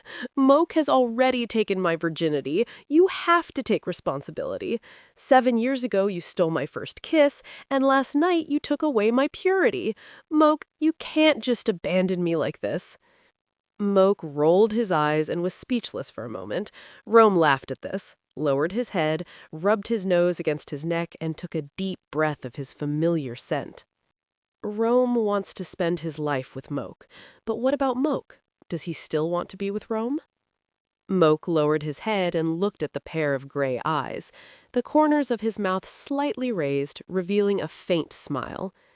He moved closer to her face, but before his lips touched anything, the phone rang. Moke raised an eyebrow, stepped back, and picked up the phone, causing Rome to sigh in disappointment and his face to fall instantly. Seeing that the caller ID was his brother's name, he became even more frustrated. Moke chuckled, pressed the answer button, and turned on the speaker so that he could continue to hug Rome. "Boss, what's up?" "I forgot to tell you that I gave you 3 days off, but Vladio's documents need to be processed immediately and can't wait 3 days." Therakit's voice came from the other end of the phone, with a hint of smile as if he guessed that he had disturbed his brother's good things. "Don't stay together all day. It's so annoying." After that, Therakit hung up the phone without waiting for any response. Moke couldn't help but laugh. His eyes sparkled and turned to look at Rome, who already looked aggrieved. He was given a vacation, but a lot of work was thrown at him. Rome might have planned to take him somewhere for vacation, but now that he has a job, all plans have to go to waste. Piqian really doesn't understand love. Moke chuckled and patted Moke's hand to let go. He clouted. When Master Thi finds a partner, he will understand. Rome complained, but he could do nothing but let go of Moke's hand and let him get up to do his work. He looked unconvinced and obviously didn't take Moke's words seriously. How can someone like Piqian find a partner? Who would want him? It will definitely happen. Moke smiled with gentle eyes. He has been with the Arseni brothers for years and is closer to Therakit and Rome than anyone else. Like a family, he also hopes that Therakit can find someone to accompany him. One day, there will be someone who Master Thi deeply loves and who deeply loves Master Thi. Final chapter. The Arseni family's manor is one of the most magnificent manors in Russia. It is located on the outskirts of the city, covers a vast area, has a quiet environment, and a river runs through it, which is peaceful and private. Unfortunately, the manor seems to be more lively today than usual. Vasily gently shook the red wine glass in his hand to allow the wine to fully contact the air and emit a light aroma. Then he raised the glass to his lips, took a deep breath, and tasted the sweet and sour aroma with satisfaction before slowly drinking it. His expression clearly showed how good the former patriarch of the Arseny family was in today. "You are in a really good mood today," the middle-aged lady sitting at the same table said. She was wearing a thick fur coat, and her bright red lips and sharp eyes revealed her strength. She wore a huge ring on her finger and tapped the wine glass in her hand lightly, looking calm and unhurried. "My son got what he wanted, so of course I'm happy as a father." Vasily shrugged and glanced at his friend beside him. "You're not bad either." "However, it may take some time to catch up with the two young masters of the Arseny family." She chuckled and took a sip of red wine. A sly light flashed in her eyes, as if she was particularly interested in something. "Speaking of which, I really want to meet the new left hand and right hand," she said slowly, her eyes wandering in the banquet hall as if she was just talking casually, "especially the mysterious left hand in the rumors." Vasily just smiled and said nothing more. Although this gray area is vast, there are only a few people at the top of the pyramid. Any disturbance will not escape their eyes. The change of family leaders will naturally cause a lot of discussion, and the right-hand man of the new leader will inevitably be the focus of everyone's attention. Unfortunately, although the information about the right hand has been spread, there is still no news about the mysterious left hand, as if it has never existed. "Don't worry, you'll see him sooner or later," Vasily said, with a smile, his tone showing a bit of pride. He straightened his chest and gently shook his wineglass, looking particularly proud. "The more you say that, the more curious I am." She narrowed her eyes, sipping wine while looking at the protagonist in the center of the banquet hall.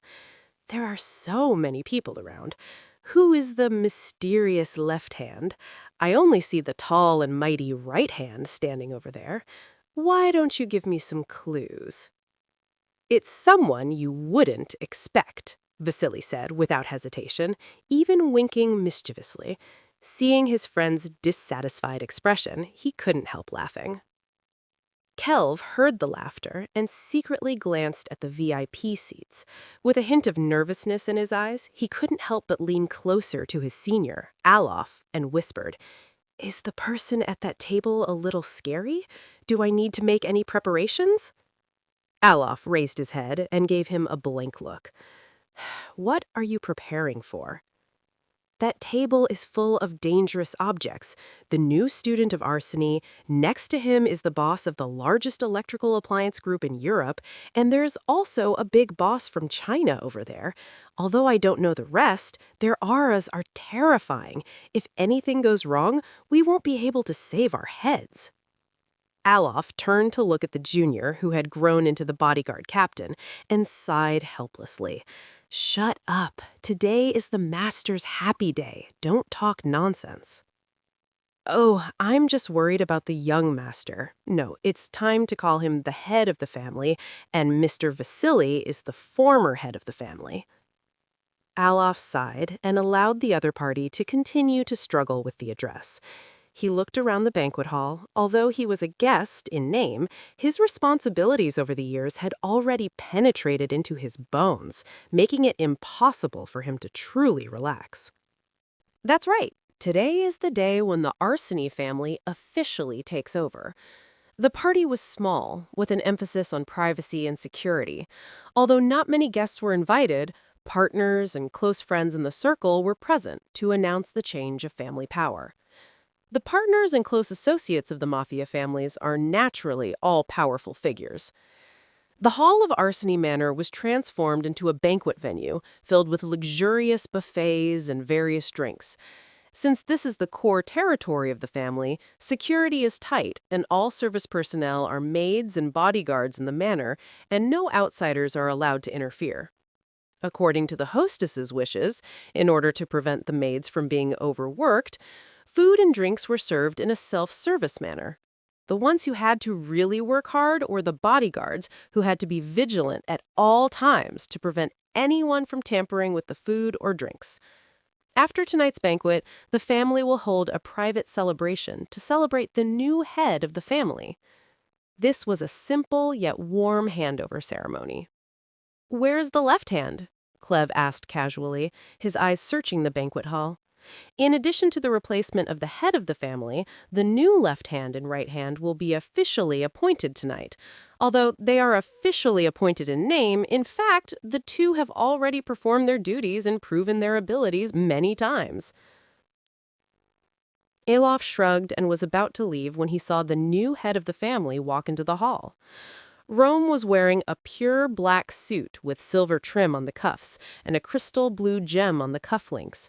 His short gray hair was neatly combed, revealing his forehead, making him look particularly calm. His shoulders were straight, his steps were steady, and his face had an indescribable majesty. If the eldest son, Tirakit Kian Arseny, is like a tiger ready to pounce, ready to tear its prey to pieces at any time, then the second son, Kristanai Rome Arseny, is like a lion, full of mysterious and awe-inspiring aura. No one raised any doubts about the second son taking over the position of head of the family. Rome walked into the banquet hall, nodded slightly to greet the guests, and then patted his brother on the shoulder. Behind him, the new left hand and right hand followed closely. Moke glanced at the figure in front of him that almost blocked his view, and then looked at Alof beside him. This once familiar senior has now grown taller and more burly, and his figure almost completely covered him. He couldn't help but bitterly smile, feeling that he seemed particularly small among this group of terrible people. "Congratulations, Rome," Tirakit came over from the other side, nodded to his brother easily, and then looked at Moke standing behind him. "Thank you for your hard work, Moke. If you can't stand this guy, you can always come back. My secretary position is still vacant." "Doesn't P. Kian already have Lafu?" Rome said coldly, his mouth slightly drooping, less majestic than usual. "Don't always think about stealing my people." "It was you who stole Moke from me." Tirakit raised his eyebrows, with a hint of teasing in his tone. Moke bowed his head to greet Tirakit, and then nodded to Lafu, who was standing behind him. Eventually, Lafu followed his advice after graduation and joined the Arseny group. With his own ability, he was quickly promoted to secretary assistant and eventually took over his position. In addition to his outstanding abilities, Lafu has proven his loyalty many times from middle school to college, enough to become a member of the Arseny family. "Here, this is a gift." Tirakit put a small black box into his brother's arms and then handed one to Moke and Alof. "I will fly back tonight and can't accompany you. Please accept the gifts first." "Why are you in such a hurry to leave?" "My wife and children are not here," Tirakit said bluntly, even raising his eyebrows as if to say, "Is this even a question?" Rome smiled with pride on his face, which made his brother look impatient. "Although he has no children, at least he already has a wife." Moke stood at the back and heard all this, the corners of his mouth slightly raised. He couldn't help but feel relieved for Tirakit's happiness. He had hoped that this brother could find his own happiness. Unexpectedly, he not only found his lover, but also had 2 children.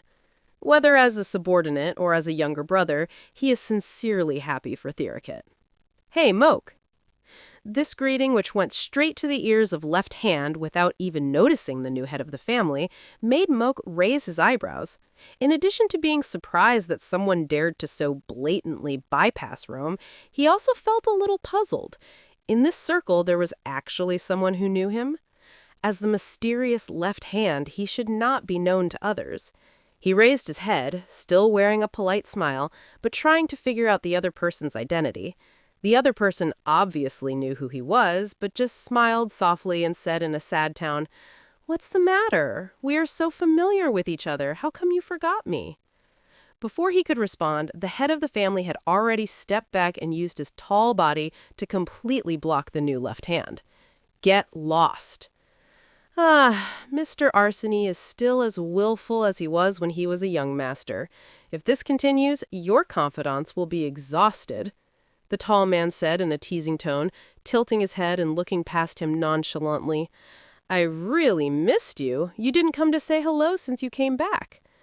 Moke blinked, his eyes resting on those beautiful blue eyes, and suddenly a light bulb went off in his head, and he finally remembered who the other person was. There is probably only one person who can make Rome so upset. "Master Lucio, it's nice to meet you." "Not happy," Rome replied coldly, but he didn't dare to yell at the Asian boy. He could only glare at the Italian gangster to express his dissatisfaction. If he weren't worried about Moke would get angry, he would have pulled Moke in for a hug. "Don't be like that. Today is a day worth celebrating," Lucio said, smiling. "I have good news. Let's talk about it." Rome raised his eyebrows, and the originally relaxed atmosphere suddenly became serious.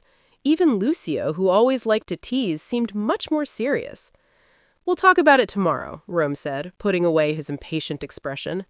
"Yes, today is a big day," the Italian mafia shrugged. "Although they usually like to provoke each other, they are good friends after all. But I have to complain. Why is your inauguration ceremony like a wedding? It's really annoying." Rome puffed out his chest, his face full of pride, without the slightest embarrassment or shyness. Moke couldn't help but roll his eyes secretly, looking at the white flowers decorating the banquet hall. Even Rome had a small bouquet of white flowers pinned to his chest. Moke sighed softly, his eyes wandering around the banquet hall. Rome was still talking to Lucio. Although the atmosphere had eased a little, his face was still a little unhappy. In the VIP seats, the head of the family and his wife, like parents, were sitting there proudly.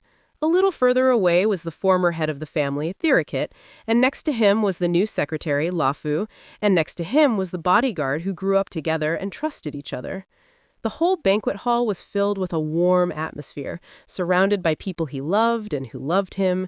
For an orphan who had once been helpless and struggling to survive, he never thought that one day he would stand here. "Moke," a deep voice brought him back to reality. The man who was both the head of the family and his lover was calling him. The tall figure turned around and stretched out his left hand to him, palm open, waiting for him to come closer. On the index finger was a heavy ring engraved with the Arseny family symbol, and on the ring finger was a simple silver ring. He smiled brilliantly, his eyes sparkling like fireworks. He stretched out his left hand and gently placed it on the broad palm, the two silver rings shining in the sun, as if he had finally found his home. Special Chapter 1. The current head of the Arseny family is known for his decisive rule and intelligence, and he has an influential brother to back him up, making his power more secure. However, at the same time, the Thai-Russian Arseny family gang leader, Krzysztof Rome Arseny, is also known for his extreme protection of his personal income. He provides generous benefits, a high salary, and even free accommodation. So, don't make the master angry. Although he usually has a bad temper, he is not someone who gets angry easily. Don't make trouble for no reason and make him angry. A senior bodyguard crossed his arms and gave a lecture to the newcomers sitting in a large gym. After several rounds of high-intensity training, the newcomers were exhausted, so the senior let them take a break and explained some rules that needed to be paid attention to. A newcomer raised his hand, looking serious. "What if I accidentally make the master angry?" The senior crossed his arms, his face equally serious. "The only way is to go to the patriarch's left hand to ask for mercy." "Left hand?" the newcomer repeated doubtfully, and the others turned their heads, their faces full of curiosity. In addition to the awe-inspiring head of the family, the head's left hand is also a mysterious figure in the Arseny family who has almost become a legend. "Senior, what kind of person is the patriarch's left hand?" The senior bodyguard frowned when hearing this, and the other newcomers also came over, pricked up their ears, and looked expectant, which made the senior surrounded in the middle feel a little embarrassed. He originally just wanted everyone to take a break and chat to get closer, but it didn't expect it to lead to such a difficult question. The master's left hand is very powerful. He chose a neutral description, with a more serious expression: smart and strong fighting ability. Is he better than Alof-senpai? That's impossible. Senior Alof is the right hand. The right hand is definitely better than the left hand. The two newcomers started arguing. This was, of course, a hot topic. The family had few personal bodyguards, and all of them were top-notch experts with outstanding abilities. Therefore, they were usually so busy that they had little time to train newcomers. However, most of the time, they would still take time to come over to say hello, chat, and exchange techniques. But the left hand and right hand rarely showed up. Except for a quick glance when they first came, the newcomers hardly ever saw them. At least Alof, the right hand, had come to test their strength and even personally assessed their fighting skills. They could occasionally see him walking outside the building late at night, but the mysterious left hand had never appeared. While they were still arguing, a tall figure walked in. Alof was a burly man with well-defined muscles and a stern face, but because he always had a smile on his face, he didn't look scary. The newcomers immediately surrounded him, looking at him with sparkling eyes. "What's wrong? What happened?" Alof asked. "Senior Alof, what kind of person is the patriarch's left hand?"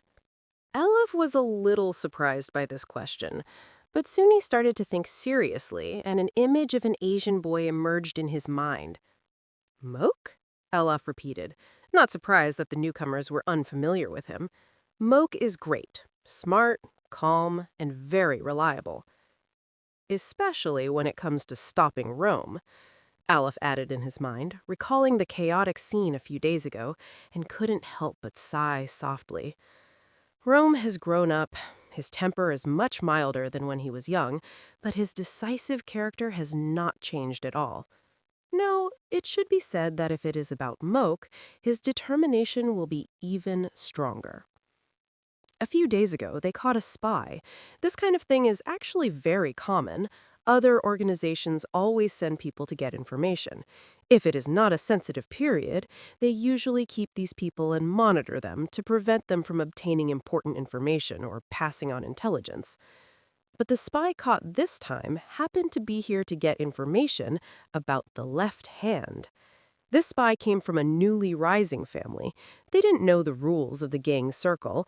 They only heard some scattered rumors and knew that the Arseni family had a mysterious left hand, but they didn't know that this left hand was the favorite of the head of the family. Taking advantage of the guard's negligence, the spy sneaked into the owner's room while Rome was out, hoping to get some intelligence. But he ran into Moke, who lived with the owner. Moke quickly subdued the other party. Apart from a few scratches from the fight, the mysterious left hand was unharmed. However, the intruder had a red and swollen face and many scars on his body, looking miserable. Sneaking into the room up ahead of the Arseni family was an unforgivable felony. But in the eyes of the head of the family, who hurried back after learning the news, the only thing he thought of was climbing into Moke's room. His anger exploded instantly, and no one dared to stop him. Others didn't know, only those close to him knew, that Rome's anger was because of the unlucky guy who broke into Moke's room. The newcomers were still confused and looked up and asked excitedly, "Who is better, Senior Alof or the left hand?" "Ha! Of course the right hand is more powerful. The name is there. The master may prefer to use his left hand. Who knows?" The two newcomers started arguing again, and Alof could only smile helplessly. Most of these kids haven't even entered high school yet, so it's normal for them to be a little bit passionate. Of course, the Arseni family does not have a policy of using child labor. These children are poor teenagers taken in by Moke and Rome. They provide tuition, housing, food, and even salary on the condition that they work for the Arseni family after graduation to repay the funding. As for which department of the family they will be assigned to, it depends entirely on their interests. If they like business, they will be assigned to a company under the family. This is one of the ways the Arseni family cultivates talent, selecting people with potential from a young age and making them feel a sense of belonging to the organization. Alaf was standing in the middle, hesitating about how to respond, when the Asian boy in question came over with a stack of documents in his hand. As soon as Alaf saw him, he wanted to run away. Moke is simply a file demon. Senior Alaf, this is the relevant document for next year's bodyguard fee. Please check it again. I have corrected the mistakes. If you have anything to add, if not, I will give it directly to the head of the family. Just do as you say. I have no objection. Alaf forced a smile and tried to ask for help with his eyes, but Moke just raised his head calmly, forcing him to swallow and take the document. Moke, can I ask you a question? A childish voice made Moke stop. He looked down at the boy who was a head shorter than him, raised his eyebrows slightly, and signaled him to continue. The boy was so nervous that his hands were shaking. As newcomers, they had not yet had the chance to enter the main house, and the chances of meeting Moke were very few. Seeing Moke stop and listen to him carefully, he immediately smiled brightly and asked, "Moke Sr. and Alaf Sr., who is better?" This sudden question made Moke stunned for a moment. He blinked and looked up at Alaf, who was mentioned. He found that he was rubbing his temple and looked like he had a headache. He couldn't help but smile. Because the Arseni family treats everyone as a family, both strict and gentle, the atmosphere is relaxed even though everyone respects each other. At this moment, Alaf looks like a big brother entangled by a group of adolescent younger brothers and sisters. Moke turned his head, still with a hint of smile on his lips, which softened his usual cold temperament. It depends on which angle you compare from.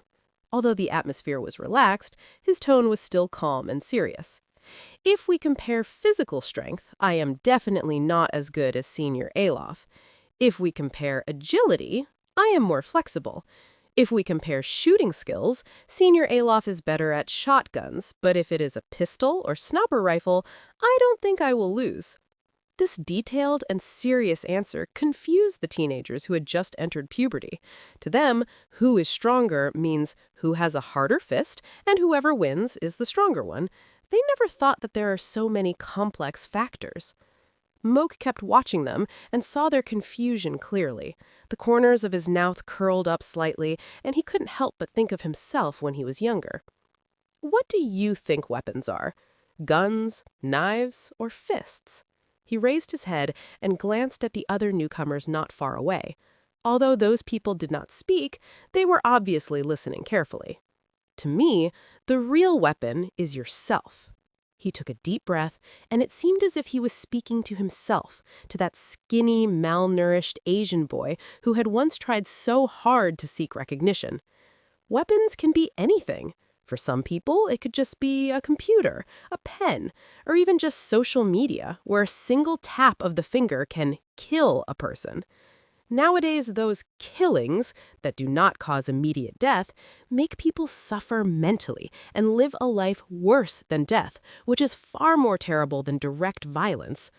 What you should do at your age is to find your own weapon, not to hurt others, not to defeat anyone, but to protect yourself, prove your own value, defeat yourself, and let yourself say to your yesterday self, "Today I am stronger than you." The whole gym was silent. Everyone was listening attentively. Moke's voice echoed in the empty space, as if it hit everyone's heart directly. He didn't expect everyone to understand, nor did he expect these inexperienced teenagers to understand immediately, as long as these words could leave a little mark in their hearts. As time goes by, maybe one day they will understand the meaning of it themselves. Moke put away his smile and turned to look at Alaf with a hint of mischief in his eyes. Alaf, who was being watched, felt a chill, and his intuition told him that something was wrong. Since the children are so curious, let them learn something new. P. Alaf, how about fighting with me?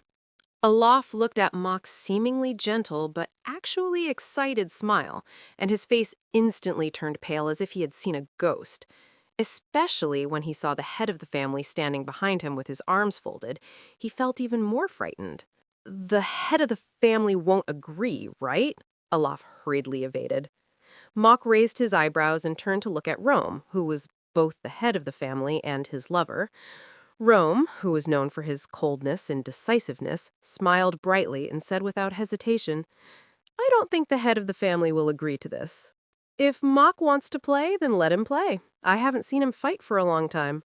Olaf could only sigh helplessly and pray silently in his heart that he could get out of this fight unscathed. Rome nodded and added, "Olaf, if Mock gets hurt, I'll deduct 1% of your salary. If you lose, I'll deduct 10%. Olaf opened his mouth when he heard this and cursed in his heart whether the head of the family was crazy. Mock's strength was not weak at all, and he could almost be called an expert. It was difficult enough to just beat him, and he had to be careful not to let him get hurt. How could this be possible? But before he could protest, Rome had already smiled and put his arm around Mock, completely ignoring Mock's cold eyes and the stunned expressions of the newcomers. "Master, this is not fair," Mock said calmly, with a hint of dissatisfaction in his tone. But Rome didn't care at all. Instead, he smiled even brighter, with a mischievous light in his eyes. "Why not? What's wrong with me favoring my lover?" The straightforward answer dispelled everyone's doubts, but it also made them even more shocked. Of course, this was not the reaction of the old members of the Arseni family, who were already used to the head of the family's outrageous behavior. Instead, the newcomers were completely shocked. Mock glanced at the hand on his shoulder, then gently pushed it away, stuffed the document in his hand into the others, and stepped forward. "P. Olaf, you don't have to listen to the master. Come on, I just haven't exercised for too long." Olaf sighed, bowed his head to the head of the family, then followed. The thin Asian boy stood on the training ground, casually rolled up his sleeves of his long-sleeved shirt. His movements were nonchalant, but his eyes were shining with excitement. Rome shrugged as if to say, "I can't help it," then stood aside with his arms folded, with a faint smile on his face, not worried at all. He had full confidence in his men, especially Olaf. The two often trained together. There was nothing to worry about. The two began to move, their figures intertwined, their fists and feet met. Even though it was just training, not a real fight, they knew each other's strength, and neither dared to relax too much. Otherwise, they would be the only one to suffer. Despite this, both of them had big smiles on their faces and were obviously enjoying themselves. The newcomers gathered closely around the edge of the training ground, their eyes full of excitement. Although they guessed that the mysterious left hand was quite strong, they did not expect him that he could fight Olaf so evenly. So who is more powerful, the left hand or the right hand? Rome raised his eyebrows when he heard this question, and finally understood why these two people came to the arena to compete. It seems that it is not just because they're itching to do it, but most of these newcomers have been struggling with this issue. "It must be Senior Olaf. Otherwise, why is Senior Mock left hand?" a newcomer insisted, staring at the battle on the field, refusing to look away. The person next to him laughed and interrupted, "Do you know what? Wedding rings are worn on the left hand." The newcomers looked up, confused, and Rome just smiled and waved his hand, not going to explain further. The only reason he let Mock beat the left hand was because that position was closest to his heart. Special Chapter 2. In a medium-sized office, decorated in soft brown tones, there is a pot of lush indoor plants next to it. Although this is not the room owner's preference, the capable secretary has researched that this plant is good for work and eyesight, so the owner accepted it without complaint. Rome sat in a large, expensive chair designed for long hours of sitting in front of a computer, lazily flipping through a thick stack of documents. In fact, the gangster boss is just a businessman. Although he looks more ferocious and terrifying than ordinary people, there are no thrilling moments like in novels. Most of the time, he only faces piles of documents, reports, and business thinking to ensure that the empire will not stagnate. After all competitors are constantly moving forward, and no one is willing to slow down. In addition to Rome, his two right-hand men also had to help with these tasks and could not shirk their responsibilities. Olaf looked up, his eyes a little dazed, and he felt the numbers in front of him began to jump. In fact, he never liked these things and was better at holding weapons and using force.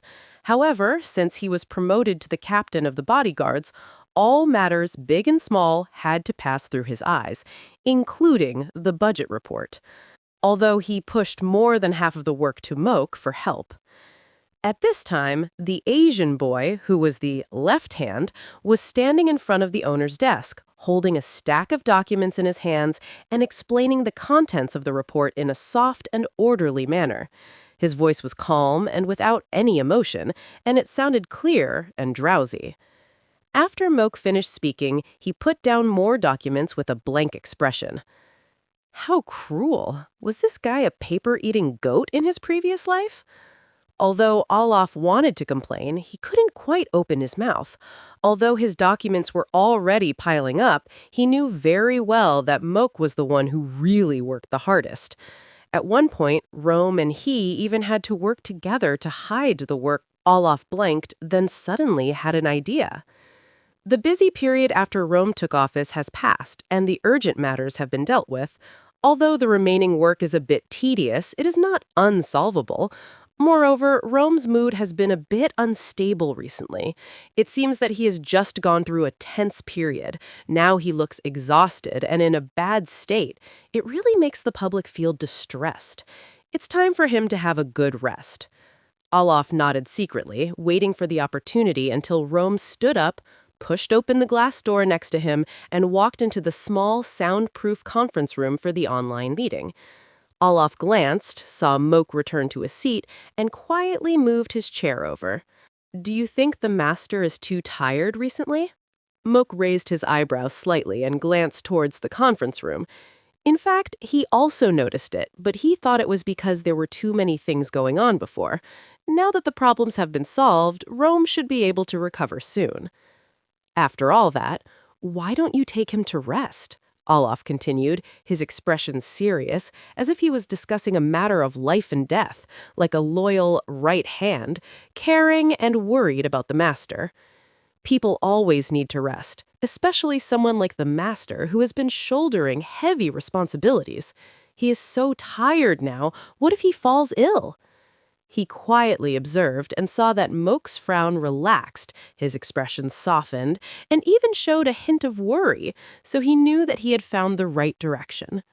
"It's the off-season recently. There aren't many people, and the prices are not expensive, so it's a good time to travel. Your husband is tired, so why not take this opportunity to go on a honeymoon?" Moke almost choked and turned his head to glare at Olaf, but the blush on his face was too obvious to be concealed no matter how serious he tried. Actually, there is nothing to hide. Rome has been showing it very clearly since high school.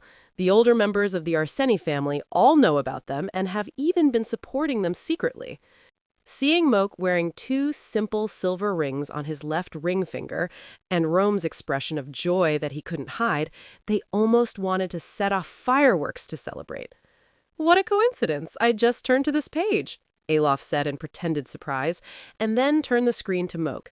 "Look, this page has a list of hotels with recent discounts. Come on, take a look. Which one do you think the owner will like?" Moke finally put down the document in his hand and turned to look at the computer screen seriously.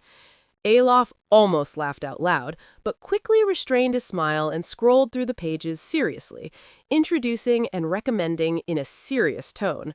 "Their vacation is coming soon." Moke looked at it carefully for a while, then stretched himself and went back to work without saying anything.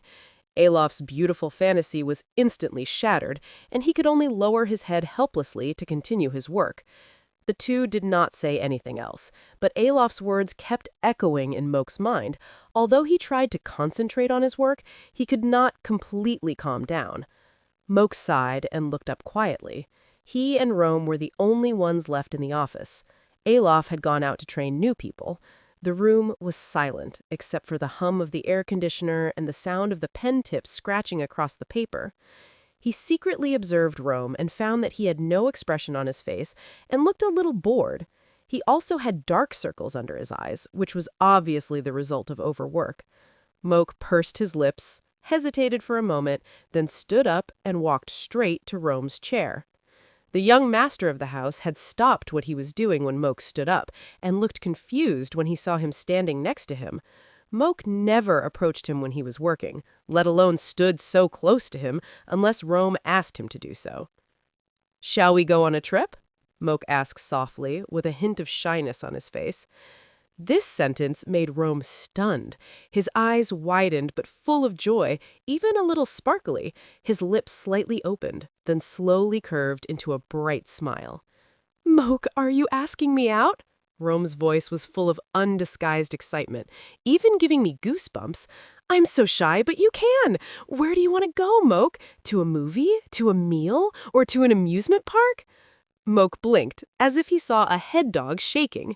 He was silent for a moment, the corners of his mouth slightly raised, and his hand gently held Rome's hand, conveying a hint of warmth and a touch of sweetness. "Seeing your lover so happy, it's okay to indulge yourself a little." "It's not a date," he coughed lightly, trying to hide his shyness. "Let's go on a honeymoon." Rome was completely stunned. He originally thought that Moke's initiative to ask him out was exciting enough, but was unexpectedly invited to a honeymoon. How could he not be shocked? But no matter how shocked he was, his heart was filled with joy. It was as if his entire chest was filled with sweet warmth. "Do you agree?" Moke felt a little uncomfortable being stared at. He crossed his arms and turned away, even wanting to take back what he had just said. Unfortunately, Rome had already nodded repeatedly with a bright smile on his face, as if all the previous fatigue had been swept away. It seemed too late for Moke to regret. Rome immediately pushed all the documents aside and switched to the travel information page, as excited as a child going on a trip for the first time. Moke sighed softly, with a hint of smile, and turned to look at the travel information recommended by Rome.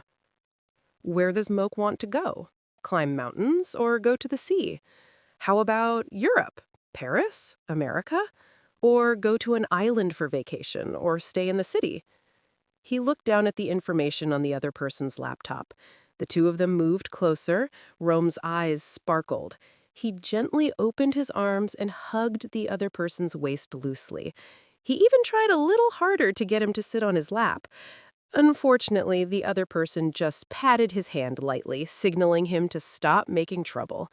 So Rome could only gently stroke Moke's waist with his fingers. He scrolled the screen for a while and finally stopped at a photo of the beach.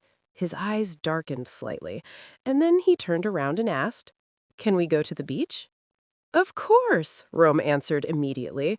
Since the word honeymoon was already on the table, he would agree without hesitation wherever Moke wanted. However, seeing the hesitation and excitement in Moke's eyes, Rome raised his eyebrows and asked with a smile, "Does Moke like the sea?" Rome never knew. "I don't know either," Moke answered with a smile, a little hesitant but more excited. "Actually, as far as I can remember, I have never been to the beach, so I don't know if I like it or not." Hearing Moke say this, Rome seemed to remember something. Moke's childhood was not good, full of hardship and poverty. The so-called sea was just something he had heard of. He had been struggling his whole life trying to survive. When he grew up, he was always busy with work. Although he occasionally followed the master to the coastal provinces for work, he never had time to really go to the beach and could only look at it from a distance. Thinking of this, Rome felt sad and immediately said in a serious tone, "Moke, just tell Rome where you want to go. No matter where or when, Rome will take you there." Moke was a little surprised when he heard this, but when he saw the loving and determined look in Rome's eyes, he stopped asking questions and just smiled gently and nodded. Although the two finally reached a consensus, the honeymoon plan was postponed for nearly a month. Although there was no emergency, Rome had already arranged many other trips. When everything was settled and they finally had a few days of free time, their honeymoon trip was able to start. Moke pushed open the glass door and stepped barefoot onto the white and fine beach. In front of him was a clear blue sea, which contrasted with a few white clouds floating leisurely in the sky. He stopped and took a deep breath, feeling the salty and humid air brought by the sea breeze. The cool and fresh feeling came over him. Although the sun was scorching, the constant sea breeze dispelled the heat well. He just stood on the beach, and the pair of strong arms behind him hugged his waist and gently pulled him into his arms. Moke was slightly stunned. C felt the warmth and solid muscles of the other's chest, and the corners of his mouth slightly rose. Then he leaned on Rome with peace of mind. After all, he is your lover. Why waste time being shy? Is it beautiful? Rome asked, burying his face in Moke's neck. Seeing Moke nod excitedly in response, he was even more satisfied and turned his head to give Moke a light kiss on the other cheek. They flew back to Thailand and visited the owner's family who had settled here. After staying in the city for a few days, they continued south to a coastal province. Thanks to the arrangement of the owner, they booked the entire villa area by the beach. One of the largest villas is right next to the beach, and you can step on the fine sand as soon as you open the door. Of course, this villa is the exclusive residence of Rome and Mock. Rome held Mock tightly and then let go, holding his hand instead, and led him along the beach. The sun was strong, but the sand underfoot was not hot, just slightly warm.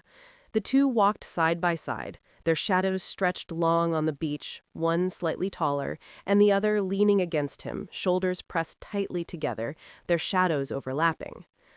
Mock stepped into the sea, the cool water lapping against his ankles, bringing a wonderful rhythm that was both refreshing and relaxing. He continued to walk forward, and the seawater gradually covered his calves. The impact of the waves was not strong, but he still spread his legs slightly to stand firm to avoid being washed away. Under the clear seawater, he could see shells and small fish swimming on the seabed. Mock was already very excited. He pulled up his trouser legs and continued to walk forward, exploring the world under his feet with sparkling eyes and a bright smile on his face, showing his white teeth. "Rome, there are fish over there!" Rome didn't turn his head to look. His eyes stayed on Mock, unwilling to move away for a moment. Mock's rare, bright smile almost made him hold his breath. The sun shone on the sea, reflecting a little light, making the person in front of him even more beautiful. He shouldn't use the word beautiful to describe a man who is half a head shorter than ZG, but when this man is his lover, no matter from which angle he looks at him, he thinks that the other person is the most beautiful person in the world, especially at this moment. Mock smiles so brilliantly and his expression is so bright, Rome even feels that he is willing to give everything to him just for such a smile. If he could pick the stars and the moon and pile them at his feet in exchange for such a brilliant smile, he would be willing to. "We'll go to more places in the future," Rome said softly, his tone as gentle as his eyes, and he used his fingers to gently push the hair on Mock's cheek.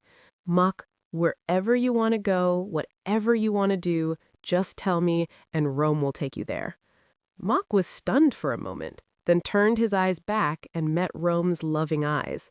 His smile became softer, with a hint of sweetness, as if it could dazzle anyone who saw it.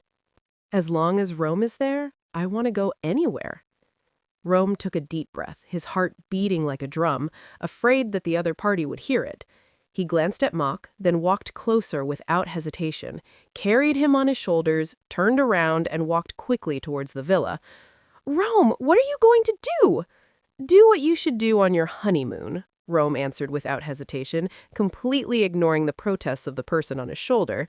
"You're so cute. Rome can't help it. Let me kiss you first, and then we can go play in the water." As soon as the words fell, the glass door leading to the beach was closed. The heavy curtains were quickly drawn, blocking the view of the outside world. Only whispers and sweet gasps were left in the room, and the figures of the two intertwined, lingering again and again. On the other side of the villa, by the poolside, Alof was leisurely leaning against the pool, holding a non-alcoholic drink in his hand, looking happy. "Pa Alof, should we send drinks to the master and Mock?" a bodyguard asked, leaning against the pool, also holding a drink in his hand. Alof glanced towards the villa. Although the room was soundproofed, he could roughly guess what the two were doing. "No need," he said calmly. "By the way, remind others that if there is no emergency, no one should get close to that place. Anyway, this area has been reserved by us, so don't worry." The other party nodded, immediately understood what he meant, and stopped asking questions. Alof, on the other hand, relaxed on the floating mat in the pool, closed his eyes, and enjoyed the rare leisure time. He finally successfully completed his vacation plan. Special Chapter 3. Rome blinked, looking a little dazed, and looked down at the little boy in front of him. The boy is about 3 or 4 years old, with fair skin and a chubby face that makes people want to pinch it. His eyes are big and round, with slightly upturned corners, and he looks like someone who will be hard to mess with in the future. His cheeks are round, and his lips are slightly drooping, making him look very cute. But what is even more surprising is that this little guy actually looks surprisingly similar to him. "Master?" the tall right hand called softly, with a hint of hesitation in his tone. Rome turned his head and raised his eyebrows, indicating that he should continue. However, he just raised his hand to cover his mouth, his face full of shock and disbelief. "What's wrong?" Rome asked, impatiently, feeling a little annoyed by this attitude of wanting to speak but not being able to. But since the two grew up together, he was not really angry. Until Olaf spoke in a trembling voice. "Master, when did you have a child?" Rome was stunned by this sentence. He lowered his head and looked at the little boy in front of him, who was about 4 or 5 years old. The boy had fair skin, deep eyes, fluffy and soft short gray hair, and his face shape was almost exactly the same as his, especially those eyes that were slightly provocative. "What nonsense are you talking about?" Rome said coldly. His eyes became fierce. He loved Moke deeply and had never been moved by anyone else.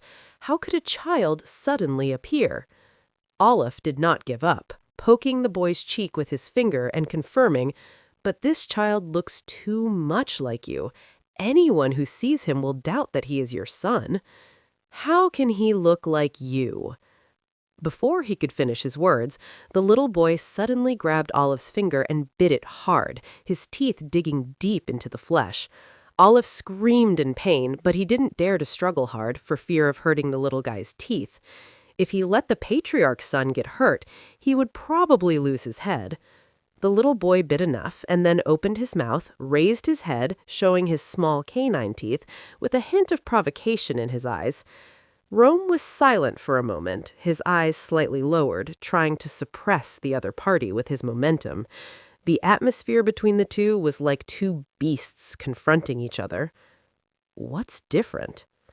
Just when the situation was about to get out of control, the door was pushed open and a man walked in quietly, holding a document in his left hand.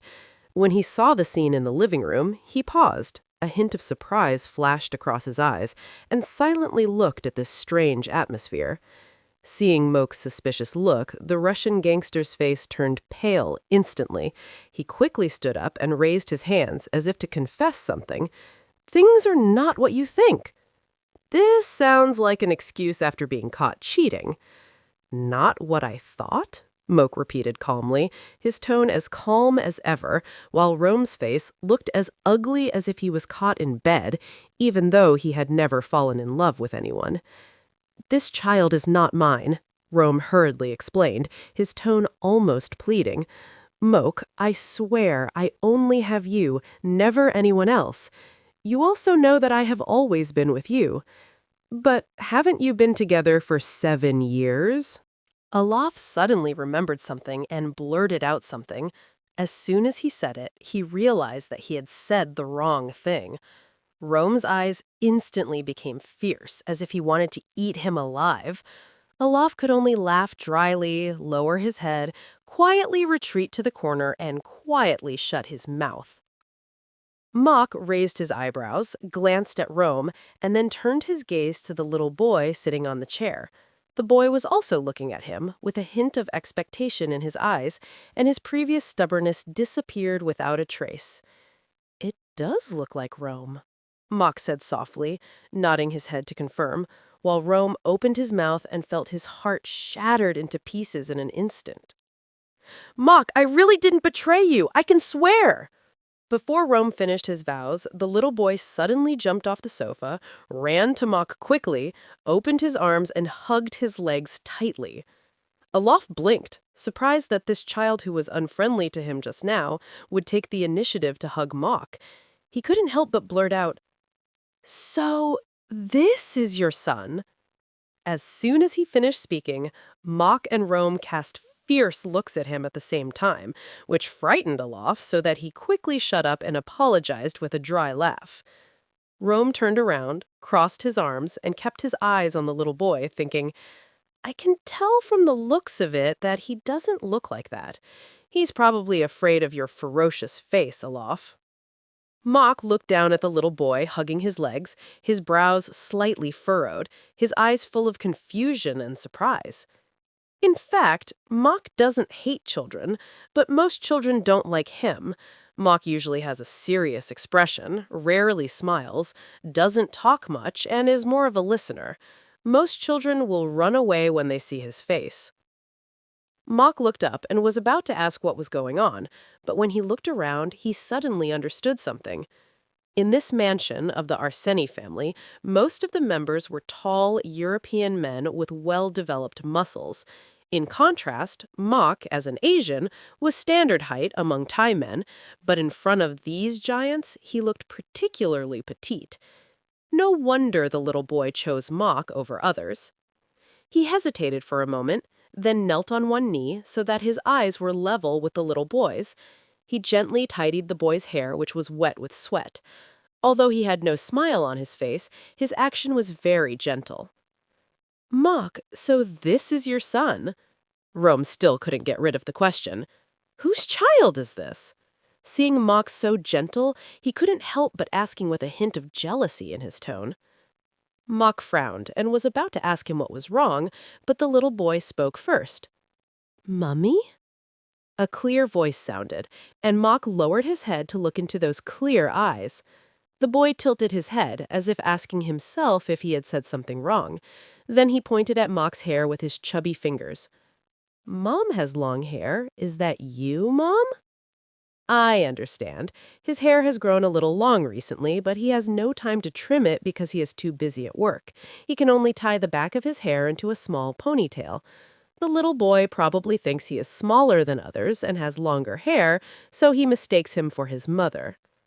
However, Rome covered his mouth, his eyes flashing with excitement and panic. "Mock, are you pregnant? No wonder this child looks so much like me. It turns out you are pregnant with our child." Olaf looked at his master blankly and couldn't help but blurt out, "Didn't you just say that he doesn't look like you?" Mock looked at the two coldly, then turned his head, ignoring their quarrel, and continued to look at the little boy. He was not very good at communicating with children, and he didn't know how to say comforting words, so he could only continue to ask in a calm tone, "Is my hair long, Mom?"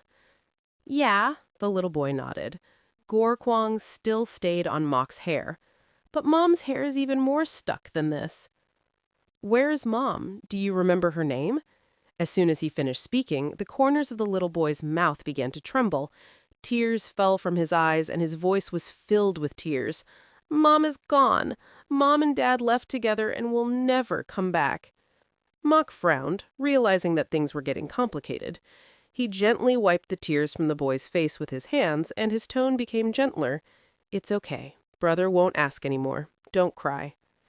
Rome has been silently watching Mock's gentle movements. His eyes gradually softened. He walked forward, gently picked up the little boy, let him lean on his shoulders, one hand holding his little buttocks, the other hand gently patted his back. The little boy sobbed a few times and gradually calmed down. Mock stood up and quietly watched Rome coaxing the child gently. He was a little surprised. He had never imagined that Rome would be so patient with a child, but the scene at this moment was unexpectedly harmonious. "So this is your son?" Mock asked softly, with a hint of teasing in his tone. "If you gave birth to him, then he is my son." Rome immediately counterattacked, winking and showing a naughty smile. Seeing Mock staring at him with a stern face, Rome couldn't help laughing. So, where did this kid come from? Mock ignored Rome's teasing and looked at the boy again. Actually, at first glance, he did look a lot like Rome, but after a closer look, Mock found that he looked more like Rome's father, Vasily. I think he looks more like my dad, Rome said suddenly, frowning slightly. Did my dad have an illegitimate child outside? Who are you talking about, brat? A deep voice came from the other side, and everyone turned their heads in surprise. Vasily, the former gangster boss who was over 60 years old, was standing at the door with a hint of displeasure on his face. Dad can't push his son to me, or Mock will be jealous, Rome hurriedly defended, with a hint of grievance in his tone. But he lowered his voice because the little guy in his arms seemed to have fallen asleep. You are such a liar. I've already had a sterilization operation, Vasily said expressionlessly, with a hint of self-deception in his tone. He walked a few steps closer and gently touched the little boy's cheek. This child is my brother's son. Mock understood instantly. He knew that Vasily had a younger brother who was nearly 20 years older than him. He left the family in the early years due to some dangerous circumstances.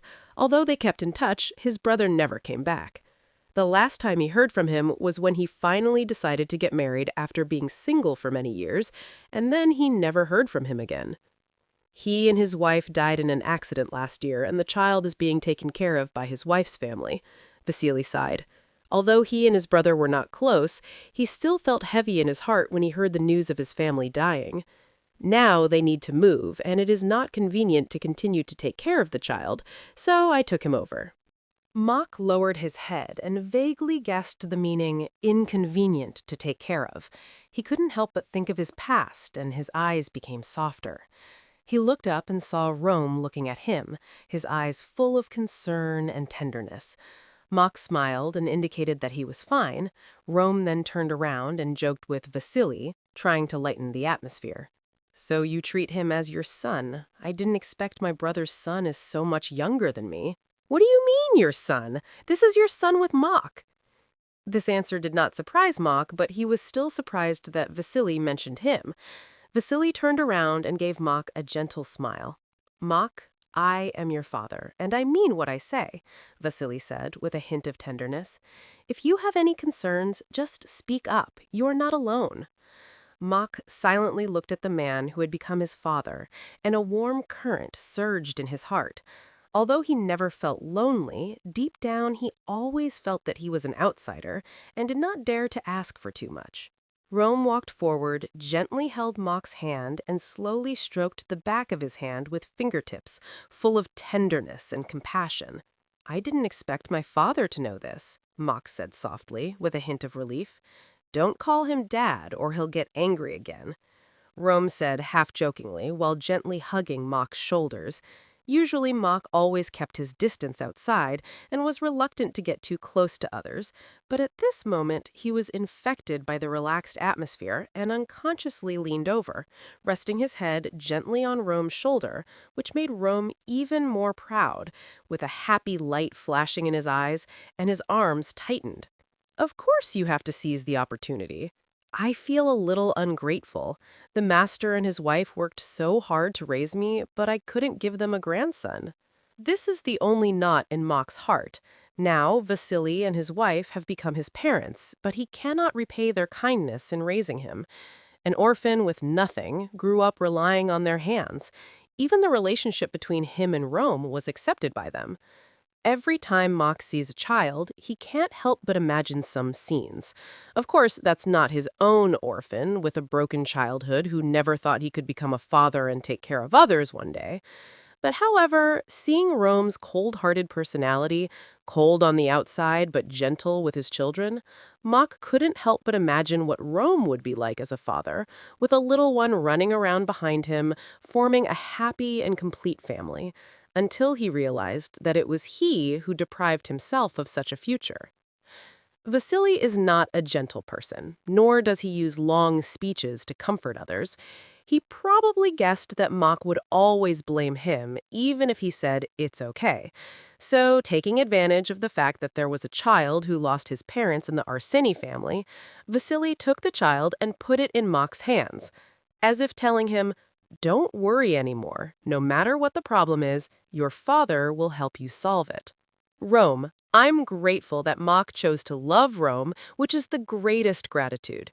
When the two were alone, Rome took off her mask without any disguise, coaxed Mock in a sweet tone, and said, "Rome this, Rome that," without blushing. Rome loves Mock so much. If Mock doesn't choose Rome, Rome will be heartbroken and live alone. Dad and Mom will also be sad to see Rome sad. Therefore, Mock becoming Rome's family is the greatest sacrifice and gratitude. Mock glanced at him, and the already dull atmosphere seemed to dissipate instantly. Rome looked back at him and blinked as if asking himself what he had done wrong.